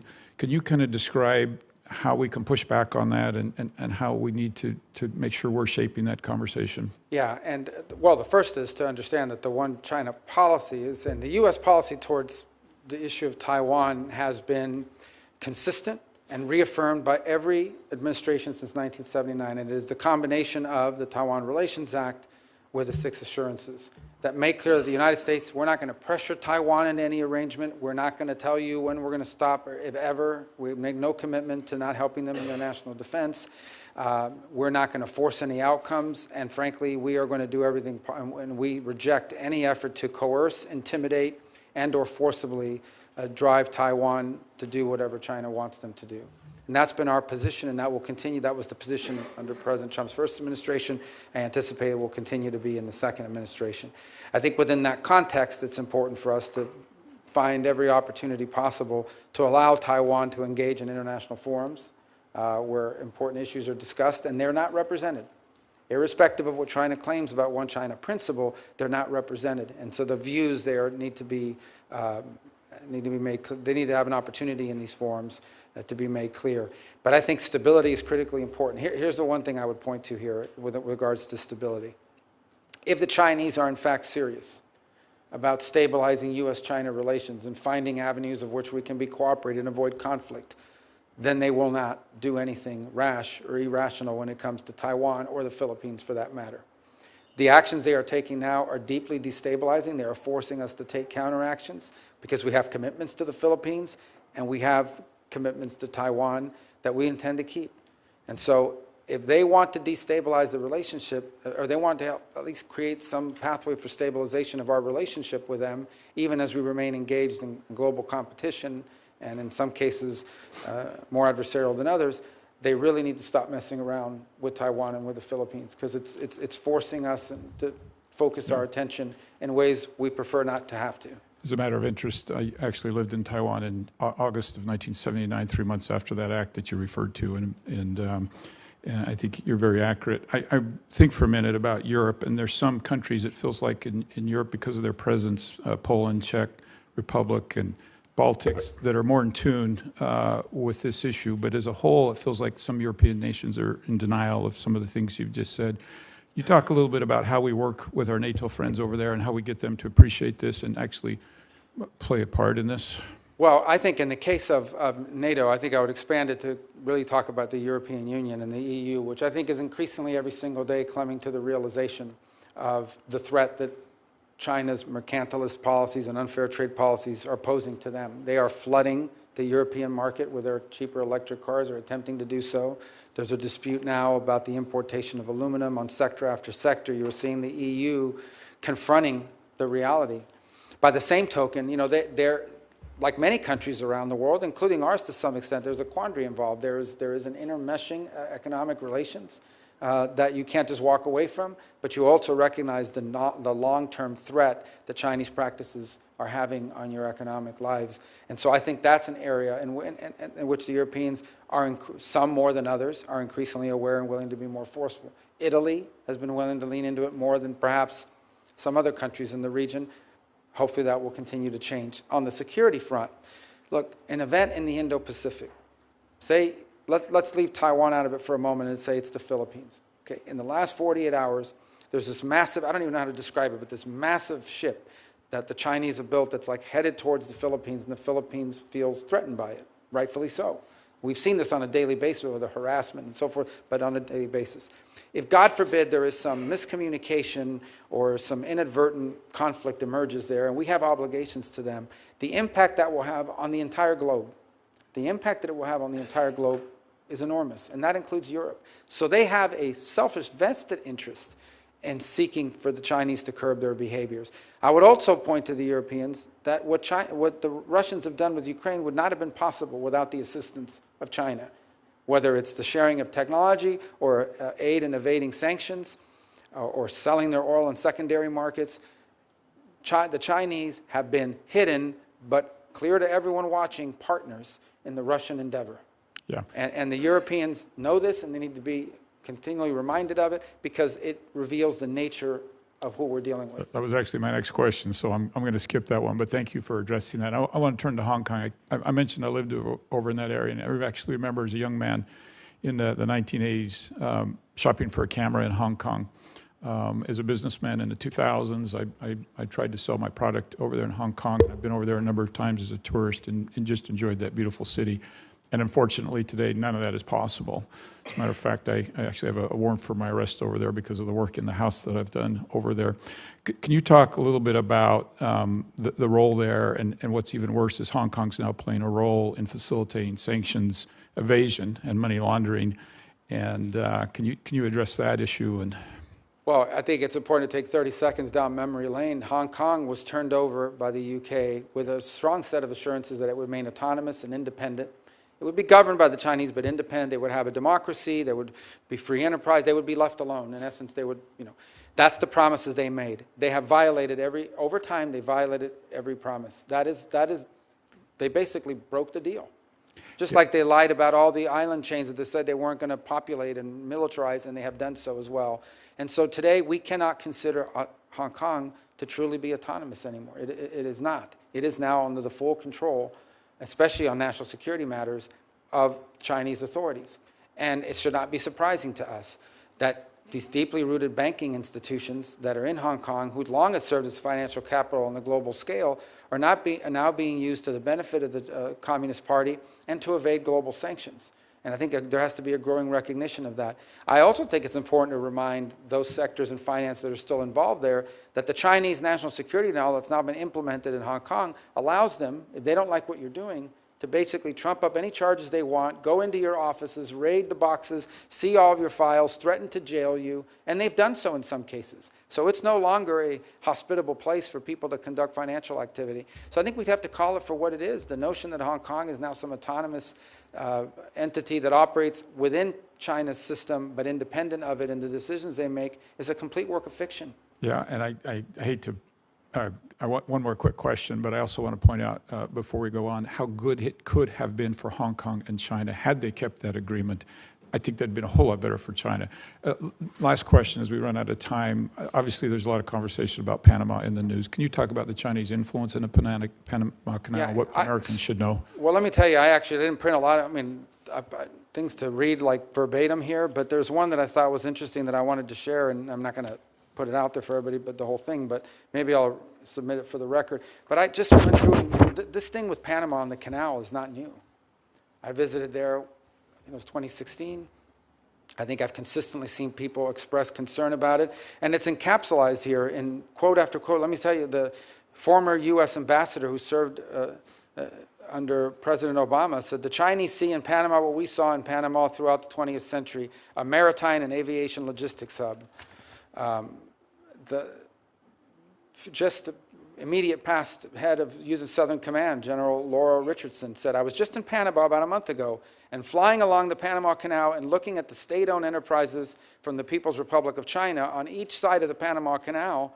They look like civilian companies or state-owned enterprises that could be used for dual use and could be quickly changed over to a military capability. We see questions that were asked by the ranking member in the House China Select Committee, where he asked a witness and they agreed that in a time of conflict, China could use its presence on both ends of the canal as a choke point against the United States in a conflict situation. So the concerns about Panama have been expressed by people on both sides of the aisle for at least the entire time that I've been in the United States Senate, and they've only accelerated further.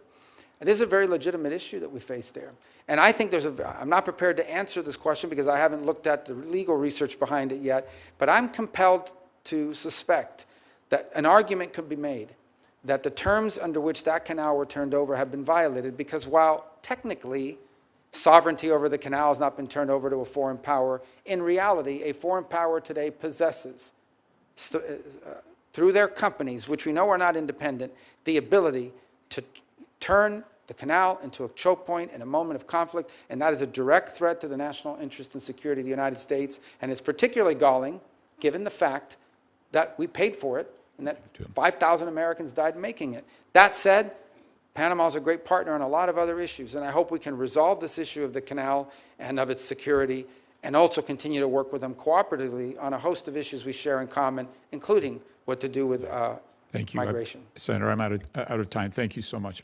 Thank you. And Senator Rubio, I think that you're right about doing an analysis of the turnover documents, but I think even before that, we ought to do an analysis of the original documents that went into place because they were very strong documents giving us control over a 5-mile wide on each side of the canal path, and was very specific. So I think a legal analysis beginning to end is critical.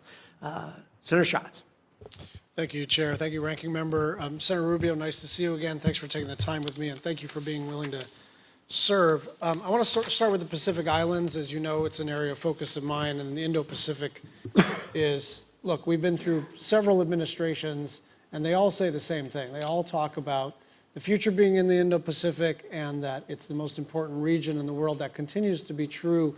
My concern is that specifically when people talk about the Indo-Pacific, they're mostly talking about China. They may be talking about other East Asian countries, but there's very little conversation about Pacific Island nations. And we've got some auspicious things happening, but we've also got some challenges in front of us. The embassy in Kiribati is stalled.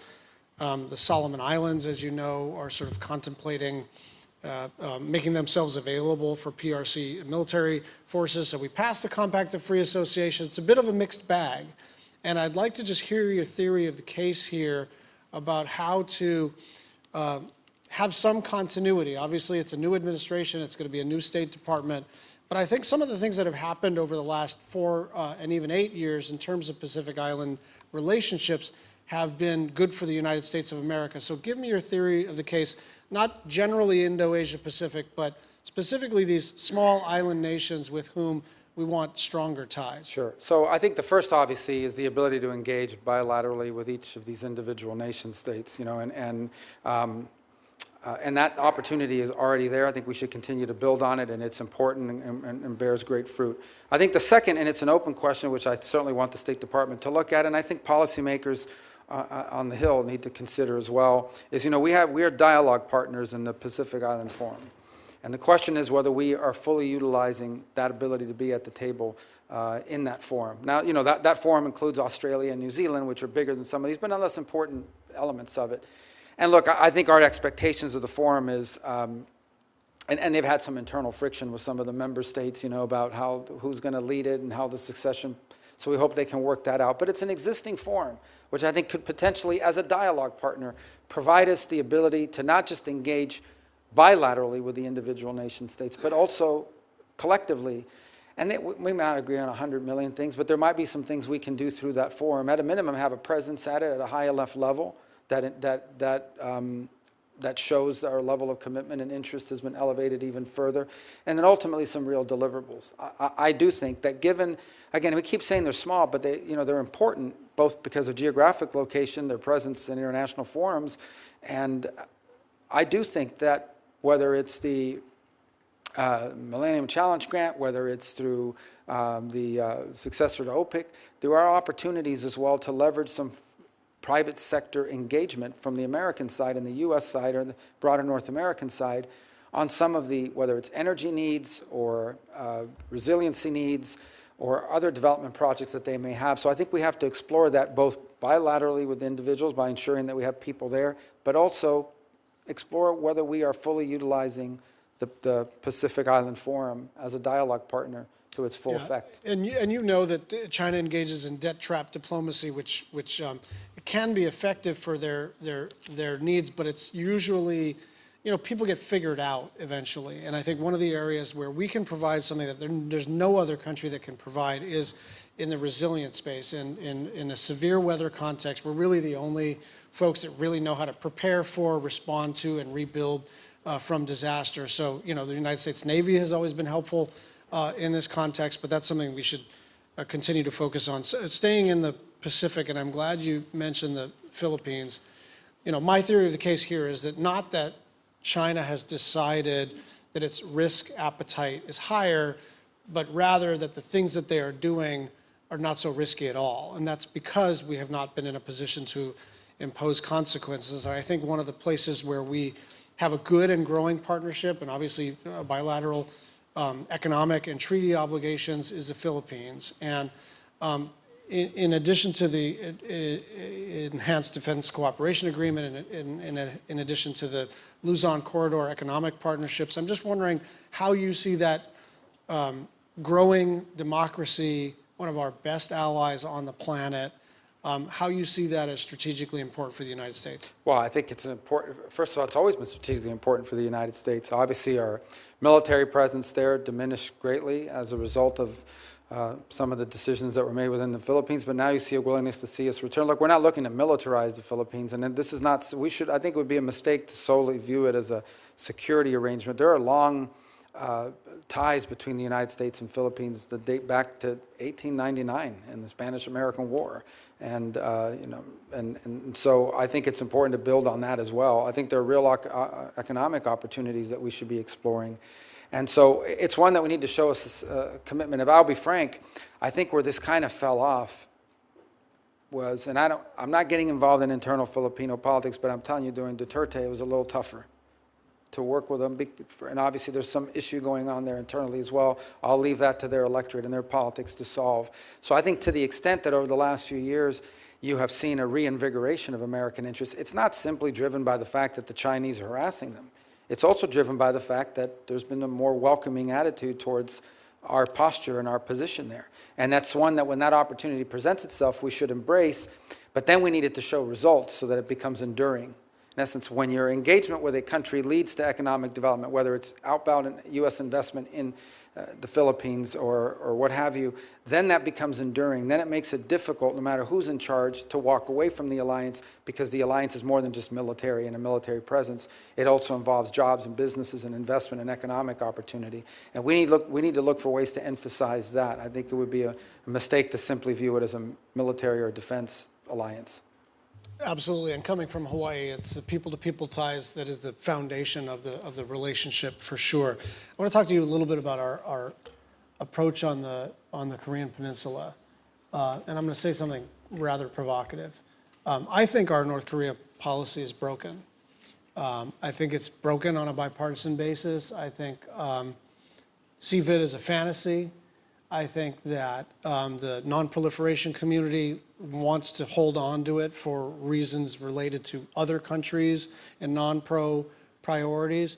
But it's clear to me that it's not working. 10 years ago, you would have been laughed out of the room for suggesting that North Korea was able to develop maneuverable hypersonic warheads, solid fuel ICBMs, submarine-launched ballistic missiles. But all of that has happened. 40 launches in 2024 and more launches yesterday. So I just like you, I know you're a hawk. I know you've been a strong supporter of sanctions. I never have opposed a sanction against North Korea in my life, but I just think that we need to look at this thing realistically and say, whatever it is that we have been doing, it's not working. These guys keep getting more and more capable. And whatever sacrifices they are making internally in terms of the suffering of their people, they got the technical capacity. Like I remember 10 years ago being told, well, they can do this, but they can't do a nuclear tip. Oh, they can range Guam, but they can't range Hawaii. Oh, they can range Hawaii, but they can't range the continent. They keep meeting and exceeding every technical mark that we think they can't make. And we are attached to a policy that is basically, it doesn't appear to be slowing them down in the least. So is there an appetite for a rethinking of this, in my view, totally failed policy? Well, I think there has to be an appetite for a very serious look at broader North Korean policies. And so I think it would be difficult for me today to come here and tell you this is going to be the official United States position on it moving forward, because I do think, because of the factors you've just pointed to, there's some things we have to look at in a broader perspective. Now, to his credit, President Trump, and look, I'll be frank, I was one of the people that was very skeptical about it. But he sort of reached out to Kim Jong-un, walked away from negotiations twice, ultimately didn't reach something enduring. But here's what he did able to achieve in that engagement, is he stopped testing the missiles. Now, that didn't stop the development of the program, but at least it calmed the situation quite a bit. I think what you're alluding to, and I'm not saying this is going to be the policy of the United States, because that policy is set by the president, and ideally set through a process that involves a bunch of stakeholders rethinking and being creative about it. But I do think what you're pointing to is the following. You have a 40-something-year-old dictator who has to figure out how to hold on to power for the rest of his life. He views nuclear weapons as his insurance policy to stay in power. Despite it means so much to him that no amount of sanctions has deterred him from developing that capability, and In fact, has not even kept them from having the resources to develop it. Unfortunately, recent events now also have them engaged in conflicts beyond the Korean Peninsula, in fact, providing troops and weaponry to the Russians in their effort in Ukraine. And so all of this needs to be taken in conjunction and looking at the policy and seeing what can we now do that destabilizes that situation, that lowers the risk of an inadvertent war, be it between South Korea and North Korea, maybe including Japan at this point, and ultimately the United States. What can we do to prevent a crisis without encouraging other nation states to pursue their own nuclear weapons program? That's the solution we'd like to get to. And I just didn't bring it in my folder today because we're not ready to deal, but it's important. And you got to involve the committee, and this is certainly multi-agency, multilateral. The president has to drive some of this, but I think none of this is possible without an acknowledgement of more than a decade of bipartisan failure in this space. And so if we can at least start with the premise that whatever we're doing right now is not working, we can start to work on something else. Thank you. Thank you. Thank you. Senator Cruz. Thank you, Mr. Chairman. And I got to say, boy, that sounds good, Mr. Chairman. That isn't as good as it sounds to me, Senator. Thank you. Well, congratulations, and I'm looking forward to the next 2 years working together. Thank you. And to Senator Rubio, let me say congratulations to you as well. We're going to miss you on this committee. We're going to miss you in the Senate, but you're going to do an extraordinary job at Foggy Bottom. And I will say if they capture you and tie you up in the basement, we will send a team to pull you out. You know, as I look back over the last 4 years of the Biden-Harris administration, there are a lot of policies that have done a lot of damage. Domestic policies, economic policies, but I think all of those pale compared to the damage that has been done to national security and foreign policy over the last 4 years. Over the last 4 years, this administration has systematically undermined and abandoned our allies, and it has systematically shown weakness and appeasement to our enemies. And the consequence has been disastrous. We've gone from 4 years ago, peace and prosperity, to today, a situation with wars across the globe and every enemy of America stronger than they were when this administration came into office. I am confident the incoming administration is going to change that direction. I am confident that President Trump and the White House and you as Secretary of State are going to shift us back to where we should be, which is standing by our friends and allies and standing up to our enemies. Do you agree with that assessment? Is that what you intend to do as Secretary of State? Well, let me say first, the foreign policy of the United States will be set by the president, and my job is to advise on it and ultimately to execute. I think the president's been abundantly clear, and that is his policy is going to be driven about making America safer, stronger, and more prosperous. As I said in my opening statement, everything the State Department does, every policy, every program, every dollar it spends, every initiative it takes, has to answer 3 questions. Does it make us safer? Does it make us stronger? Or does it make us more prosperous? And if it doesn't, if the answer is not yes to one of those 3, you're going to have a hard time moving that forward, because that's the priority that the president, and that's the priority that, by the way, voters gave this president when they elected him. You point to a number of things that I think are critically important, and I'll phrase it a different way, but I think we're saying the same thing. We have lost deterrence in multiple theaters around the world.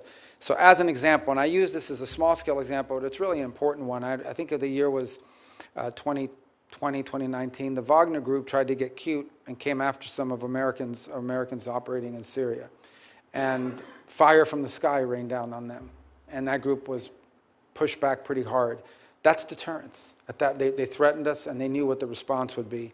I recall the consternation here and in other places when Soleimani met his demise.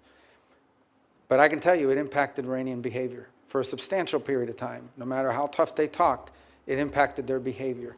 I think it's important to reestablish deterrence. And to the extent that that's been lost for a variety of reasons, the lack of deterrence is an invitation to war. The lack of deterrence is an invitation to hostility. It prevents the very thing that we hope to achieve, which is peace and stability in the world. And I do think we've lost deterrence. And I think in some ways it contributed to what happened in Ukraine. An item I know is very close to you and you've worked very on, and we talked earlier today about, is energy dependence. I recall President Trump, at both a NATO summit and at the United Nations, and I recall the United Nations one in particular, President Trump said Germany is entirely going to be left dependent on China, on Russia for its energy. And they laughed at him. There were diplomats in the hall that were snickering. That's exactly what happened. It is one of the reasons why Putin believed he could invade Europe, is because Europe would not push back because they depended on him so much for energy. Now, Europe is to be congratulated. They have moved very swiftly, particularly the Germans, to diversify their energy resources. But one could argue that we may never have had that invasion had that dependence not existed, because maybe who would have thought the European response would have been more forceful than he anticipated. So I do think reestablishing deterrence and strength is important, because it prevents war and it gives us leverage in diplomacy, where we hope to solve 99.9% of the global disagreements, we hope to solve through diplomacy, not through armed conflict. I think that's very well said, and I want to give several specific examples. Number one, you and I are the only two Cuban-American senators. You're about to leave me as a lonely sole member of the Cuban-American caucus. Thank you for that, Marco.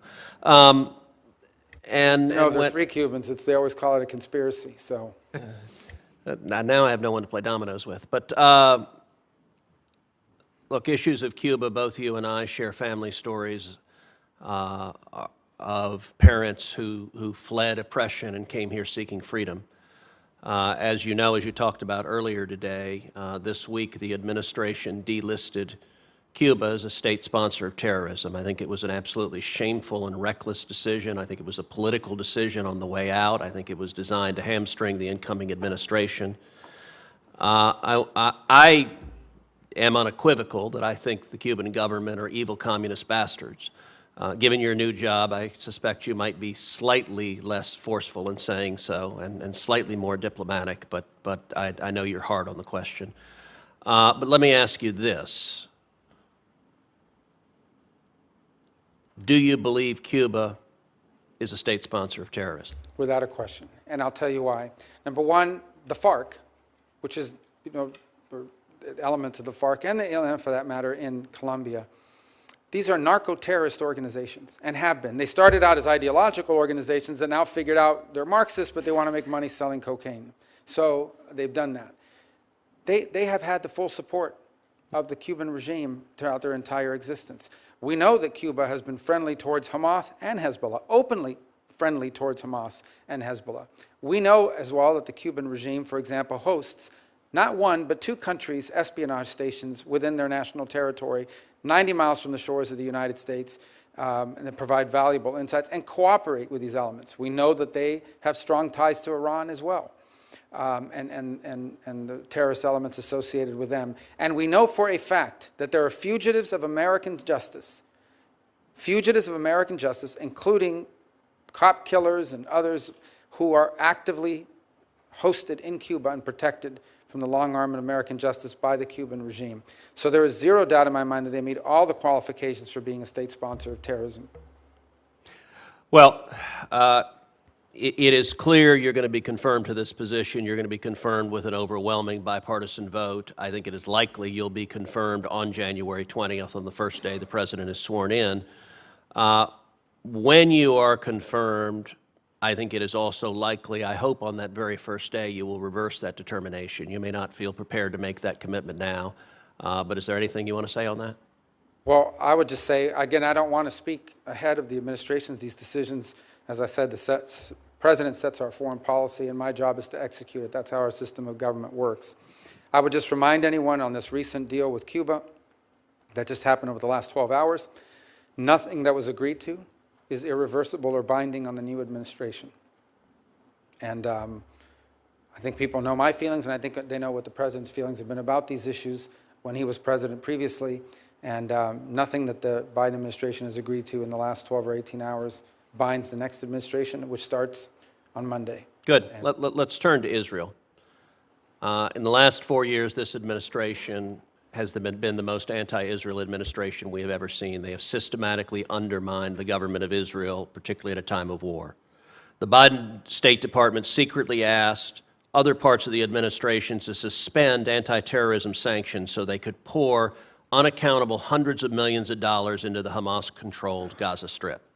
They refused to implement mandatory congressional sanctions against Hamas terrorists for using human shields. They made incredible efforts to secretly circumvent mandatory congressional prohibitions on money going to the Palestinian Authority because of the PA's support for pay to slay. Even after October 7th, they secretly poured millions and even cash from American taxpayers into Hamas-controlled areas. Meanwhile, they secretly implemented boycotts of Jews living in Judea and Samaria through the Development Finance Corporation and binational science and technology foundations. They secretly manufactured files used to impose crippling financial sanctions on Israeli Jews and refused to provide those files to members of Congress. Those sanctions were renewed just yesterday. I have every confidence that President Trump and you will reverse these policies broadly and specifically, but I'd like to ask you about some of them quickly. Can you commit to ending anti-terrorism sanctions waivers related to Palestinian terrorism and implementing sanctions against those terrorists? Yes. Can you commit to ending discriminatory policies, including Biden administration's secret boycott policies against Jews in Judea and Samaria? Yes. And can you commit to reversing the discriminatory sanctions against Jews living in Judea and Samaria? Again, yes. I think that the policy of, again, without speaking out of turn, I'm confident in saying that President Trump's administration will continue to be perhaps the most pro-Israel administration in American history. And the final question, you and I talked at great length about the 1944 water treaty with Mexico. Mexico is in violation of that treaty. It is doing enormous damage to South Texas. Farmers and ranchers there are experiencing drought. As the Secretary of State, tell me what the State Department can do to encourage and incentivize Mexico to comply with the treaty and provide the water that they are obligated to provide to the people of South Texas. I think raise it in every engagement. We will be engaged with Mexican partners. We have to engage with the Mexican government, and it's important to elevate it and raise it at every one of those engagements. And I don't just mean like sending a letter or somebody sending an email or just mentioning it. I'm saying making it a priority, and it's a priority not just because it matters to Texas. It's a priority because these international agreements and arrangements only work if they're complied with. And if they're not complied with, and it becomes habitual, other nations believe they can begin to violate them as well. It undermines this entire commitment to multilateral agreements and so forth. And I think it's in the crevices of those agreements, whether they've been in place for a long time and no one's paying attention anymore, or it just doesn't matter enough and you ignore it because you don't want to destabilize the rest of your relationship, but it encourages it to happen more and more. It is not the only irritant we have in our bilateral relationship with them and in our agreements. I imagine they have some with us as well. But it's one that needs to be prioritized and raised consistently as a priority, not just as an asterisk or a footnote. Thank you, and you're going to do great. Thank you. Thank you, Senator Cruz. Senator Duckworth. Thank you, Mr. Chairman. I just want to say, Senator Rubio, I want to start off by noting for the record that when I first got to the Senate and I was in my first year and you just run for president, and I didn't think you would know who I was. I was pregnant with my daughter and trying to change Senate rules so that I could bring her onto the floor so I could do my job and vote, because I can't come through the normal back door to vote because there's stairs there and it's not accessible for wheelchairs. And I remember in the middle of that battle, rolling through the Senate floor to vote, and I heard, "Tammy Duckworth," from across the Senate chambers, and you came running down from the top back of the Senate chambers to tell me, "I'm with you, I will support you, you have the right to vote, and I will support you being able to bring your daughter, your child onto the floor when she's born." And I want to thank you for that kindness, because you did speak to your leadership about it. And it was a moment of true bipartisanship, but also as parents, and as someone who was new to the Senate, I was extremely grateful to you for that kindness. I think what I exactly said is, what's the big deal? This place is already full of babies. Exactly. So I want to touch on a topic we discussed last month. Thank you for sitting down with me. I always appreciate the opportunity to sit down with nominees. I appreciate also your earlier response to Senator McCormick about Americans detained abroad and your commitment to tackling this head on. As you and I also discussed last month, I appreciate your attention and commitment to addressing the case of Illinoisans in particular that we discussed as well. Thank you for that. Another topic, you already touched on some of the issues in the Indo-Pacific, particularly around the PRC and the DPRK, but I'd like to dive back into the issue of ASEAN and the ASEAN nations. Since coming to the Senate, I make a point of visiting Southeast Asia annually to reinforce our friends and partners there and those that we want to become our friends and partners there, that the United States, and particularly those of us in the Senate, care deeply about these longstanding historic relationships and making sure that those relationships live up to their potential. And as you know, respect for ASEAN centrality has been a core part of our foreign policy in that region. In fact, the first Trump administration's Indo-Pacific strategy correctly emphasized ASEAN centrality as an important principle. Unfortunately, not all of President Trump's nominees this time seems to grasp the importance or in fact know what ASEAN is. Yesterday, I was distinctly unimpressed when questioning Secretary of Defense nominee Hegseth that he could not mention a single nation in ASEAN, particularly shameful when we have at least two major non-NATO allies in the bloc, one of which, Thailand, is the longest treaty alliance that the United States has at over 190 years long. What can you share with us today about how you would approach ASEAN as a whole and with individual member states to capitalize on some of the key opportunities and challenges facing the region? I know you've spoken about the Philippines, but can you build on that? Sure. ASEAN, the first thing is, the group's utility begins by the fact that through its 10 members, they've also, I believe, have 5 or maybe it's 6 free trade agreements now with neighboring countries as well. Look, though we have to be very pragmatic in our approach and how we prioritize it. I think the group will always struggle to coordinate unanimity on the issue of their relationship with China. Okay, if you look at the continental, Laos, Myanmar, Cambodia, because of their geographic presence, because of history, they lean a little bit more in the Chinese direction, and other countries do not. I think it would be a mistake for us to sort of make it as a condition of our engagement with ASEAN to say, you must pick a side, and you must pick a side now. Are you with them, or are you with us? I think what I can safely say is that the overwhelming and vast majority of the nation states in ASEAN, if not maybe all, do not want to live in a region in which China is the predominant power and they are viewed as tributary states to Beijing, and welcome U.S. engagement in the region as both an economic and defense counterweight. And so I think we need to view this as, it would be a mistake to go in with sort of a Cold War mentality of pick a side and pick a side now. I think the broader approach is to say they have a vested interest in us being involved. We have a vested interest as an Indo-Pacific nation in involving ourselves through this forum and finding opportunities, both holistically through the 10 nations and individually through whatever bilateral opportunities present itself. Earlier, you may not have been here, but I was asked a question about Thailand, and there is a group of Uyghurs that are in Thailand that they're saying may be deported.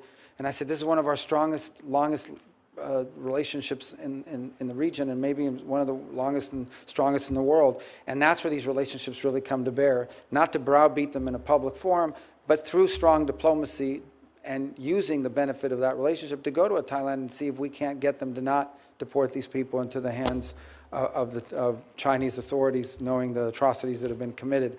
So that's a value added to this relationship. That is a bilateral relationship we have with Thailand.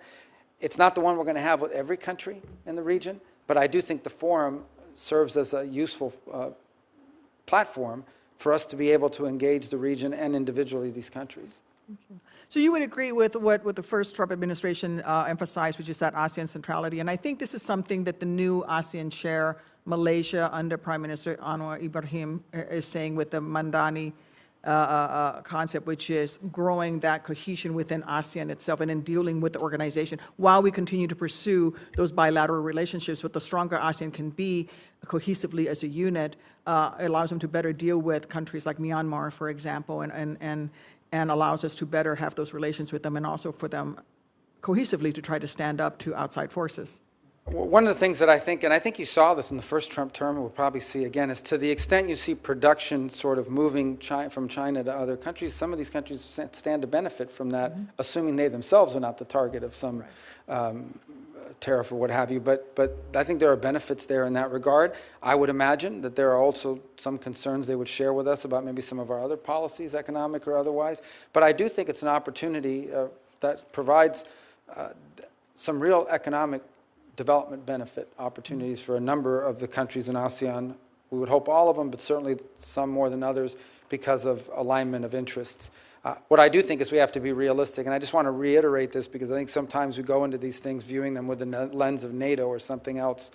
The key component to understand is we are probably never going to have sort of overwhelming majority consensus on the role China is going to play.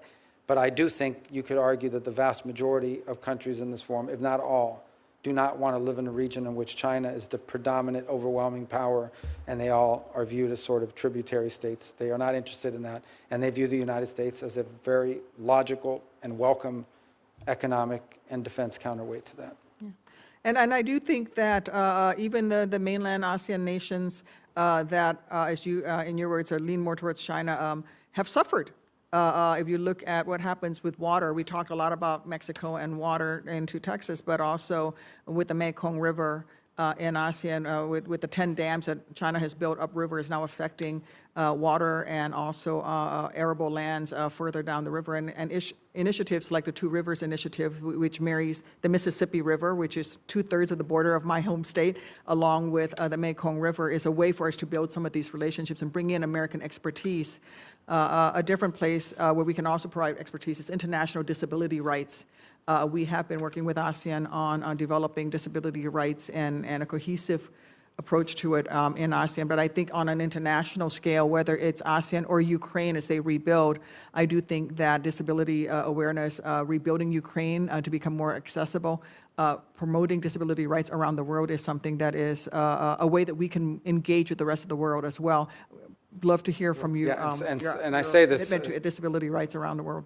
And I say this, sadly, it's going to be of critical importance to nations that are emerging from conflict, where we know modern conflict, people are injured in ways that are now survivable, but leave them for the rest of their lives with permanent disability. And so I think it's going to be, in the case, from a very practical perspective, in the case of Ukraine, it's going to be valuable because there are people that have been injured in that conflict that for the rest of their lives are going to have to deal with that, and it's conducive. The other thing we've discussed is our diplomatic facilities around the world and whether they are, and understand that the number one job, the reason why we have embassies and consulates, yes, we represent U.S. interests in that country, but its number one obligation is to support Americans.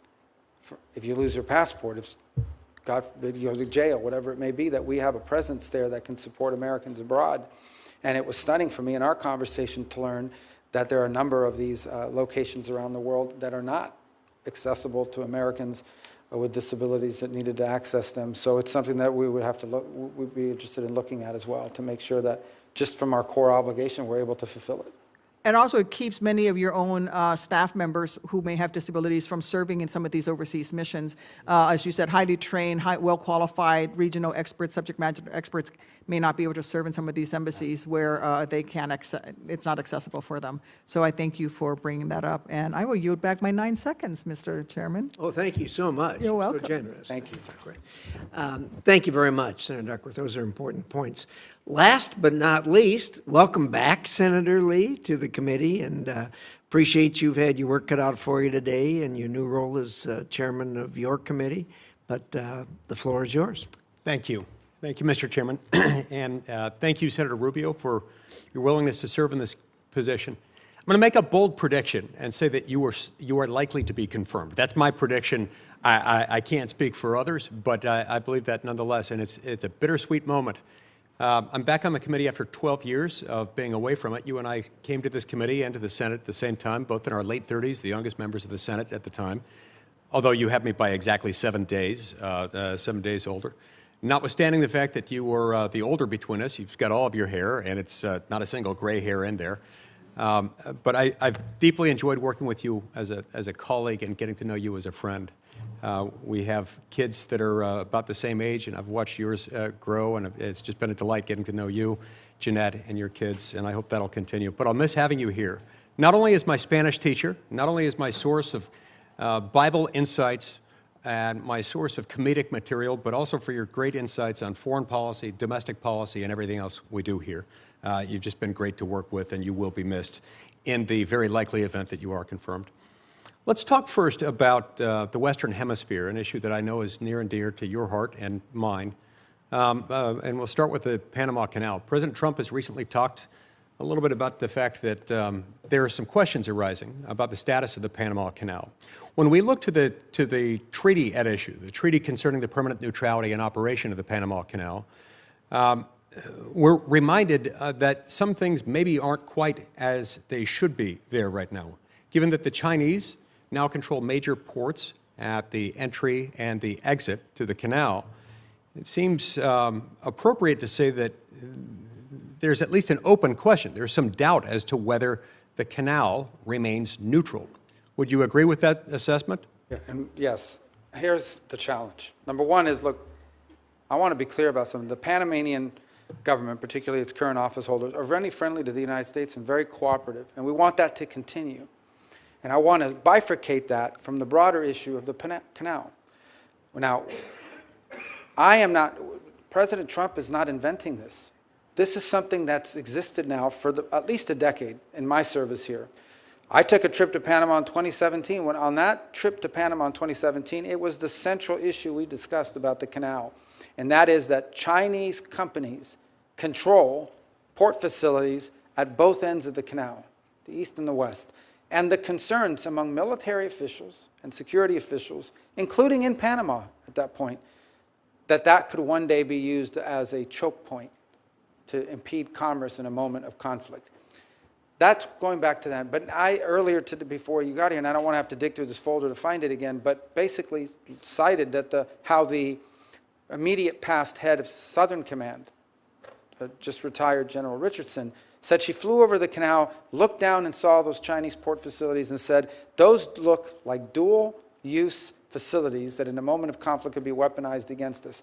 The bipartisan China Commission over in the House last year had testimony and hearings on this issue, and members of both parties expressed concern. The former ambassador to Panama that served under President Obama has expressed those concerns. This is a legitimate issue that needs to be confronted. The second point is the one you touched upon, and that is, look, could an argument be made? And I'm not prepared to answer it yet because it's something we're going to have to study very carefully, but I think I have an inkling of I know where this is going to head. Can an argument be made that the Chinese basically have effective control of the canal anytime they want? Because if they order a Chinese company that controls the ports to shut it down or impede our transit, they will have to do so. There is no independent Chinese companies. They all exist because they've been identified as national champions. They're supported by the Chinese government, and if you don't do what they want, they find a new CEO, and you end up being replaced and removed. So they're on the complete control of their government. This is a legitimate question, and one that Senator Risch had some insight as well. He mentioned that in passing, that needs to be looked at. This is not a joke. The Panama Canal issue is a very serious one. And so the mere potentiality of that, the ability to exercise that control, even until such time as they do it, as they do shut it down, is a concern, is it not? Well, I listened 48 hours ago to FBI Director Wray in one of his exit interviews he gave to the press, and he said the Chinese are embedded in our utilities and critical infrastructure.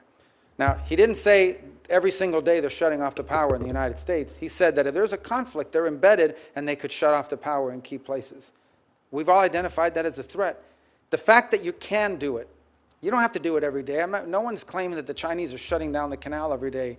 What the claim is, the very legitimate concern is, that if these companies control both ends of that canal in a time of conflict and the Chinese tell them, shut it down and don't let the U.S. go through there, we got a big problem, a big economic problem and a big national security and defense problem. The ability to do it alone is a threat. We shouldn't ignore it. It isn't a joke. It's a legitimate issue, and it needs to be solved.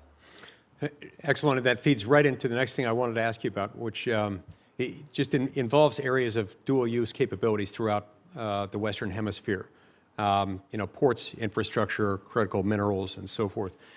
We've had policies from the Biden administration involving the supercilious use of untargeted foreign aid and sort of cultural coercion in order to persuade them to, or in an effort to coerce some of these countries to adopt policies that are contrary to their established cultural norms, abortion rights, LGBT policies and curriculum, and so forth. That probably hasn't helped in this conflict, in this still somewhat soft conflict in which many of these countries are opening their doors to China. I can't imagine that will have helped. How will your approach to Chinese incursion in the Western Hemisphere be different from those of the current administration? Well, there are a couple points. The first is the Chinese incursion in the hemisphere involves, number one, investment of dollars. Like, as an example, They go into some country, they say, here's $5 million or $10 million to build a stadium, but in exchange, you have to let us build out your 5G network using Huawei, safe cities, and the like. And by the way, here's a couple $1 million for you and your friends as a bribe.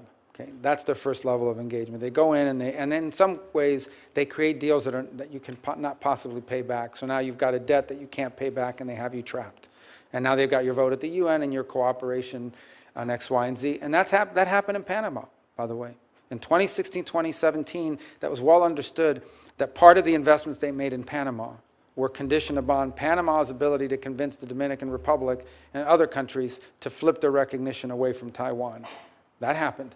So that's number one. The second element of their involvement is they go into a country and a Chinese company will buy up the lithium mines or access to the rare earth minerals in these long-term contracts. And that exists in allied countries. The Argentines will tell you there are a number of business deals that the Chinese and Chinese companies have gotten a hold of in Argentina that even if they wanted to back away, they can't get out of the deals because of the way they were structured. So that's number two. And then number three is their presence.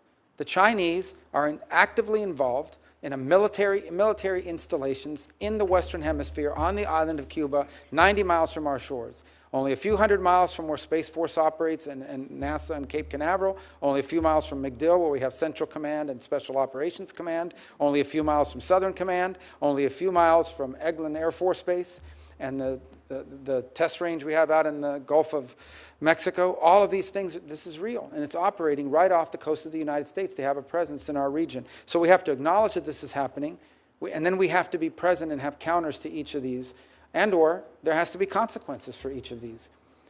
Fortunately, the United States has strong relationships in multiple key countries in the region, and I think we have the opportunity to build upon that and in ways that can attract the sort of investment that they would rather have than the Chinese investment. But right now it's not available. It's not happening. There is no American alternative to what the Chinese are offering. So hopefully we can provide the openings for that. Indeed, and I appreciate your enthusiasm and thoughtfulness in providing that answer. Now, you touch on another issue when you reference the significance of agreements made by prior administrations. Obviously, the Javier Milei administration in Argentina wouldn't have been as likely to enter into those arrangements as his predecessor was. In the United States, we have to keep this in mind. The Constitution, of course, allocates the treaty-making and binding power. It spreads it out between two branches. The president can enter into a treaty, can sign a treaty, but that treaty isn't ratified unless 2/3 of the Senate does it. So it flips the usual legislative process because it's a different type of legislation. Would you agree with me that that type of arrangement, which is submission of a treaty after the president has entered into it, after the president has signed it, the submission of that treaty to the Senate for ratification and the ultimate ratification by the Senate is a necessary precondition for an international agreement to be binding on the United States of America? To be binding beyond the administration that entered into it. This was the case of the JCPOA, which was being sold to people as a treaty, but it wasn't. And the reason why it was a political agreement. It's basically a political arrangement between the current administration and the regime in Iran, and that's why President Trump had the authority to pull us out of it when he did. I think what's important to understand about treaties in general, and we talked about treaties here today with Mexico. There are a number of other treaties that people may not be aware of. Every treaty, by definition, okay, is a surrender of sovereignty at some level as a nation. But you do it and you enter into it. Why? Why do you enter into a treaty even though you're surrendering some sovereignty? Because you've concluded that that surrender and the benefit of it to the national interest or the national security far outweighs the surrender of sovereignty and the consequences of it. And that is why it's so critical that the Senate be involved in that deliberation, because an individual administration may get that calculus wrong. But when you have this overwhelming majority that concludes that it too agrees that that surrender of sovereignty is exceeded by the benefit of the treaty, now you know you've increased your chances of have something that's good and makes sense. And so I agree with your view of it, and I think that's the way I would hope we would pursue arrangements in the future if we enter into any. That's why it takes 2/3. Thank you so much, Senator Rubio. Thank you, Mr. Chairman. Senator Rubio, we know you have an appointment at the White House at 3 o'clock. Senator Shaheen has one brief question for you. I have a couple of brief remarks, and then we'll get you on your way. Yeah. Thank you, Senator Rubio. I think that was a very impressive display of your knowledge of the global situation. But the one area that you mentioned, but we haven't really talked about, is the Arctic. And given what's happening in the Arctic and China's designs on the Arctic, can you just speak to what you think our posture ought to be with respect to the Arctic? Well, we're an Arctic power. The Russians are legitimate Arctic power. The Chinese are not. Whether they're near Arctic power or I don't know what the term they came up with to give an excuse for them to be up there. Crazy. I think, frankly, I know you didn't ask me this question, but it's one I welcome the ability to talk about in some of this discussion with Greenland, putting aside all the things that are going on in the media. I think we need to understand that Greenland has been strategically important to the United States and to the West for a very long time. In fact, in 1941, at the outbreak of World War II, the United States was signed up as a protectorate, even though Denmark had been occupied. You think back into I think Harry Truman tried to buy Denmark. Harry Truman had made an effort to try to buy it for like $100 million. He was rebuffed. And then the U.S. has maintained, through the mutual defense agreement there, the opportunity to base itself, to have military bases, and it had them for a while. Why? The reason why is because of where it's located geographically. Yes, the access to the minerals on Greenland are critically important. But as more navigable space is opening up in the Arctic, particularly this northern passage that goes from Russia to China, Russia to Asia, and could cut transit times by as much as 40%, the Arctic is going to become incredibly critical. And so we have to have a presence there. We have to have a presence there, not just saying, okay, we have a base, we have 200 people, or we have a flag flying. We have to have the ability, for example, to have the ships that can navigate on the naval level and keep those shipping lanes open if, in fact, they're being threatened. We have to have partners along the Arctic region that will join us in ensuring that the Arctic region is open for free and flow of navigation as these passages open up, because global trade is in many ways going to be infused by it.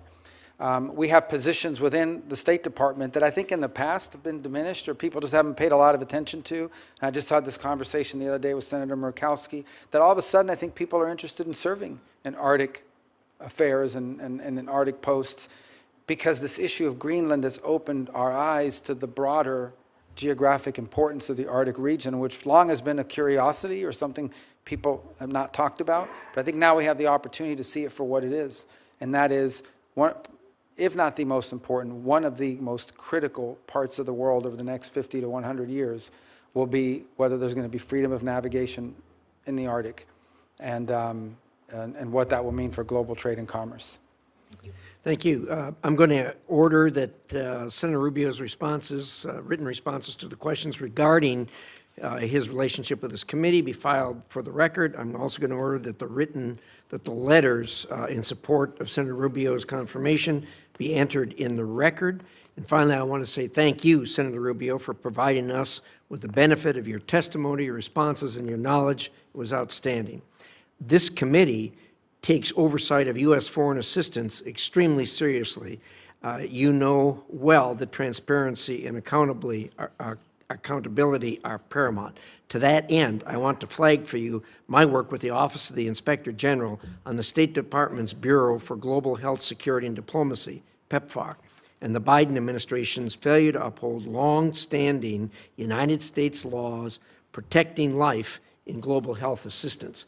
In addition to my request for an investigation, I've been holding over $1 billion in U.S. foreign assistance since September of last year, and will continue to do so until I can be sure that not one single American tax dollar will be used to perform or promote abortions overseas, as that is required by U.S. law. I look forward to working with you on this, in addition to the many issues that we discussed here today.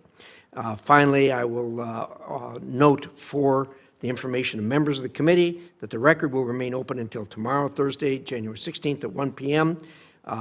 For members to submit questions for the record. Thank you. God bless you. We wish you well. Committee is adjourned.